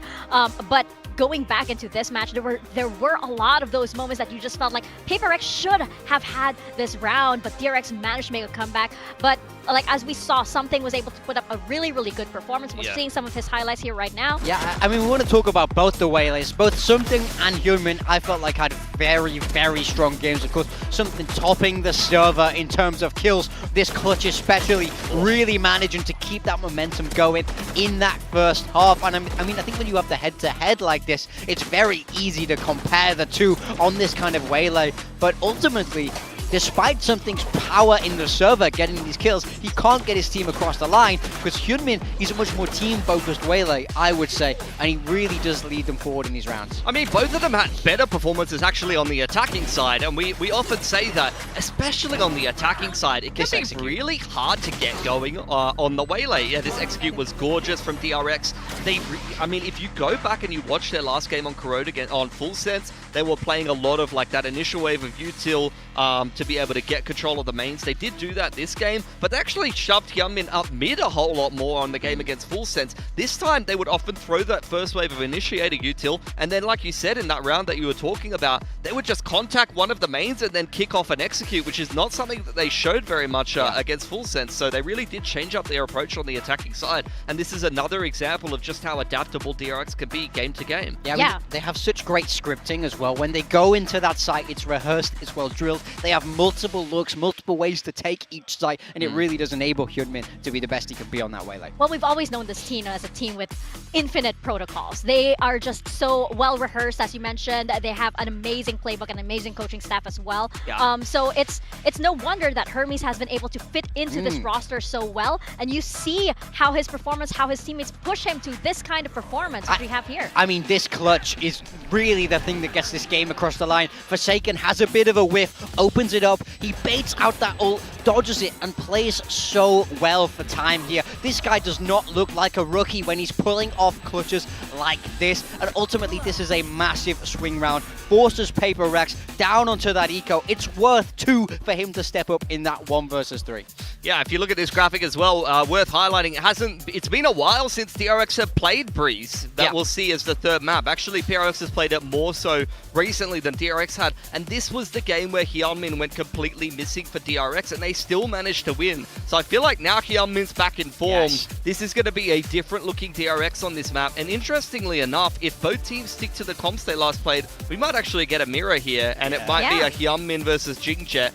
I expect PRX to change. Honestly, I wouldn't even be that surprised if DRX changed, but if we get a mirror here and it's Hyunmin v Jing on the Jet, I think that this man's going to be showing a different level of form compared to this first game. Oh, absolutely. We saw that, we knew that in the first game, Hyunmin was not feeling like himself. So I feel like now that DRX has managed to heat up, really synergize, we're going to be seeing a different story. But my question for DRX is if they're going to be applying that double initiator that they have been really committing to on Breeze. Yeah, that's very true. I mean, this is a map that we've not seen them change on yet, but I do think there's worlds where you can make it work. I think there are good second initiators on that map if you choose to do it, even though it doesn't make as much sense as some of the other maps. I feel like double duelist and double controller is much better on this map than double E-Nit. Like double E-Nit feels like a little bit of a thing of the past when like Sova KO was meta. That's what kind of the combo that you might see. I would expect Sova KO if they do make the change, but I don't think they need to on Breeze because of the size and kind of scale of that map. It's more PRX that I want to see make a change. They came into Kickoff debuting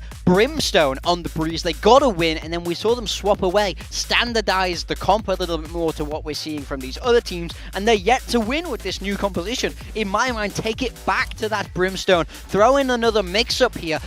This is your last chance, so you don't want to go out without a fight, if you're asking me here. So I think PRX, they're a team that, have always been able to change, always been able to try new things, but I'm a little bit worried about if they come in with a mirror here.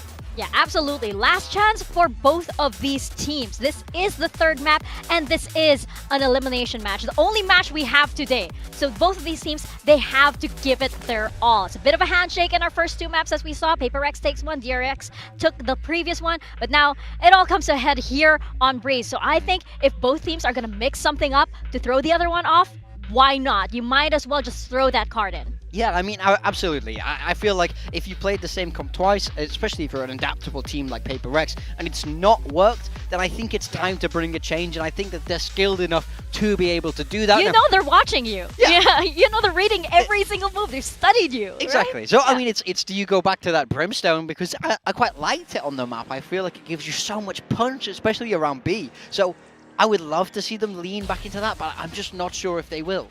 I'm feeling pretty safe for DRX, honestly. Like, I felt like even in the wins, PRX hasn't looked super convincing on this map. For me, DRX, I feel like Hyunmin had one of his worst games I've seen in Pacific, and they still won on this map, and I think they've got a lot more legs in them. So I think DRX is feeling very confident they can take this series, and for that reason, especially watching the last 2 games, the win and the loss for PRX, I'm expecting them to make some kind of a change here, and that's got to work for them, or they're probably going to lose this series. Yeah, I feel like PRX just have so much more unforced mistakes. It's like it's their own undoing, wherein like each round when they lose it, like it's probably somebody's just not peeking that corner or somebody's just not looking here.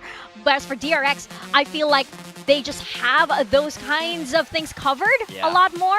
So it's just tiny mistakes for PRX, but PRX, you just have to build into this energy of this team, and hey, you guys are right. I mean, just briefly, DRX, not really too many changes. Their attacking side was great against Full Sense, so we got to see a little bit more depth on this defense. If Hyunmin can get going, gets the op in his hands, or maybe even Hermes to make a few more plays than on the KO Viper, this could go well for them. Yeah, PRX are making a change. We're seeing them move away from Astra to this Omen, but more importantly, it's the personnel change. Yes. Jing is the one on the Omen. The Joman is back. Something is on the Jet, and that's the guy you want on this agent, if you're asking me. And Forsaken will be taking that second duelist of the Yoru. I like this a lot more for PRX. Much, much happier with this. I think we got a map 3 on our hands. I think this is going to be interesting as well. If something starts playing Waylay and Forsaken looks good on the Yoru, I think this could open up a lot more comp options for PRX if they can even survive this series.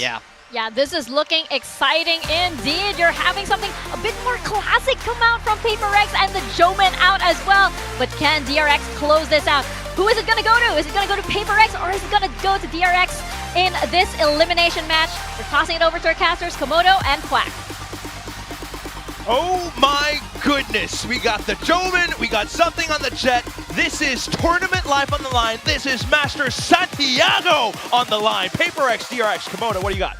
Following along with what Pilsky said, I think it does give PRX more options, but how much depth are they going to have if they lose this here? Because then they have to reset for stage 1, where we might see changes come in across the board. Now, PRX on these changes, playing the Vitality comp right now, we'll see how they're going to fare with it, because this is also for Kickoff, Forsaken's first duelist and Jing's first non-duelist. So we're really changing it up technically and stylistically for individuals that Big Time was saying coming in towards this one. What we're not changing though is pace. PRX straight with the runners on in towards this A site. As always, DRX bringing that stability as well, so nothing too much change on their side. Even positionally, Mako off to the back of Orange, unfortunately. Shot down by Forsaken, but here comes Hyunmin. Sheriff right on through, alongside Hermes, and instantly it's 1 love. Yeah, the pistol over towards DRX as well, so it's going to be 3-2 in their favor. And how far are they going to be able to snowball with this one as well, right? Last map, for those that might have missed it. In the very beginning, a 4-0 start for DRX on both sides. Both bonuses going their way, leading into some stellar opportunities for them to close that map, 13-8. So getting the pistol in this one is going to be bringing bold confidence for them. Hyunmin already as well, hitting them shots, getting up the Marshal. See what he's going to be able to capitalize upon, as he is at the right location for some good old frags. Spamming those shots all the way through, but look towards middle. Something in mid. Unfortunately taken down by Hermes. Oh, just the pistols. And how much stock do we put in them for PRX, right? What are they going to be able to do? Don't even think we've seen a single Thrifty this series. Oh my god, you might be, well, right, technically. Close to it. There were some rounds where they did have half-buys, but right now, though, doesn't look like this is going to amount to much. You wouldn't expect so, unless there's some timing that Forsaken can find, as he is by his lonesome self over at the A site. I see the Yoru and I think to myself it's something, but it's not. It's how long it's been since we've seen him on a tool list. It's Forsaken. But still, we managed to go up middle. Trying to re-peek back in. Hyunmin's still there. Yeah, not the player you want to be waltzing in towards the crosshairs of for sure right now, and he's just farming up a storm. Looking for the 4K that Hermes may very well steal after spotting him out, which will be the case. The double duelists of DRX off to the races, and now we'll start to see a PRX to have what it takes on this attacking side of Breeze, a map that you feel like that they've been, I'll call it, played it in its full sense. Hit and miss on. It's not looked massively confident for PRX. I kind of agree with what Big Time was saying. If they wanted to do a slight change, bringing the Brimstone back as opposed to Astra, we'll see the depth of this series, what this current agent composition looks differently in. But the loss against T1, the loss against GE, they were not good-looking halves that we're seeing from PRX on the attack. The second one a bit better, but still not good. Certainly not. still, though, now that they've got the guns, they're just kicking down the doors into the A site. Yep. Hermes and what a Hyunmin shot. still! Not to mention the fact that now they're close to their ults. Hyunmin at the very least. PRX still trying to work around possible smokes. Devi has to bring the screen back up. Trying to get the spike down. You're just playing from a deficit right now for PRX. A 4 versus 2 where you've got guns aplenty for DRX as well. You can get Bane on a line. He should be good for something. It's Hyunmin though. Oh, he's got it too. Sidestepped. Brings out the blades. Might not even be necessary. Jing just trying to smoke himself out of a hairy situation. But look at Hyunmin dancing around. He's onto the third. And then you've got stars to support. Devi slips back into the smoke to take down his opponent, but still has 2 more targets to go.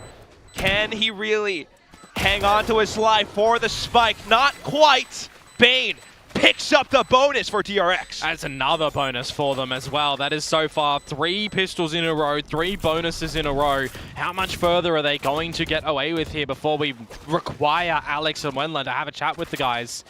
Those were not butter knives in that round from Hyunmin whatsoever. Those were sharp steak knives, and he's just delivered it straight through your chest. That is a very hurtful round for PRX. Kunai? No? Throwing knives? Well, they're throwing at him for sure right now. You're absolutely right. I mean, PRX has had a week to work on this, or at least to prep for what the map feeder could have been. Well, it was DRX having the choice to go to Split or Breeze, and you can definitely understand why they chose to go to Breeze with what slop we've seen from PRX in the past couple of series. So we are really requiring more from the SEA side in this installment. And for this current pistol round of theirs with the Sheriffs, Jing's going to get an upgrade, removing Hermes. Too bad for now. It does put DRX into a bit of a stalled state. Not budging too much around the map for DRX either. There is a gap up through mid that you could technically see Forsaken try to find, but you don't feel too confident in going by yourself in that sort of situation. You're going to try and barrel roll your way in towards this B site, perhaps, as Hyunmin finds Forsaken. And there's some good timing on the back of this util mark for PRX as well. They are just going to try and get in towards this site. Throw caution in the wind. Especially with the paranoia sent through. But look at Hyunmin. Nearsighted, he still finds the shot. And then turns back around as well with more support around the site. PRX completely felled by Hyunmin. And he'll see his teammate in Freeing pick up 1,000 kills in VCT Pacific as well. For me, the layering was not as good as an onion in that one for PRX as well. Everyone into that B site there didn't really do it together. It was one after another, with the TP from Jing going up, with the dash coming in from something as well. There was a paranoia, but it was all very split and individual from the squad essentially to get on in. There was dancing around the site delivered nicely from DRX. Not really the good way for PRX to get in towards that site. And now we are going to see what they have with the big old weapons. And the boomstick for Hyunmin here. Push, boys. I smoke for you. There's smoke one way. Nice. Go. Got me, boys. I'm gonna join. You don't need to wait for the double door. Communicating on for it, but still not quite aware that Hyunmin could be online with an operator. They go breaking into Cave, and it's Envy who takes down a kill against Mako. Well, 5 versus 3. You cannot falter in this one, PRX. You've got your advantages, though. Rotation's already here for DRX of 2. The operator, an orange, and a peek out from Bane, shut down. Still the angle being held. Shots flying by, positions now revealed. PRX getting the spike down. They're in full control. Heard how they were calling for the smokes and pushes into A side off the initial kills, but now it's a question of whether or not DRX can actually hold on to their guns. Yeah, there's a bit of a hunt starting to come down for PRX as well. It's not too favoured to remove these guns, to be honest with you, because they've got cash for days, so you want a bit of a premium on holding your own weapons for PRX here. They'll get on the board. They'll hold with 5 alive as well. Good recognition again to go through B early and remove Hermes. So I wouldn't be surprised if we see some adjustments for DRX in amongst mid for the next round, for a way potentially to get that operator onto a power line as well and try and find some good advantages for Hyunmin perhaps.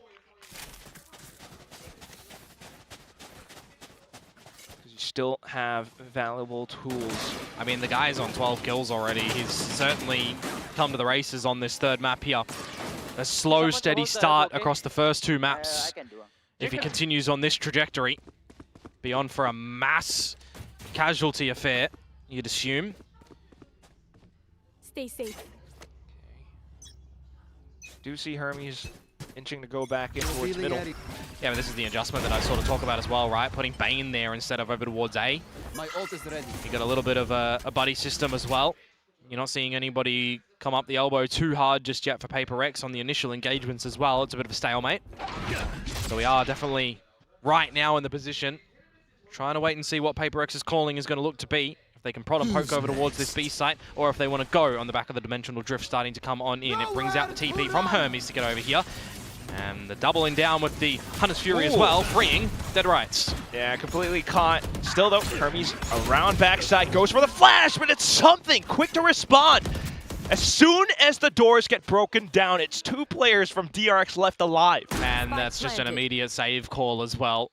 Marco yet to really see some fights in this map at the moment when we think to what we saw last time for DRX on this map of Breeze as well against Full Sense. Marco was the one kind of manhandling Full Sense with all of the kills in that one. Hyunmin and Hermes with the former being pretty much absent. So for Marco, I want to see a bit of a turnaround a little bit in the next couple of rounds. Operator to the wayside, away with you. Might even be another 5 alive scenario for PRX here too. As they look to double their scoreline. From 1 to 2. Yep. 1 foot in front of the other. Marco going to be holding onto the gun for the next round as well. Some solemn claps in the arena here. Like right next to us. I just saw him just before the flash came into play. There's always a thing about, the way that PRX plays. You keep their speed, sometimes it works out, sometimes DRX catches on to it. Up to this round though, Hyunmin, sights trained towards middle, it's Mako possibly feeling the heat. Oh, you got to cancel that one. As Marco going to try and do what he can around the site, ask for some assistance from Hyunmin with this operator. Rest of PRX trying to find the gaps around it as Forsaken does do exactly that, doubling down. This is going woeful for DRX off the get-go, and it just feels like they're locked out again from this site. Also a very readable spot. Hyunmin backed in towards orange. He wants to get away from it. It might be another save call already. Yeah, you are just not getting back in towards this one in a 3 versus 5 when you've got PRX just completely overwhelming the site. You would have had to see a world in which Marco or Bane found a kill before an untimely death. Of all the lines to take Forsaken, right between the pyramids. Yeah. Certainly finding the right position to put the pain on DRX, because this is now going to translate into a 3 in a row. And we start to wonder, is this the moment on this attacking half that PRX have found the way that they need to navigate things by themselves without needing Alex's intervention just yet, right? Because this is map 3. This is an elimination game. Your timeouts from Termi, from Alex in this map need to be probably the most important that we've seen so far. Freeing also loses his life at the tail end of that one as well. It's going to be a rebuy for DRX into the next round, and a paused timer as well that you would assume is from DRX, not from PRX. Even though they're in the lead, they need a chat. They've lost in a row. They've lost their momentum. We'll see what the changes could very well be, because PRX has been just absolutely tearing through sites. You know, if this was like what we've seen in the past from a couple of teams, this is the time where you have your bank built up a little bit, you get the Odin, you start spamming over at A, you try to lock out your opponents from that, for example, or you're trying to do a bit of a mid crunch as well. And not seen that too much from DRX. We also haven't seen too much on a requirement for them on the defenses when Marco was really putting in the goods.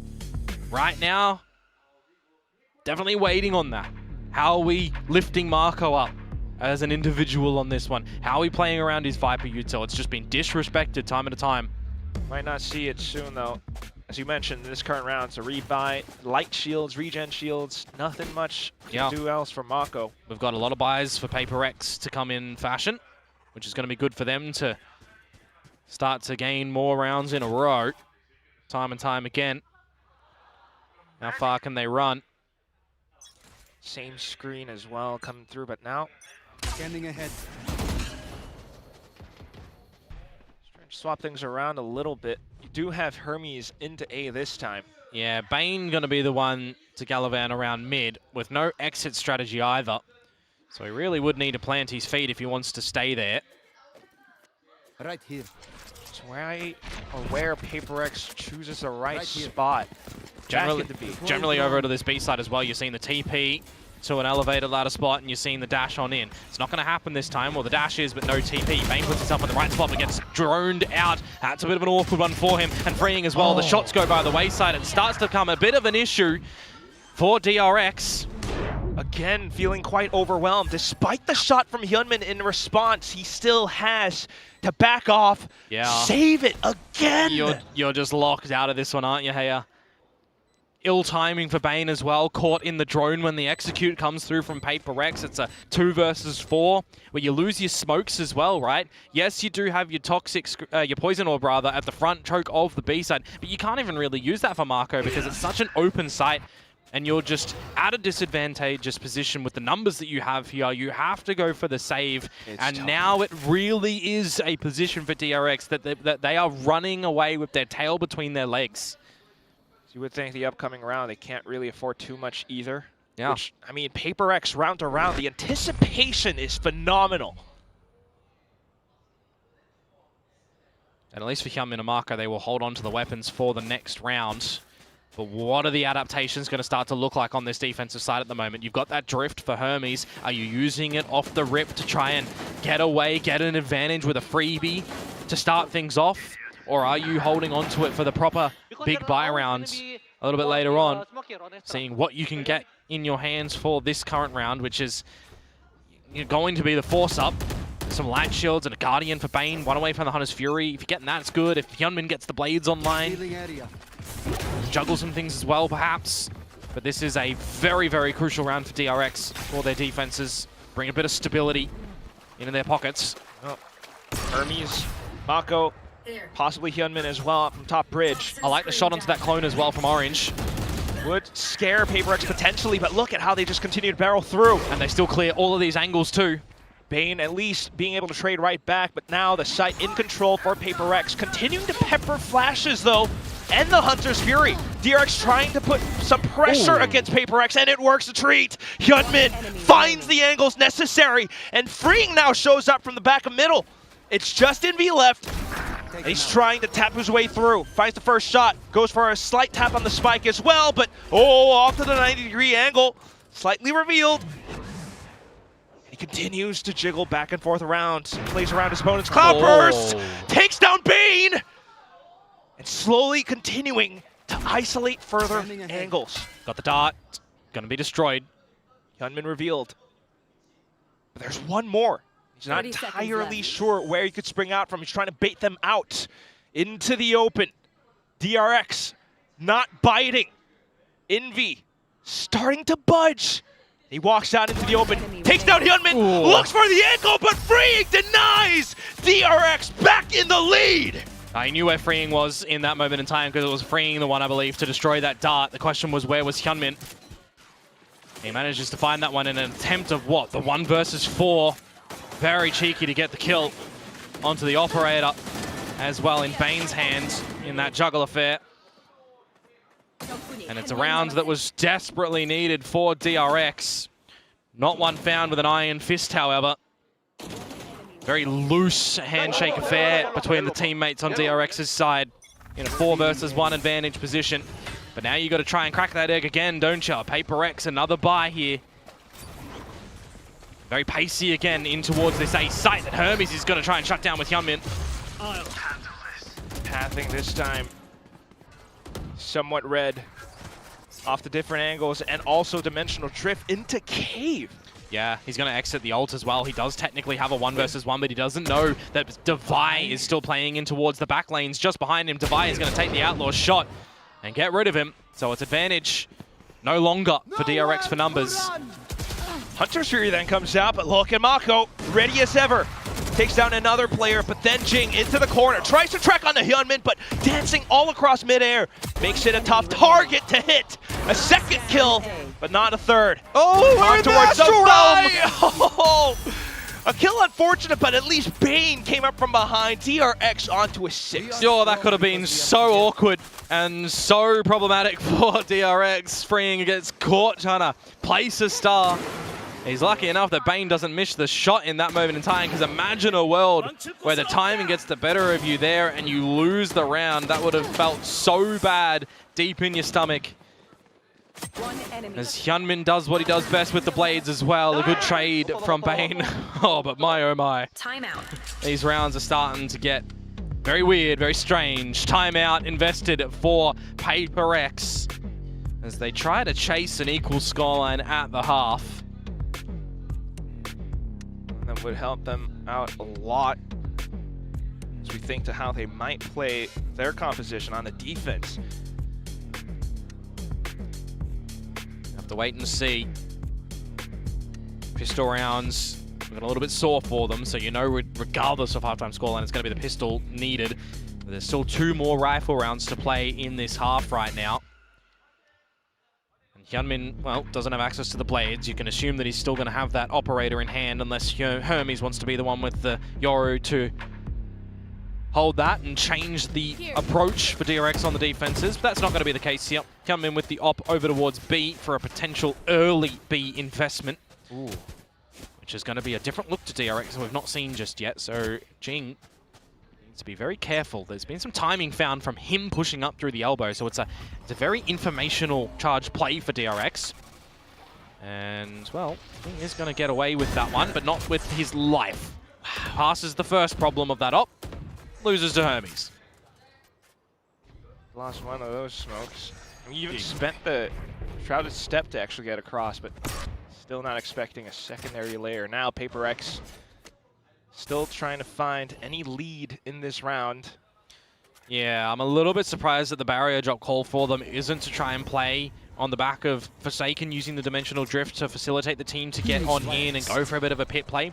It is going to be a potential latter scenario style for them right now as they sell a bit of a ruse over towards this A site with the smokes and the Yoru with the drone to come out from Envy as he gets inserted into the A site a little bit later on, and Freeing could upset things over at this site here of B. Done pretty good at dodging the flashes for now. DRX has arrived on the site.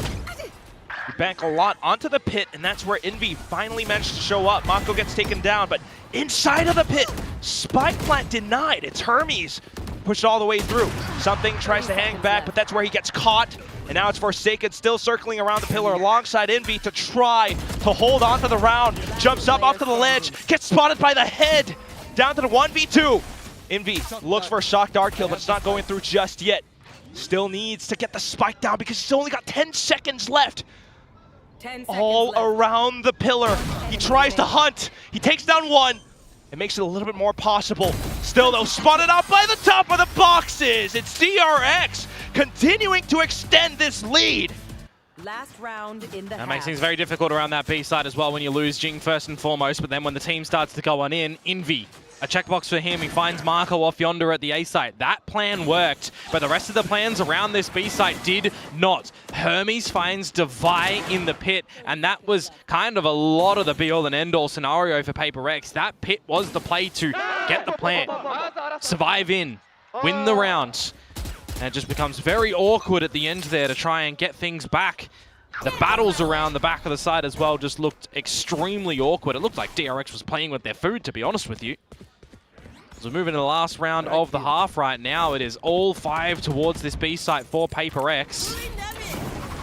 Where you could still think there's still a chance that this goes 8-4. Freeing into the corner around the smokes. Hermes taking down Forsaken as he TPs across. Yep. It's 3 players left surviving already for PRX. And that TP position for Forsaken is so ambitious because it's the normal place that Yorus send TPs here, but you're generally backing that up with an Astra ultimate and a little bit of a pocket. They're not playing the Astra anymore, so it's a very risky TP into the open without the team to help you there. A missed op shot comes on through, but it's still a 2 versus 5 that PRX have to really try and dig deep to find. Last round of the half anyway, you might as well go for it. A wild step in from Jing. Oh! Retrieves the spike and wants to set the smoke down to try to get a plant through. He actually tries to bait them out, but once again, DRX exercising discipline. Not to mention, look at the minimap. Mako all the way from behind. I mean, if he finds one kill, he could technically ult over towards the A side of the map with this Omen. But they're just not giving it to him. There's the recognition from DRX. They know that that's available. They know that's an avenue that they drop this round. So let him go for the plant. Let him try to work a 1 versus 3. Because remember, you do not win a 1 versus 3. You lose a 3 versus 1. And that is not going to happen here for DRX. They will win that convincingly at the end. And that is going to be an 8-4 half that they will come away with. I love that saying. DRX never loses. You would hardly see them lose these. Yep. You got to see a bit of Omen unfamiliarity in that moment for Jing as well, when he swings out from the pillar and immediately brings out the dark cover. Feels like the mindset there is either dashing on the jet that you used to do, or it's pulling out the curveball that you did on the Phoenix previously. It's just falling into a state of comfort because you play 2 maps as the Phoenix. You're going for a pick like that. You're thinking, I'll flash around the corner. Oh, I'm playing Omen Smokes. Wrong click, misclick.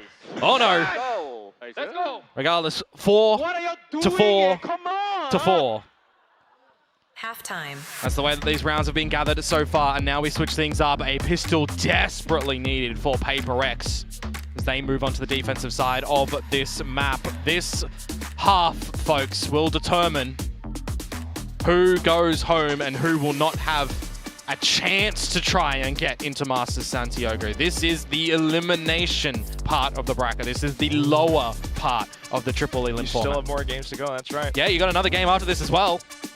The loser of T1 and DFM awaits the victor of this. Do have at least a day break to kind of regroup yourself, but right now at least, fighting for your life. Alex really feeling the pressure. PRX at least right now, 2 out of 5 pistols so far for the day. But we'll see as it all comes down to how this second half begins. Their defensive side. And what reads do you have on the tape as well, right? We've not seen too much here from DRX, right? Just that game against Full Sense. One game. How much do you play in from that? On the flip side as well, a little bit more from PRX, right? 3 showings of it. Tendencies to be seen for DRX. This pistol round right now. PRX going to the B side of the map. Need that back. Oh, they're actually pushing out alongside their screen. They could find freeing, don't get me wrong. But then what? Could find them. Information found, and it's already DRX to swing off contact. At least something. Dive straight in against freeing. Envy as well shows up around middle. DRX suddenly alert. Yeah, that was a much needed kill from him, but does he overplay his hand, right? It's a 3 versus 2 right now. You need to play to the high percentages as PRX. You've got the numbers. You'll play together holding each other's hand, going in for a re-clear of A main at the moment, but by the timing, Marco and Hermes, they can sneak into this A side as well, potentially get a bit of a backstab onto something if they wanted, or look elsewhere. They'll start to clear up through towards mid. They will manage to dodge PRX's location. Or will they? Marco holding around mid, waiting for the poisons. They'll come on up. You got 40 seconds. Yep. They're doing their due diligence to try and clear any cheeky position the PRX could play in, but by taking this merry stride, they are going to walk into a firing squad. Might not look at the angle, though. Turns around, Hermes finds a shot, but Envy as well. A lot of support on the PRX side, because it's also Jing with the Ghost. It's Mako, 11 HP now. Sticks the spike, just for some extra credits. Whether or not he can survive is a whole other thing. He at least takes 1 more down with him. But otherwise, PRX with the pistol. Yeah, very desperately needed, as Mako finds 1 more kill to the tally. He's gone very missing on this map at the moment. Bane is down there as well, technically, but calling good on DRX's defensive side. Now it's time for everyone to try and step up to try and close this map, to try and get that victory. But for PRX as well, needing to also hit the shots, needing to make some very smart defensive decisions where we think quite questionable over on Corrode from map number 2 in this series.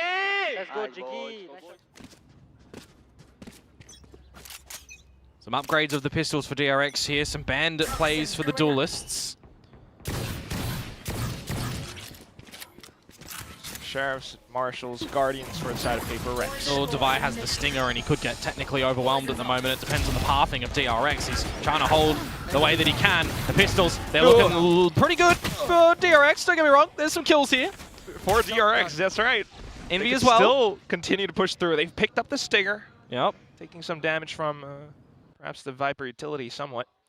Oh, this is going to be down to timing as well for Envy, isn't it? Oh, they're He's still just tossing got weapons around. Yeah, Envy can hear all of this, but as he swaps through, it's Mako getting the drop. Oh, the timing on the drone as well is going to be ill-advised, and Jing will capitalize on that one. It is a second round here, Quack, for PRX, but it technically does get close in numbers. 2 survive for the defensive side. Slight investment from PRX as well. And they're going to try their hand at seeing what they can do in this round as well, because you almost feel like you don't need the bonus, but you certainly would love to be able to find it.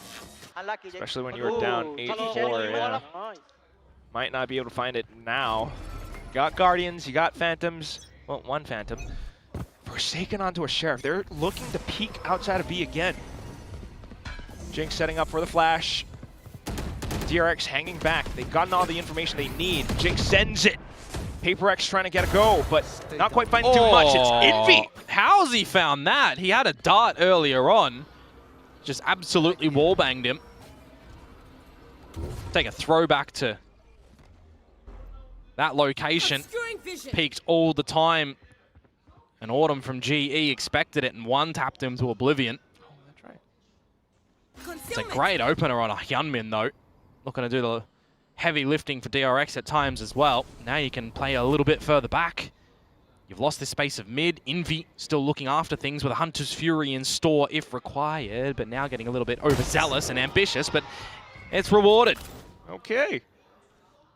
Really slows things down for the side of DRX, not to mention this judge on the other side of the door. It's uncharacteristic for PRX though, isn't it, mate? They are playing super slow, and maybe they needed to at the moment as something just roars for 2, and Marco will be spotted in just a mere moment. 30 seconds Okay. left. Still spots up the head by the end of the flash at least.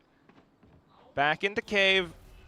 Shot, but she swings out wide. Envy with the Guardian still. Yeah. Those were all singular taps. If there was ever a time for Envy to feel integrated in towards this roster right now, and you needed to have a bit of a proving moment, this was the time to do it, mate. He's just got him through. That's crazy. Bonus picked up. Bonus picked up indeed. Some upgrades of weapons as well. Envy is certainly stepping up here on the Sova for this map. But it's got to be full focus for PRX to continue, doesn't it? They're knocking on the door of DRX now. I said about that bonus, right? Gonna have a bit of an investment. You would absolutely love the bonus. And they'd be licking their lips that they managed to find it. Can't say the same for DRX right now, though. Really would have to watch out for how PRX have themselves set up currently. It's always Envy top middle. They've died a couple times to it. And then you just saw like that little set play with Ching sending out an Omen Flash down towards elbow on B side.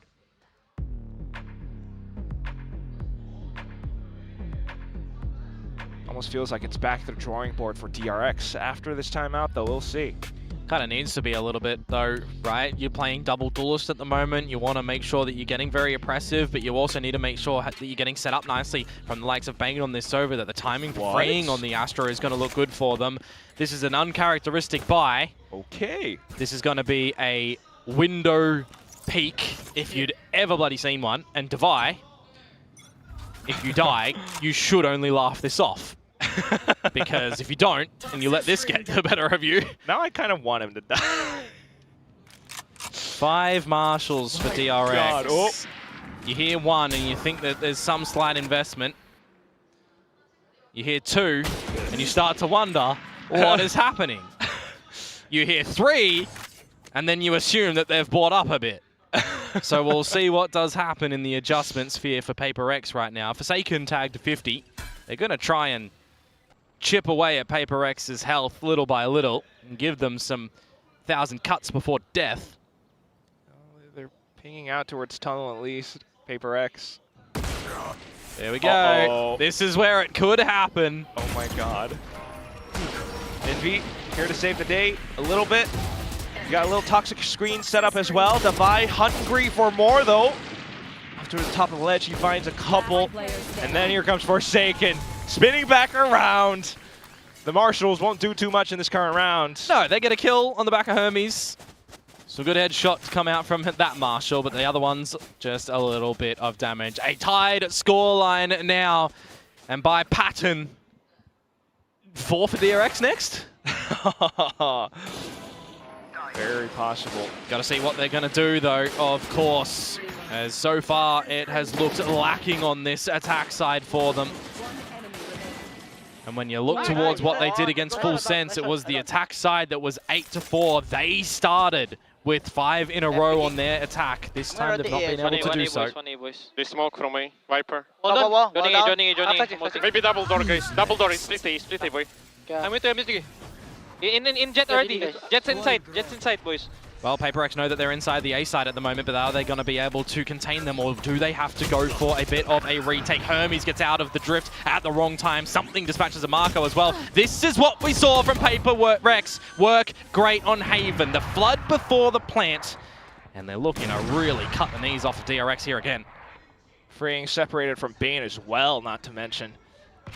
Bane wants to get the spike down, but he knows it's just not safe. PRX hiding inside the smoke, and as soon as the curtain falls, it's the end of the round. PRX take the lead and steal it away from DRX. And they are limping at the moment. They are looking so soft right now, DRX. We need to see something better come in from them. They're not giving the fights with advantage. They are feeling the pressure. They are feeling like nothing is working on this attacking side at the moment. And Permitted, they've had pistols, they've had the Marshal buy. This was your rifle round. This was the big round. Dimensional drift investment. You get in towards the site. That's true. But PRX recognize that, and they take the fight early. Again, it's what we saw successful for them. It's what they didn't do on Corrode that I was waiting for. So it feels like in the interim, they figured out what they needed to do to get back in towards this one. But now DRX, we'll see if it's Groundhog Day in this A site again, as they do get in to try and get that plant. With a half buy, I should say. Still though, PRX, same flood, same procedures. It's Forsaken this time off the blind sides. DRX tucked into, I guess, the left side off the site. Got Bane in with Hunter's Fury and some other utility as well, but this might not be the round to deploy. No. He sends out the shock darts. PRX trying to get onto the spike, and they've got the smoke surrounded. Recon's through, Hermes down, and that's just a fight. Doing his thing into cave, no survival for DRX. Solid recognition coming through. PRX have 10. DRX are winless on this attacking side of theirs. They have no timeouts. Everything is being able to be dictated, damn what a shot, by PRX in this half right now. This feels like it is now PRX's map to lose. We need to see a very convincing decision and round come out from DRX right now. They have not been able to one-dimensionally get in towards the A site. They have to change it. Is this going to be what they need? The operator back in possession for Hyunmin. Hunter's Fury for Bane, the pit for Marco still. They can't really contend with A, you'd assume. Whoa! That is a great starting decision from Something and from Forsaken. Flash and op play on the line, removing Hyunmin, who's been sitting on 19 kills, by the way, for so long now. Pit in from Devi as well. Flushes DRX clearly into the B site. Jing has the smoke set up. You got 3 players already hovering across from PRX's side. Just watching, waiting through the smokes, getting a couple of suppressive shots into it. No chance. Everyone from DRX who was hiding around that smoke got turned into Swiss cheese. Yep, they're just peppering them down little by little. Call them PRX at the moment. Marco and Freeing just absolutely going to have to capitulate in this round. Forced to, as a matter of fact. And they might not even survive at all.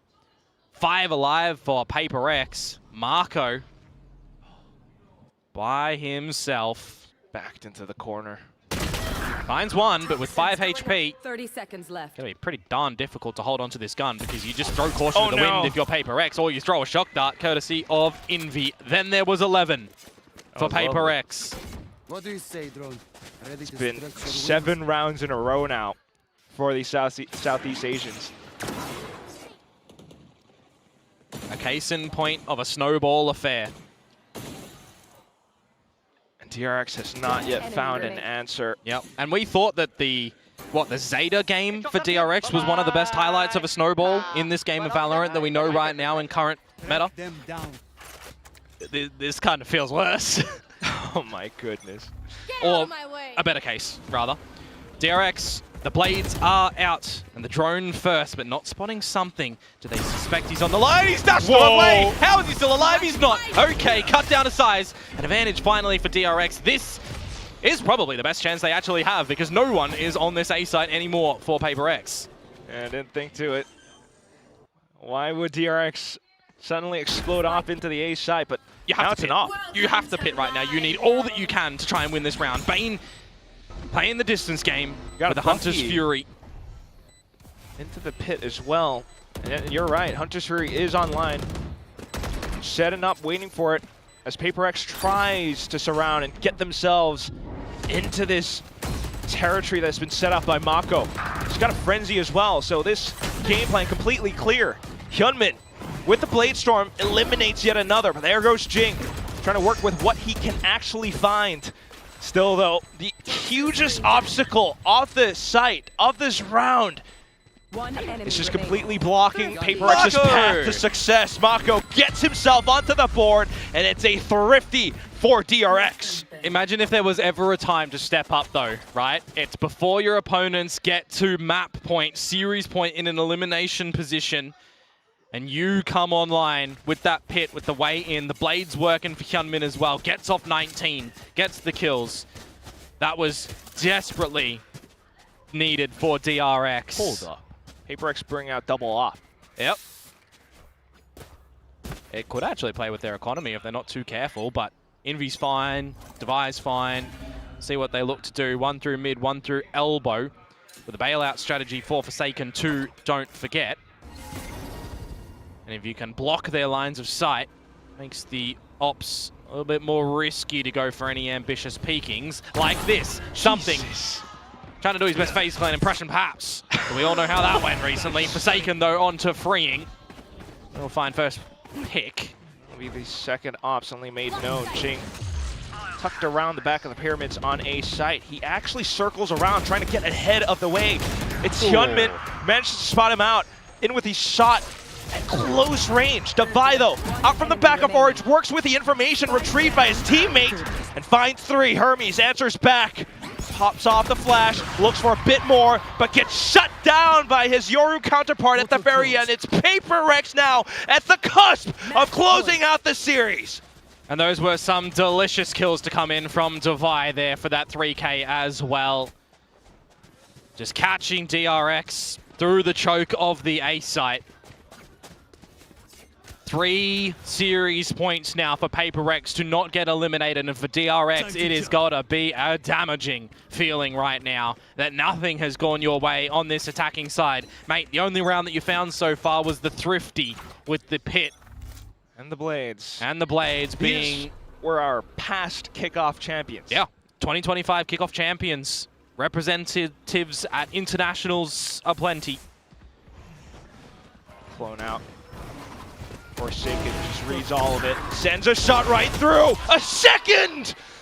And off goes Mako as well, trying to play around the screen.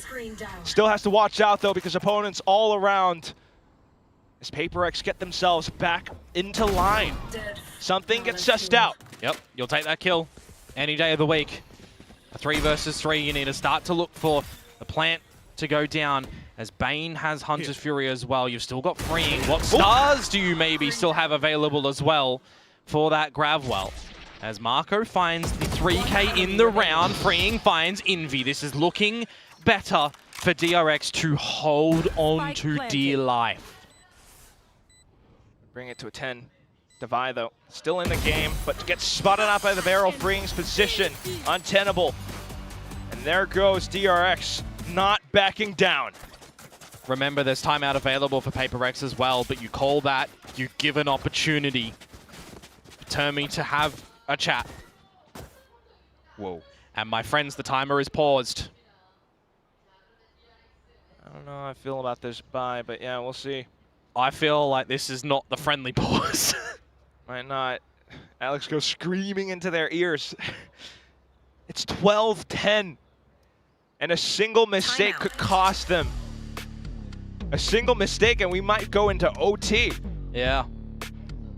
Okay, there's chatter. This is a friendly pause. We're all good.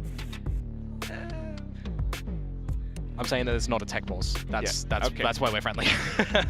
But there's an opportunity now that you feel like was desperately needed for the side of DRX to have another chat, to try and navigate a way to get these next 2 rounds, to push us into overtime. This team that is notorious for a 5th, 6th finish position, if they're not getting to the international stages, DRX will not see themselves go out in 6th right now in this triple elim bracket. They want another chance at the international stage.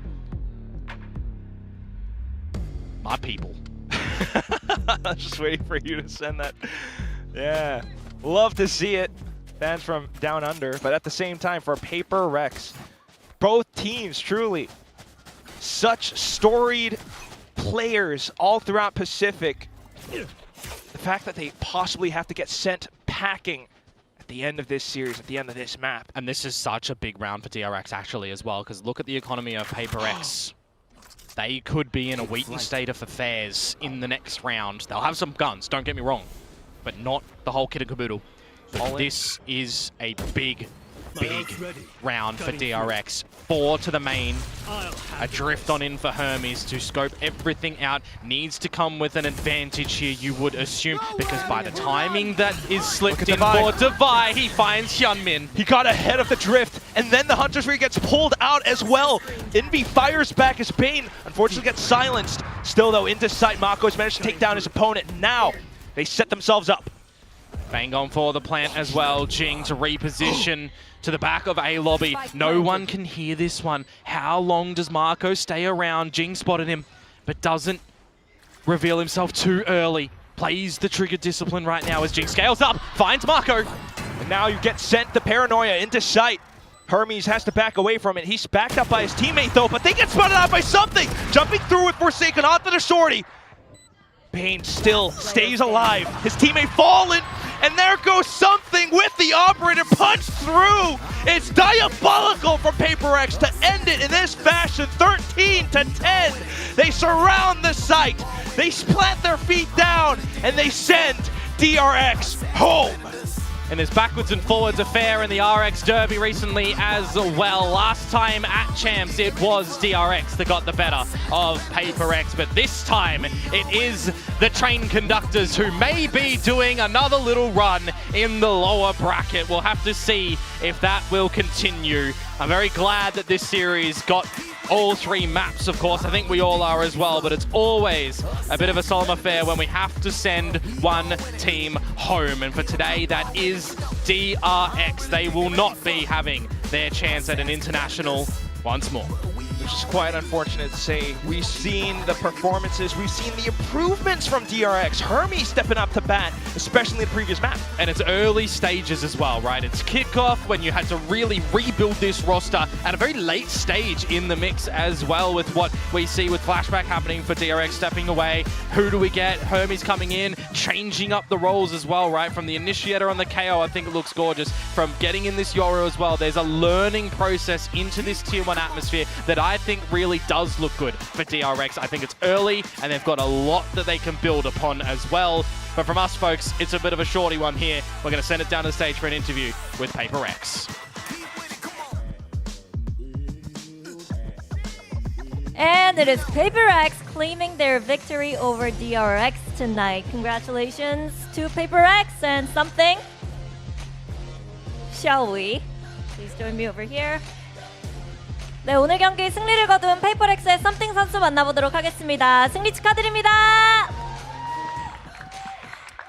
아, 썸띵 선수 기분 좋은 모습 또 봐서 좋은데 특히나 또 Z를 잡은 모습이 오랜만에 보지 않나 싶습니다. 먼저 그동안 썸띵 선수의 Z가 많이 보고 싶었거든요. 좀 어떻게 느끼고 있는지부터 물어보도록 하겠습니다. Congratulations, 썸띵. on the win, but also being back on the jet finally. We were able to see you be that aggressive, something that we used to know. So what was it like getting to play that agent again on Breeze? Liberating?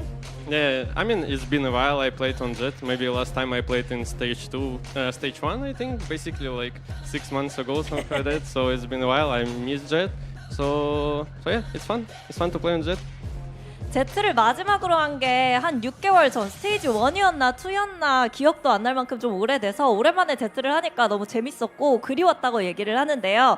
말씀해주신 것처럼 썸띵 선수 그동안 제트 외에 좀 다양한 요원을 소화해주기도 했습니다. 뭐 요루를 해주기도 했지만 비토 같은 신규 요원을 하면서 오퍼레이터를 활용하기에는 조금 힘든 요원들도 다뤄주고 있는데요. 그동안 좀 답답하거나 스트레스 받는 부분도 있었을 것 같은데 어떤 시간을 보내고 있었는지도 들어보고 싶네요. Now, speaking of the Jet, you've been playing other agents that aren't really optimal for operators, right? So you're on the Vito, Waylay as well. I mean, you were the designated opera of the team. Yeah. So what was it like playing those different agents? Was it frustrating for you or was it something new? You just took it for the team? I mean, to be fair, when you play new agents, you're always learning something from the agents. You always like see from another point of view on, for example, Vito and Yoro, so stuff like that. So yeah, I mean, yeah. Do you like the Vito? I'm okay with that. Okay. 새로운 요원을 배울 때마다 항상 새로운 것들을 배울 수 있기 때문에 특히 비토를 통해서 게임 보는 눈이 좀 다양한 시각으로 볼 수 있어서 좋았다고 얘기를 하고요. 그래서 상관없다 이렇게 얘기를 해줬는데 비토 그래서 좀 괜찮냐라고 얘기를 해주니까 신경 쓰지 않는다 괜찮은 것 같다라고 얘기를 해줬습니다. 그리고 마지막으로 페이퍼렉스가 사실 이번 킥오프 내내 조금 더 다양한 맵에서 다양한 시도를 하면서 맵풀을 강화시키는 노력을 하고 있는 것 같아요. 그 중에 하나가 오늘 처음 공개했던 헤이븐이었는데 오프 시즌 때도 내용이 굉장히 좋았거든요. 근데 지금 헤이븐을 꺼낸 이유가 뭔지 왜 진짜 꺼내지 않았는지도 물어보고 싶네요. Now it seems like you guys have been strengthening your map pool. And especially when it comes to today, you guys opened Haven for the first time in Kickoff. It looked great during the off-season. Davai was killing it on the chamber too. But why didn't you guys play this map sooner? Why now? To be fair, we've been picking Breeze, and then as you can see, we need to improve Breeze even more since we changed comp. I mean, on practice it looks well because I've been getting so many kills on scrims, but then when it's come to the tournament, I don't know, 13 kills. It's not it, you know. So yeah, I mean, about Heaven, we've been playing well as you mentioned in off season, so it doesn't make sense for us to pick it, I think.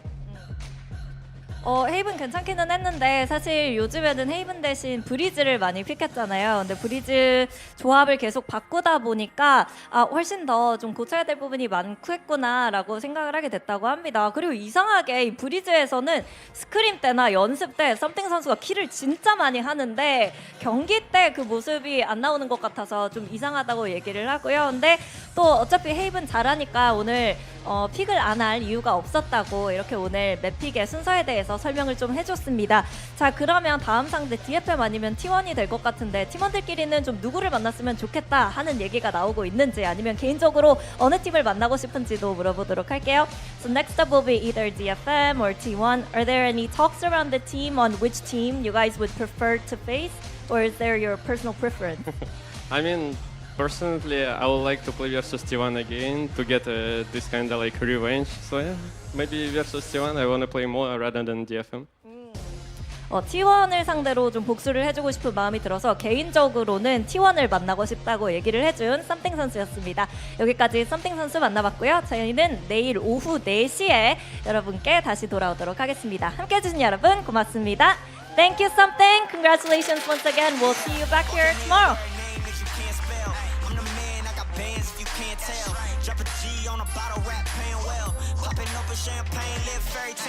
Breeze goes to PRX, and so does this series.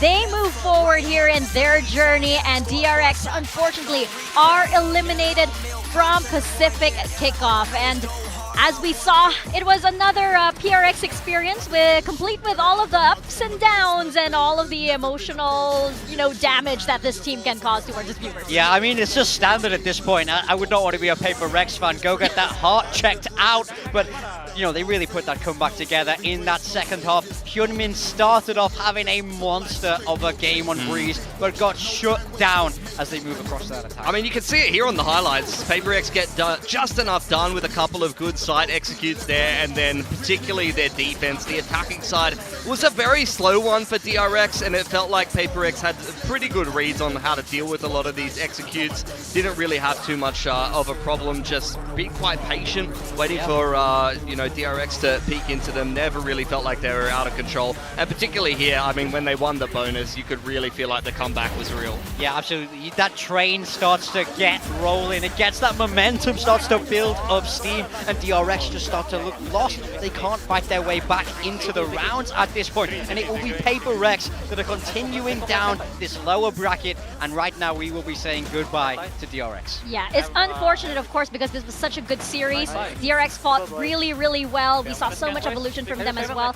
But, of course, PRX are PRX at the end of the day, and there's just something about this team. You know that this team can make it out of the lower bracket and absolutely win such high-pressure series like this. Yeah, I mean, I feel like they have that magic. They have that plot armor a little bit of you always believe they can run this lower bracket. They have to put in, 2 more games is it to qualify? Yeah. I think in this BO3, lower bracket. BO5. Yep. Yeah. But I think it always feels doable for PRX. This is a team that does have that spark, that has that fight when they're up against the ropes, and they really showed that today. Yeah, for sure. So look, they got to take on in a BO3, the loser, I believe, of DFM T1, and then whoever falls down into that lower bracket match, if they're able to overcome the loser of DFM T1, they have that one chance in the lower bracket to qualify for Santiago. Yeah, it is a lot. This is where the matches get really, really intense because everything has some kind of effect on the other and the teams as well. Especially for PRX, they have to. There's no stopping for them at this point. Yeah. It's like they've won this series, but they have to keep a close eye on the next match and the next match and the next match. They're going to be prepping the entire weekend, and that pressure isn't gonna. You're not gonna take your foot off the pedal. Yeah, I mean, absolutely. It's all systems go now for PRX if they do want to qualify for Masters Santiago. But this is the joy of triple elimination. If this was double, we'd have to have already said goodbye to them. But now they're starting to pick up that steam. Now they're building that momentum. Can they do yet another lower bracket run? Yeah, I bet PRX are quite relieved that it is indeed triple elimination. And I think we can ask somebody who is seated right next to us, right over here, if they are you relieved this is triple elimination? Yeah, kinda. I was talking about it the other day. I was like, oh guys, at least you're not out now. Yeah. Let's welcome Dubai here on the desk. Thank you so much for joining us. Now, I just want to get your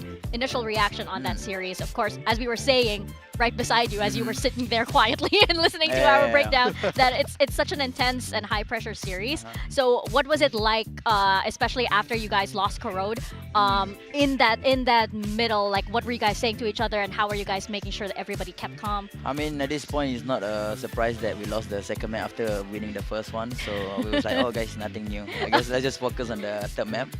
So yeah, that's pretty much what we said. It's another day in the PRX office. This is how it goes. But going back to the first map where we saw you on Chamber, and you had a pretty amazing game. That was really good. How did you feel about that map and playing Chamber? We've been playing, they've been putting on me on Chamber for quite some time since the off season. I mean, I like Chamber, Oh, you like it? I mean, okay. It used to be my favorite agent, but I think some of the map is kind of hard to run, especially on Nerbies. I think it's very hard, but on Haven so far, so looking good. You were happy that it came out in the veto today? Yeah, kind of. because to be fair, the past few days I've been playing Chamber on Haven when we scrim. I was not gonna kind of feel young at the same time, With those performances, I was like, oh guys, maybe we should play Haven, And I'm very happy that it show up today, like my performance on Chamber. So yeah, if not, I would be disappointing the boys. So I mean, you can't do that as the older brother, right? You gotta show how it's done. So yeah. For sure, for sure. I mean, before Val used to run around with the AWP and things like that, so I remember that. You still got it even now. I mean, I wanted to ask, third map on Breeze, you guys changed up your comp quite a lot, and we've kind of been seeing you guys like change your roles around a little bit, and people are playing agents. I mean, less so for you because you're kind of playing Viper and Chamber. These are things you've done before a little bit, but particularly like Jing and something, and even Forsaken going back onto the Yoru, people are playing things that they either haven't played in a while or they haven't played at all. So is this like experimentation time for you guys at the moment? I think kinda, because I think we saw from the previous matches, I think like especially for JJ, I think since he's also can play Omen, and we figured that maybe he would be good as Omen on Breeze, because I think Breeze, where the side is kind of like not so big now, he kind of do a lot of random things, and that's kind of like Jing's specialty. Like he likes to do not really dumb things, but like unexpected, you know. we keep it that way, okay? Keeping his, I mean, right? No offense to him, but he likes to do those kind of things. We figure like, oh, why not we switch from Astra rather than Jason at the back, and we get Jason also in the front so that we can be more chaotic, you know. I was like, if we lose together. Rather than having him, bro, we play Astra, right? We're not even playing the post plan. When is he pulling the spike? So I was like, bro, let's just go. Yeah, like whatever. If we lose 13-0 today, so be it, you know. Whatever. I wanted to ask actually like a follow-up because of what you said. Like, when people are making some of those plays, are these things that you've like pre-planned in practice sometimes, or like even an example would be like on attack when like Forsaken just pushes through a smoke, or like pop flashes himself through a smoke on the Yoru? Is it something where they're like making plays based on feeling, or is it pre-planned, or like a mix of both? Honestly, the one that Jason went into the A mid side, it was the best in his feeling. So we do a lot of those things even in practice. That's why it looks very shaky. Sometimes when all of us are not hitting shots, there's gonna be those days, and it looks very bad. But most of the strats, I guess, is kind of like 50-50. 50 by feeling, 50 by like actually like dry run and stuff. So I mean, it's good that the boys are hitting the shots, and it works. I mean, it makes you guys really hard to play against as well. Yeah, for sure. And it works for a team like PRX because you guys have been playing for so long together. You guys pretty much know each other's style at this point. Now, before we let you go, I wanted to ask about your prediction, who you think you're facing on Saturday. We saw a little bit from something. I want to take it a step further and actually ask you how you think the rest of the bracket is going to go.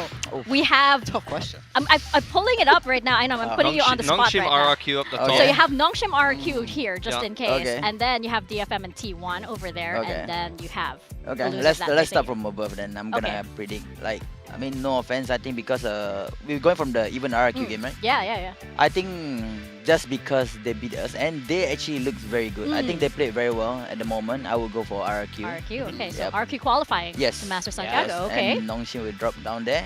For T1 DFM, actually, I'm gonna go based on feelings. I will go for DFM. Ooh, okay. So you think you're facing T1? Yeah, I mean, I don't mind another rematch. Okay.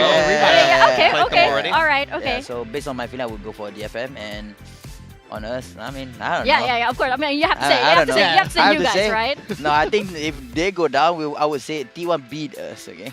Yeah, so it'll be out. Whoa, plot twist. Plot twist right there. Okay, shaking it up. Good way to curse it. Good way to curse it. Okay, interesting. All right. Devai, thank you so much for your time, and congratulations on this win today. And thank you for having me. I bet you you're tired, so we'll let you go, and we'll see you for the rest of the weekend as well. 10th MVP for Devai there. Oh, congratulations. Look at that. Yeah. MVP. All right. Thanks so much, man. Has still got it. Confirmed on the stream. Big game on the chamber. Representing for all of us, okay? Representing for all his uncles and aunties. If you're pushing 30 out there, there's still hope for you, all right? You can still get it done. He's laughing on his way out. No, we need that. We need those wins, I'm 29. The belief is coming back. I'm sure a lot of Devai fans are very happy as well. You know, shout out to like, some fans that are like FNS, for example, and I'm pretty sure he's so happy seeing this and seeing him play so well in the chamber. You heard him. He's so happy when he gets to play on the chamber. You can tell when a player is really feeling an agent. Like when it's made for them and when they're feeling it that day. And Devai was like that today. I bet this whole bracket, he's been itching for them to pick Haven, to know he's on that chamber, to know he can get unleashed. And he got to prove it today. He said it was firing in scrims, and he really brought that into the server. Well-deserved match MVP. Now we take a look at the bracket, and it's getting stacked. 5 teams remaining, 3 spots for Masters. We're going to go into qualification games from tomorrow. Yeah, Nongshim to take on RRQ in a best of 5 is a very tantalizing prospect, but before we get to see that match, we have to see a best of 3 between DFM and T1. Loser of that takes on PRX in the lower bracket, and the winner will have 2 chances to qualify for Santiago. Yeah, it's getting really, really exciting, so you do not want to miss this weekend. You can see all of our teams have absolutely been bringing up their A game. They want to go all the way to Santiago, and also because this is such a gauntlet for all of these teams from here on out. Yeah, I mean, if you lose in that upper bracket game, you got to play 3 best of 5s in 3 days. I think if you lose 3 best of 5s in a row to fail to qualify, that's retirement. Like, Yeah. I'm not even gonna lie. I'm done. I wouldn't be able I'm to done. mentally recover from Like that. this entire weekend has exhausted me. That's Yeah. about it. That might be like worst weekends of your life. Oh, easily. Up there. Yeah. For sure. Well, hopefully it won't be that case for all of our viewers. You guys are in for a treat, so you don't want to miss it. We'll see you guys same time. Well, not exactly same time. We start a little bit earlier tomorrow, so pay attention to that. We'll see you guys tomorrow for the rest of VCT Pacific Kickoff. This is VCT Pacific 2026. Earn everything. Will this be a change though? Over towards C? Nah, not really. Seizure, this is just DRX going in, especially when PRX don't quite have the guns. Except for Defy though. Looks for the right opportunity to possibly thwart the spike plant. They haven't planted just yet. They know the retreat from freeing has gone through the gap. Defy could do so, heads up duel, but it's not gonna happen. Elevated angles.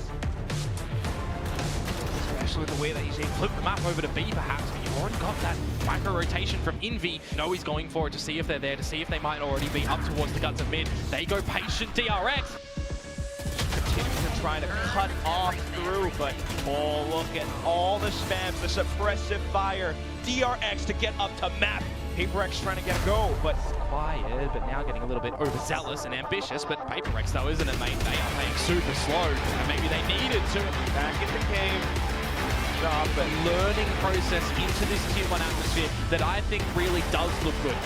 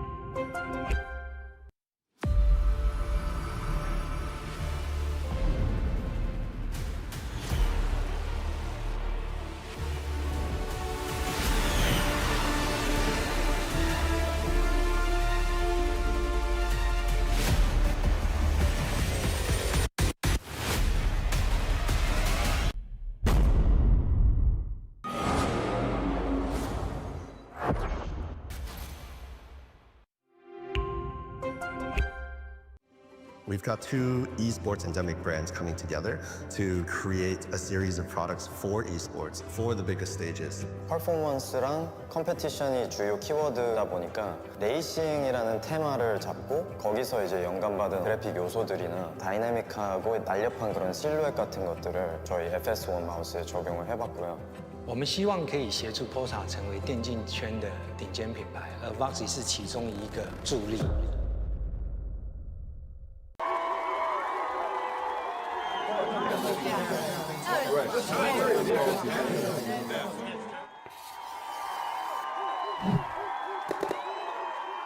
Red Bull gives you wings.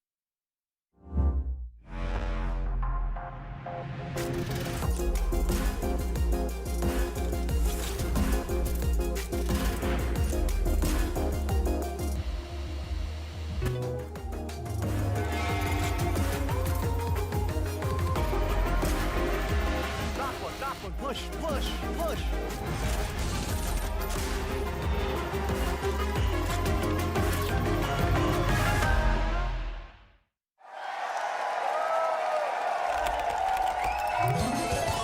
Red Bull gives you wings. Red Bull gives you wings.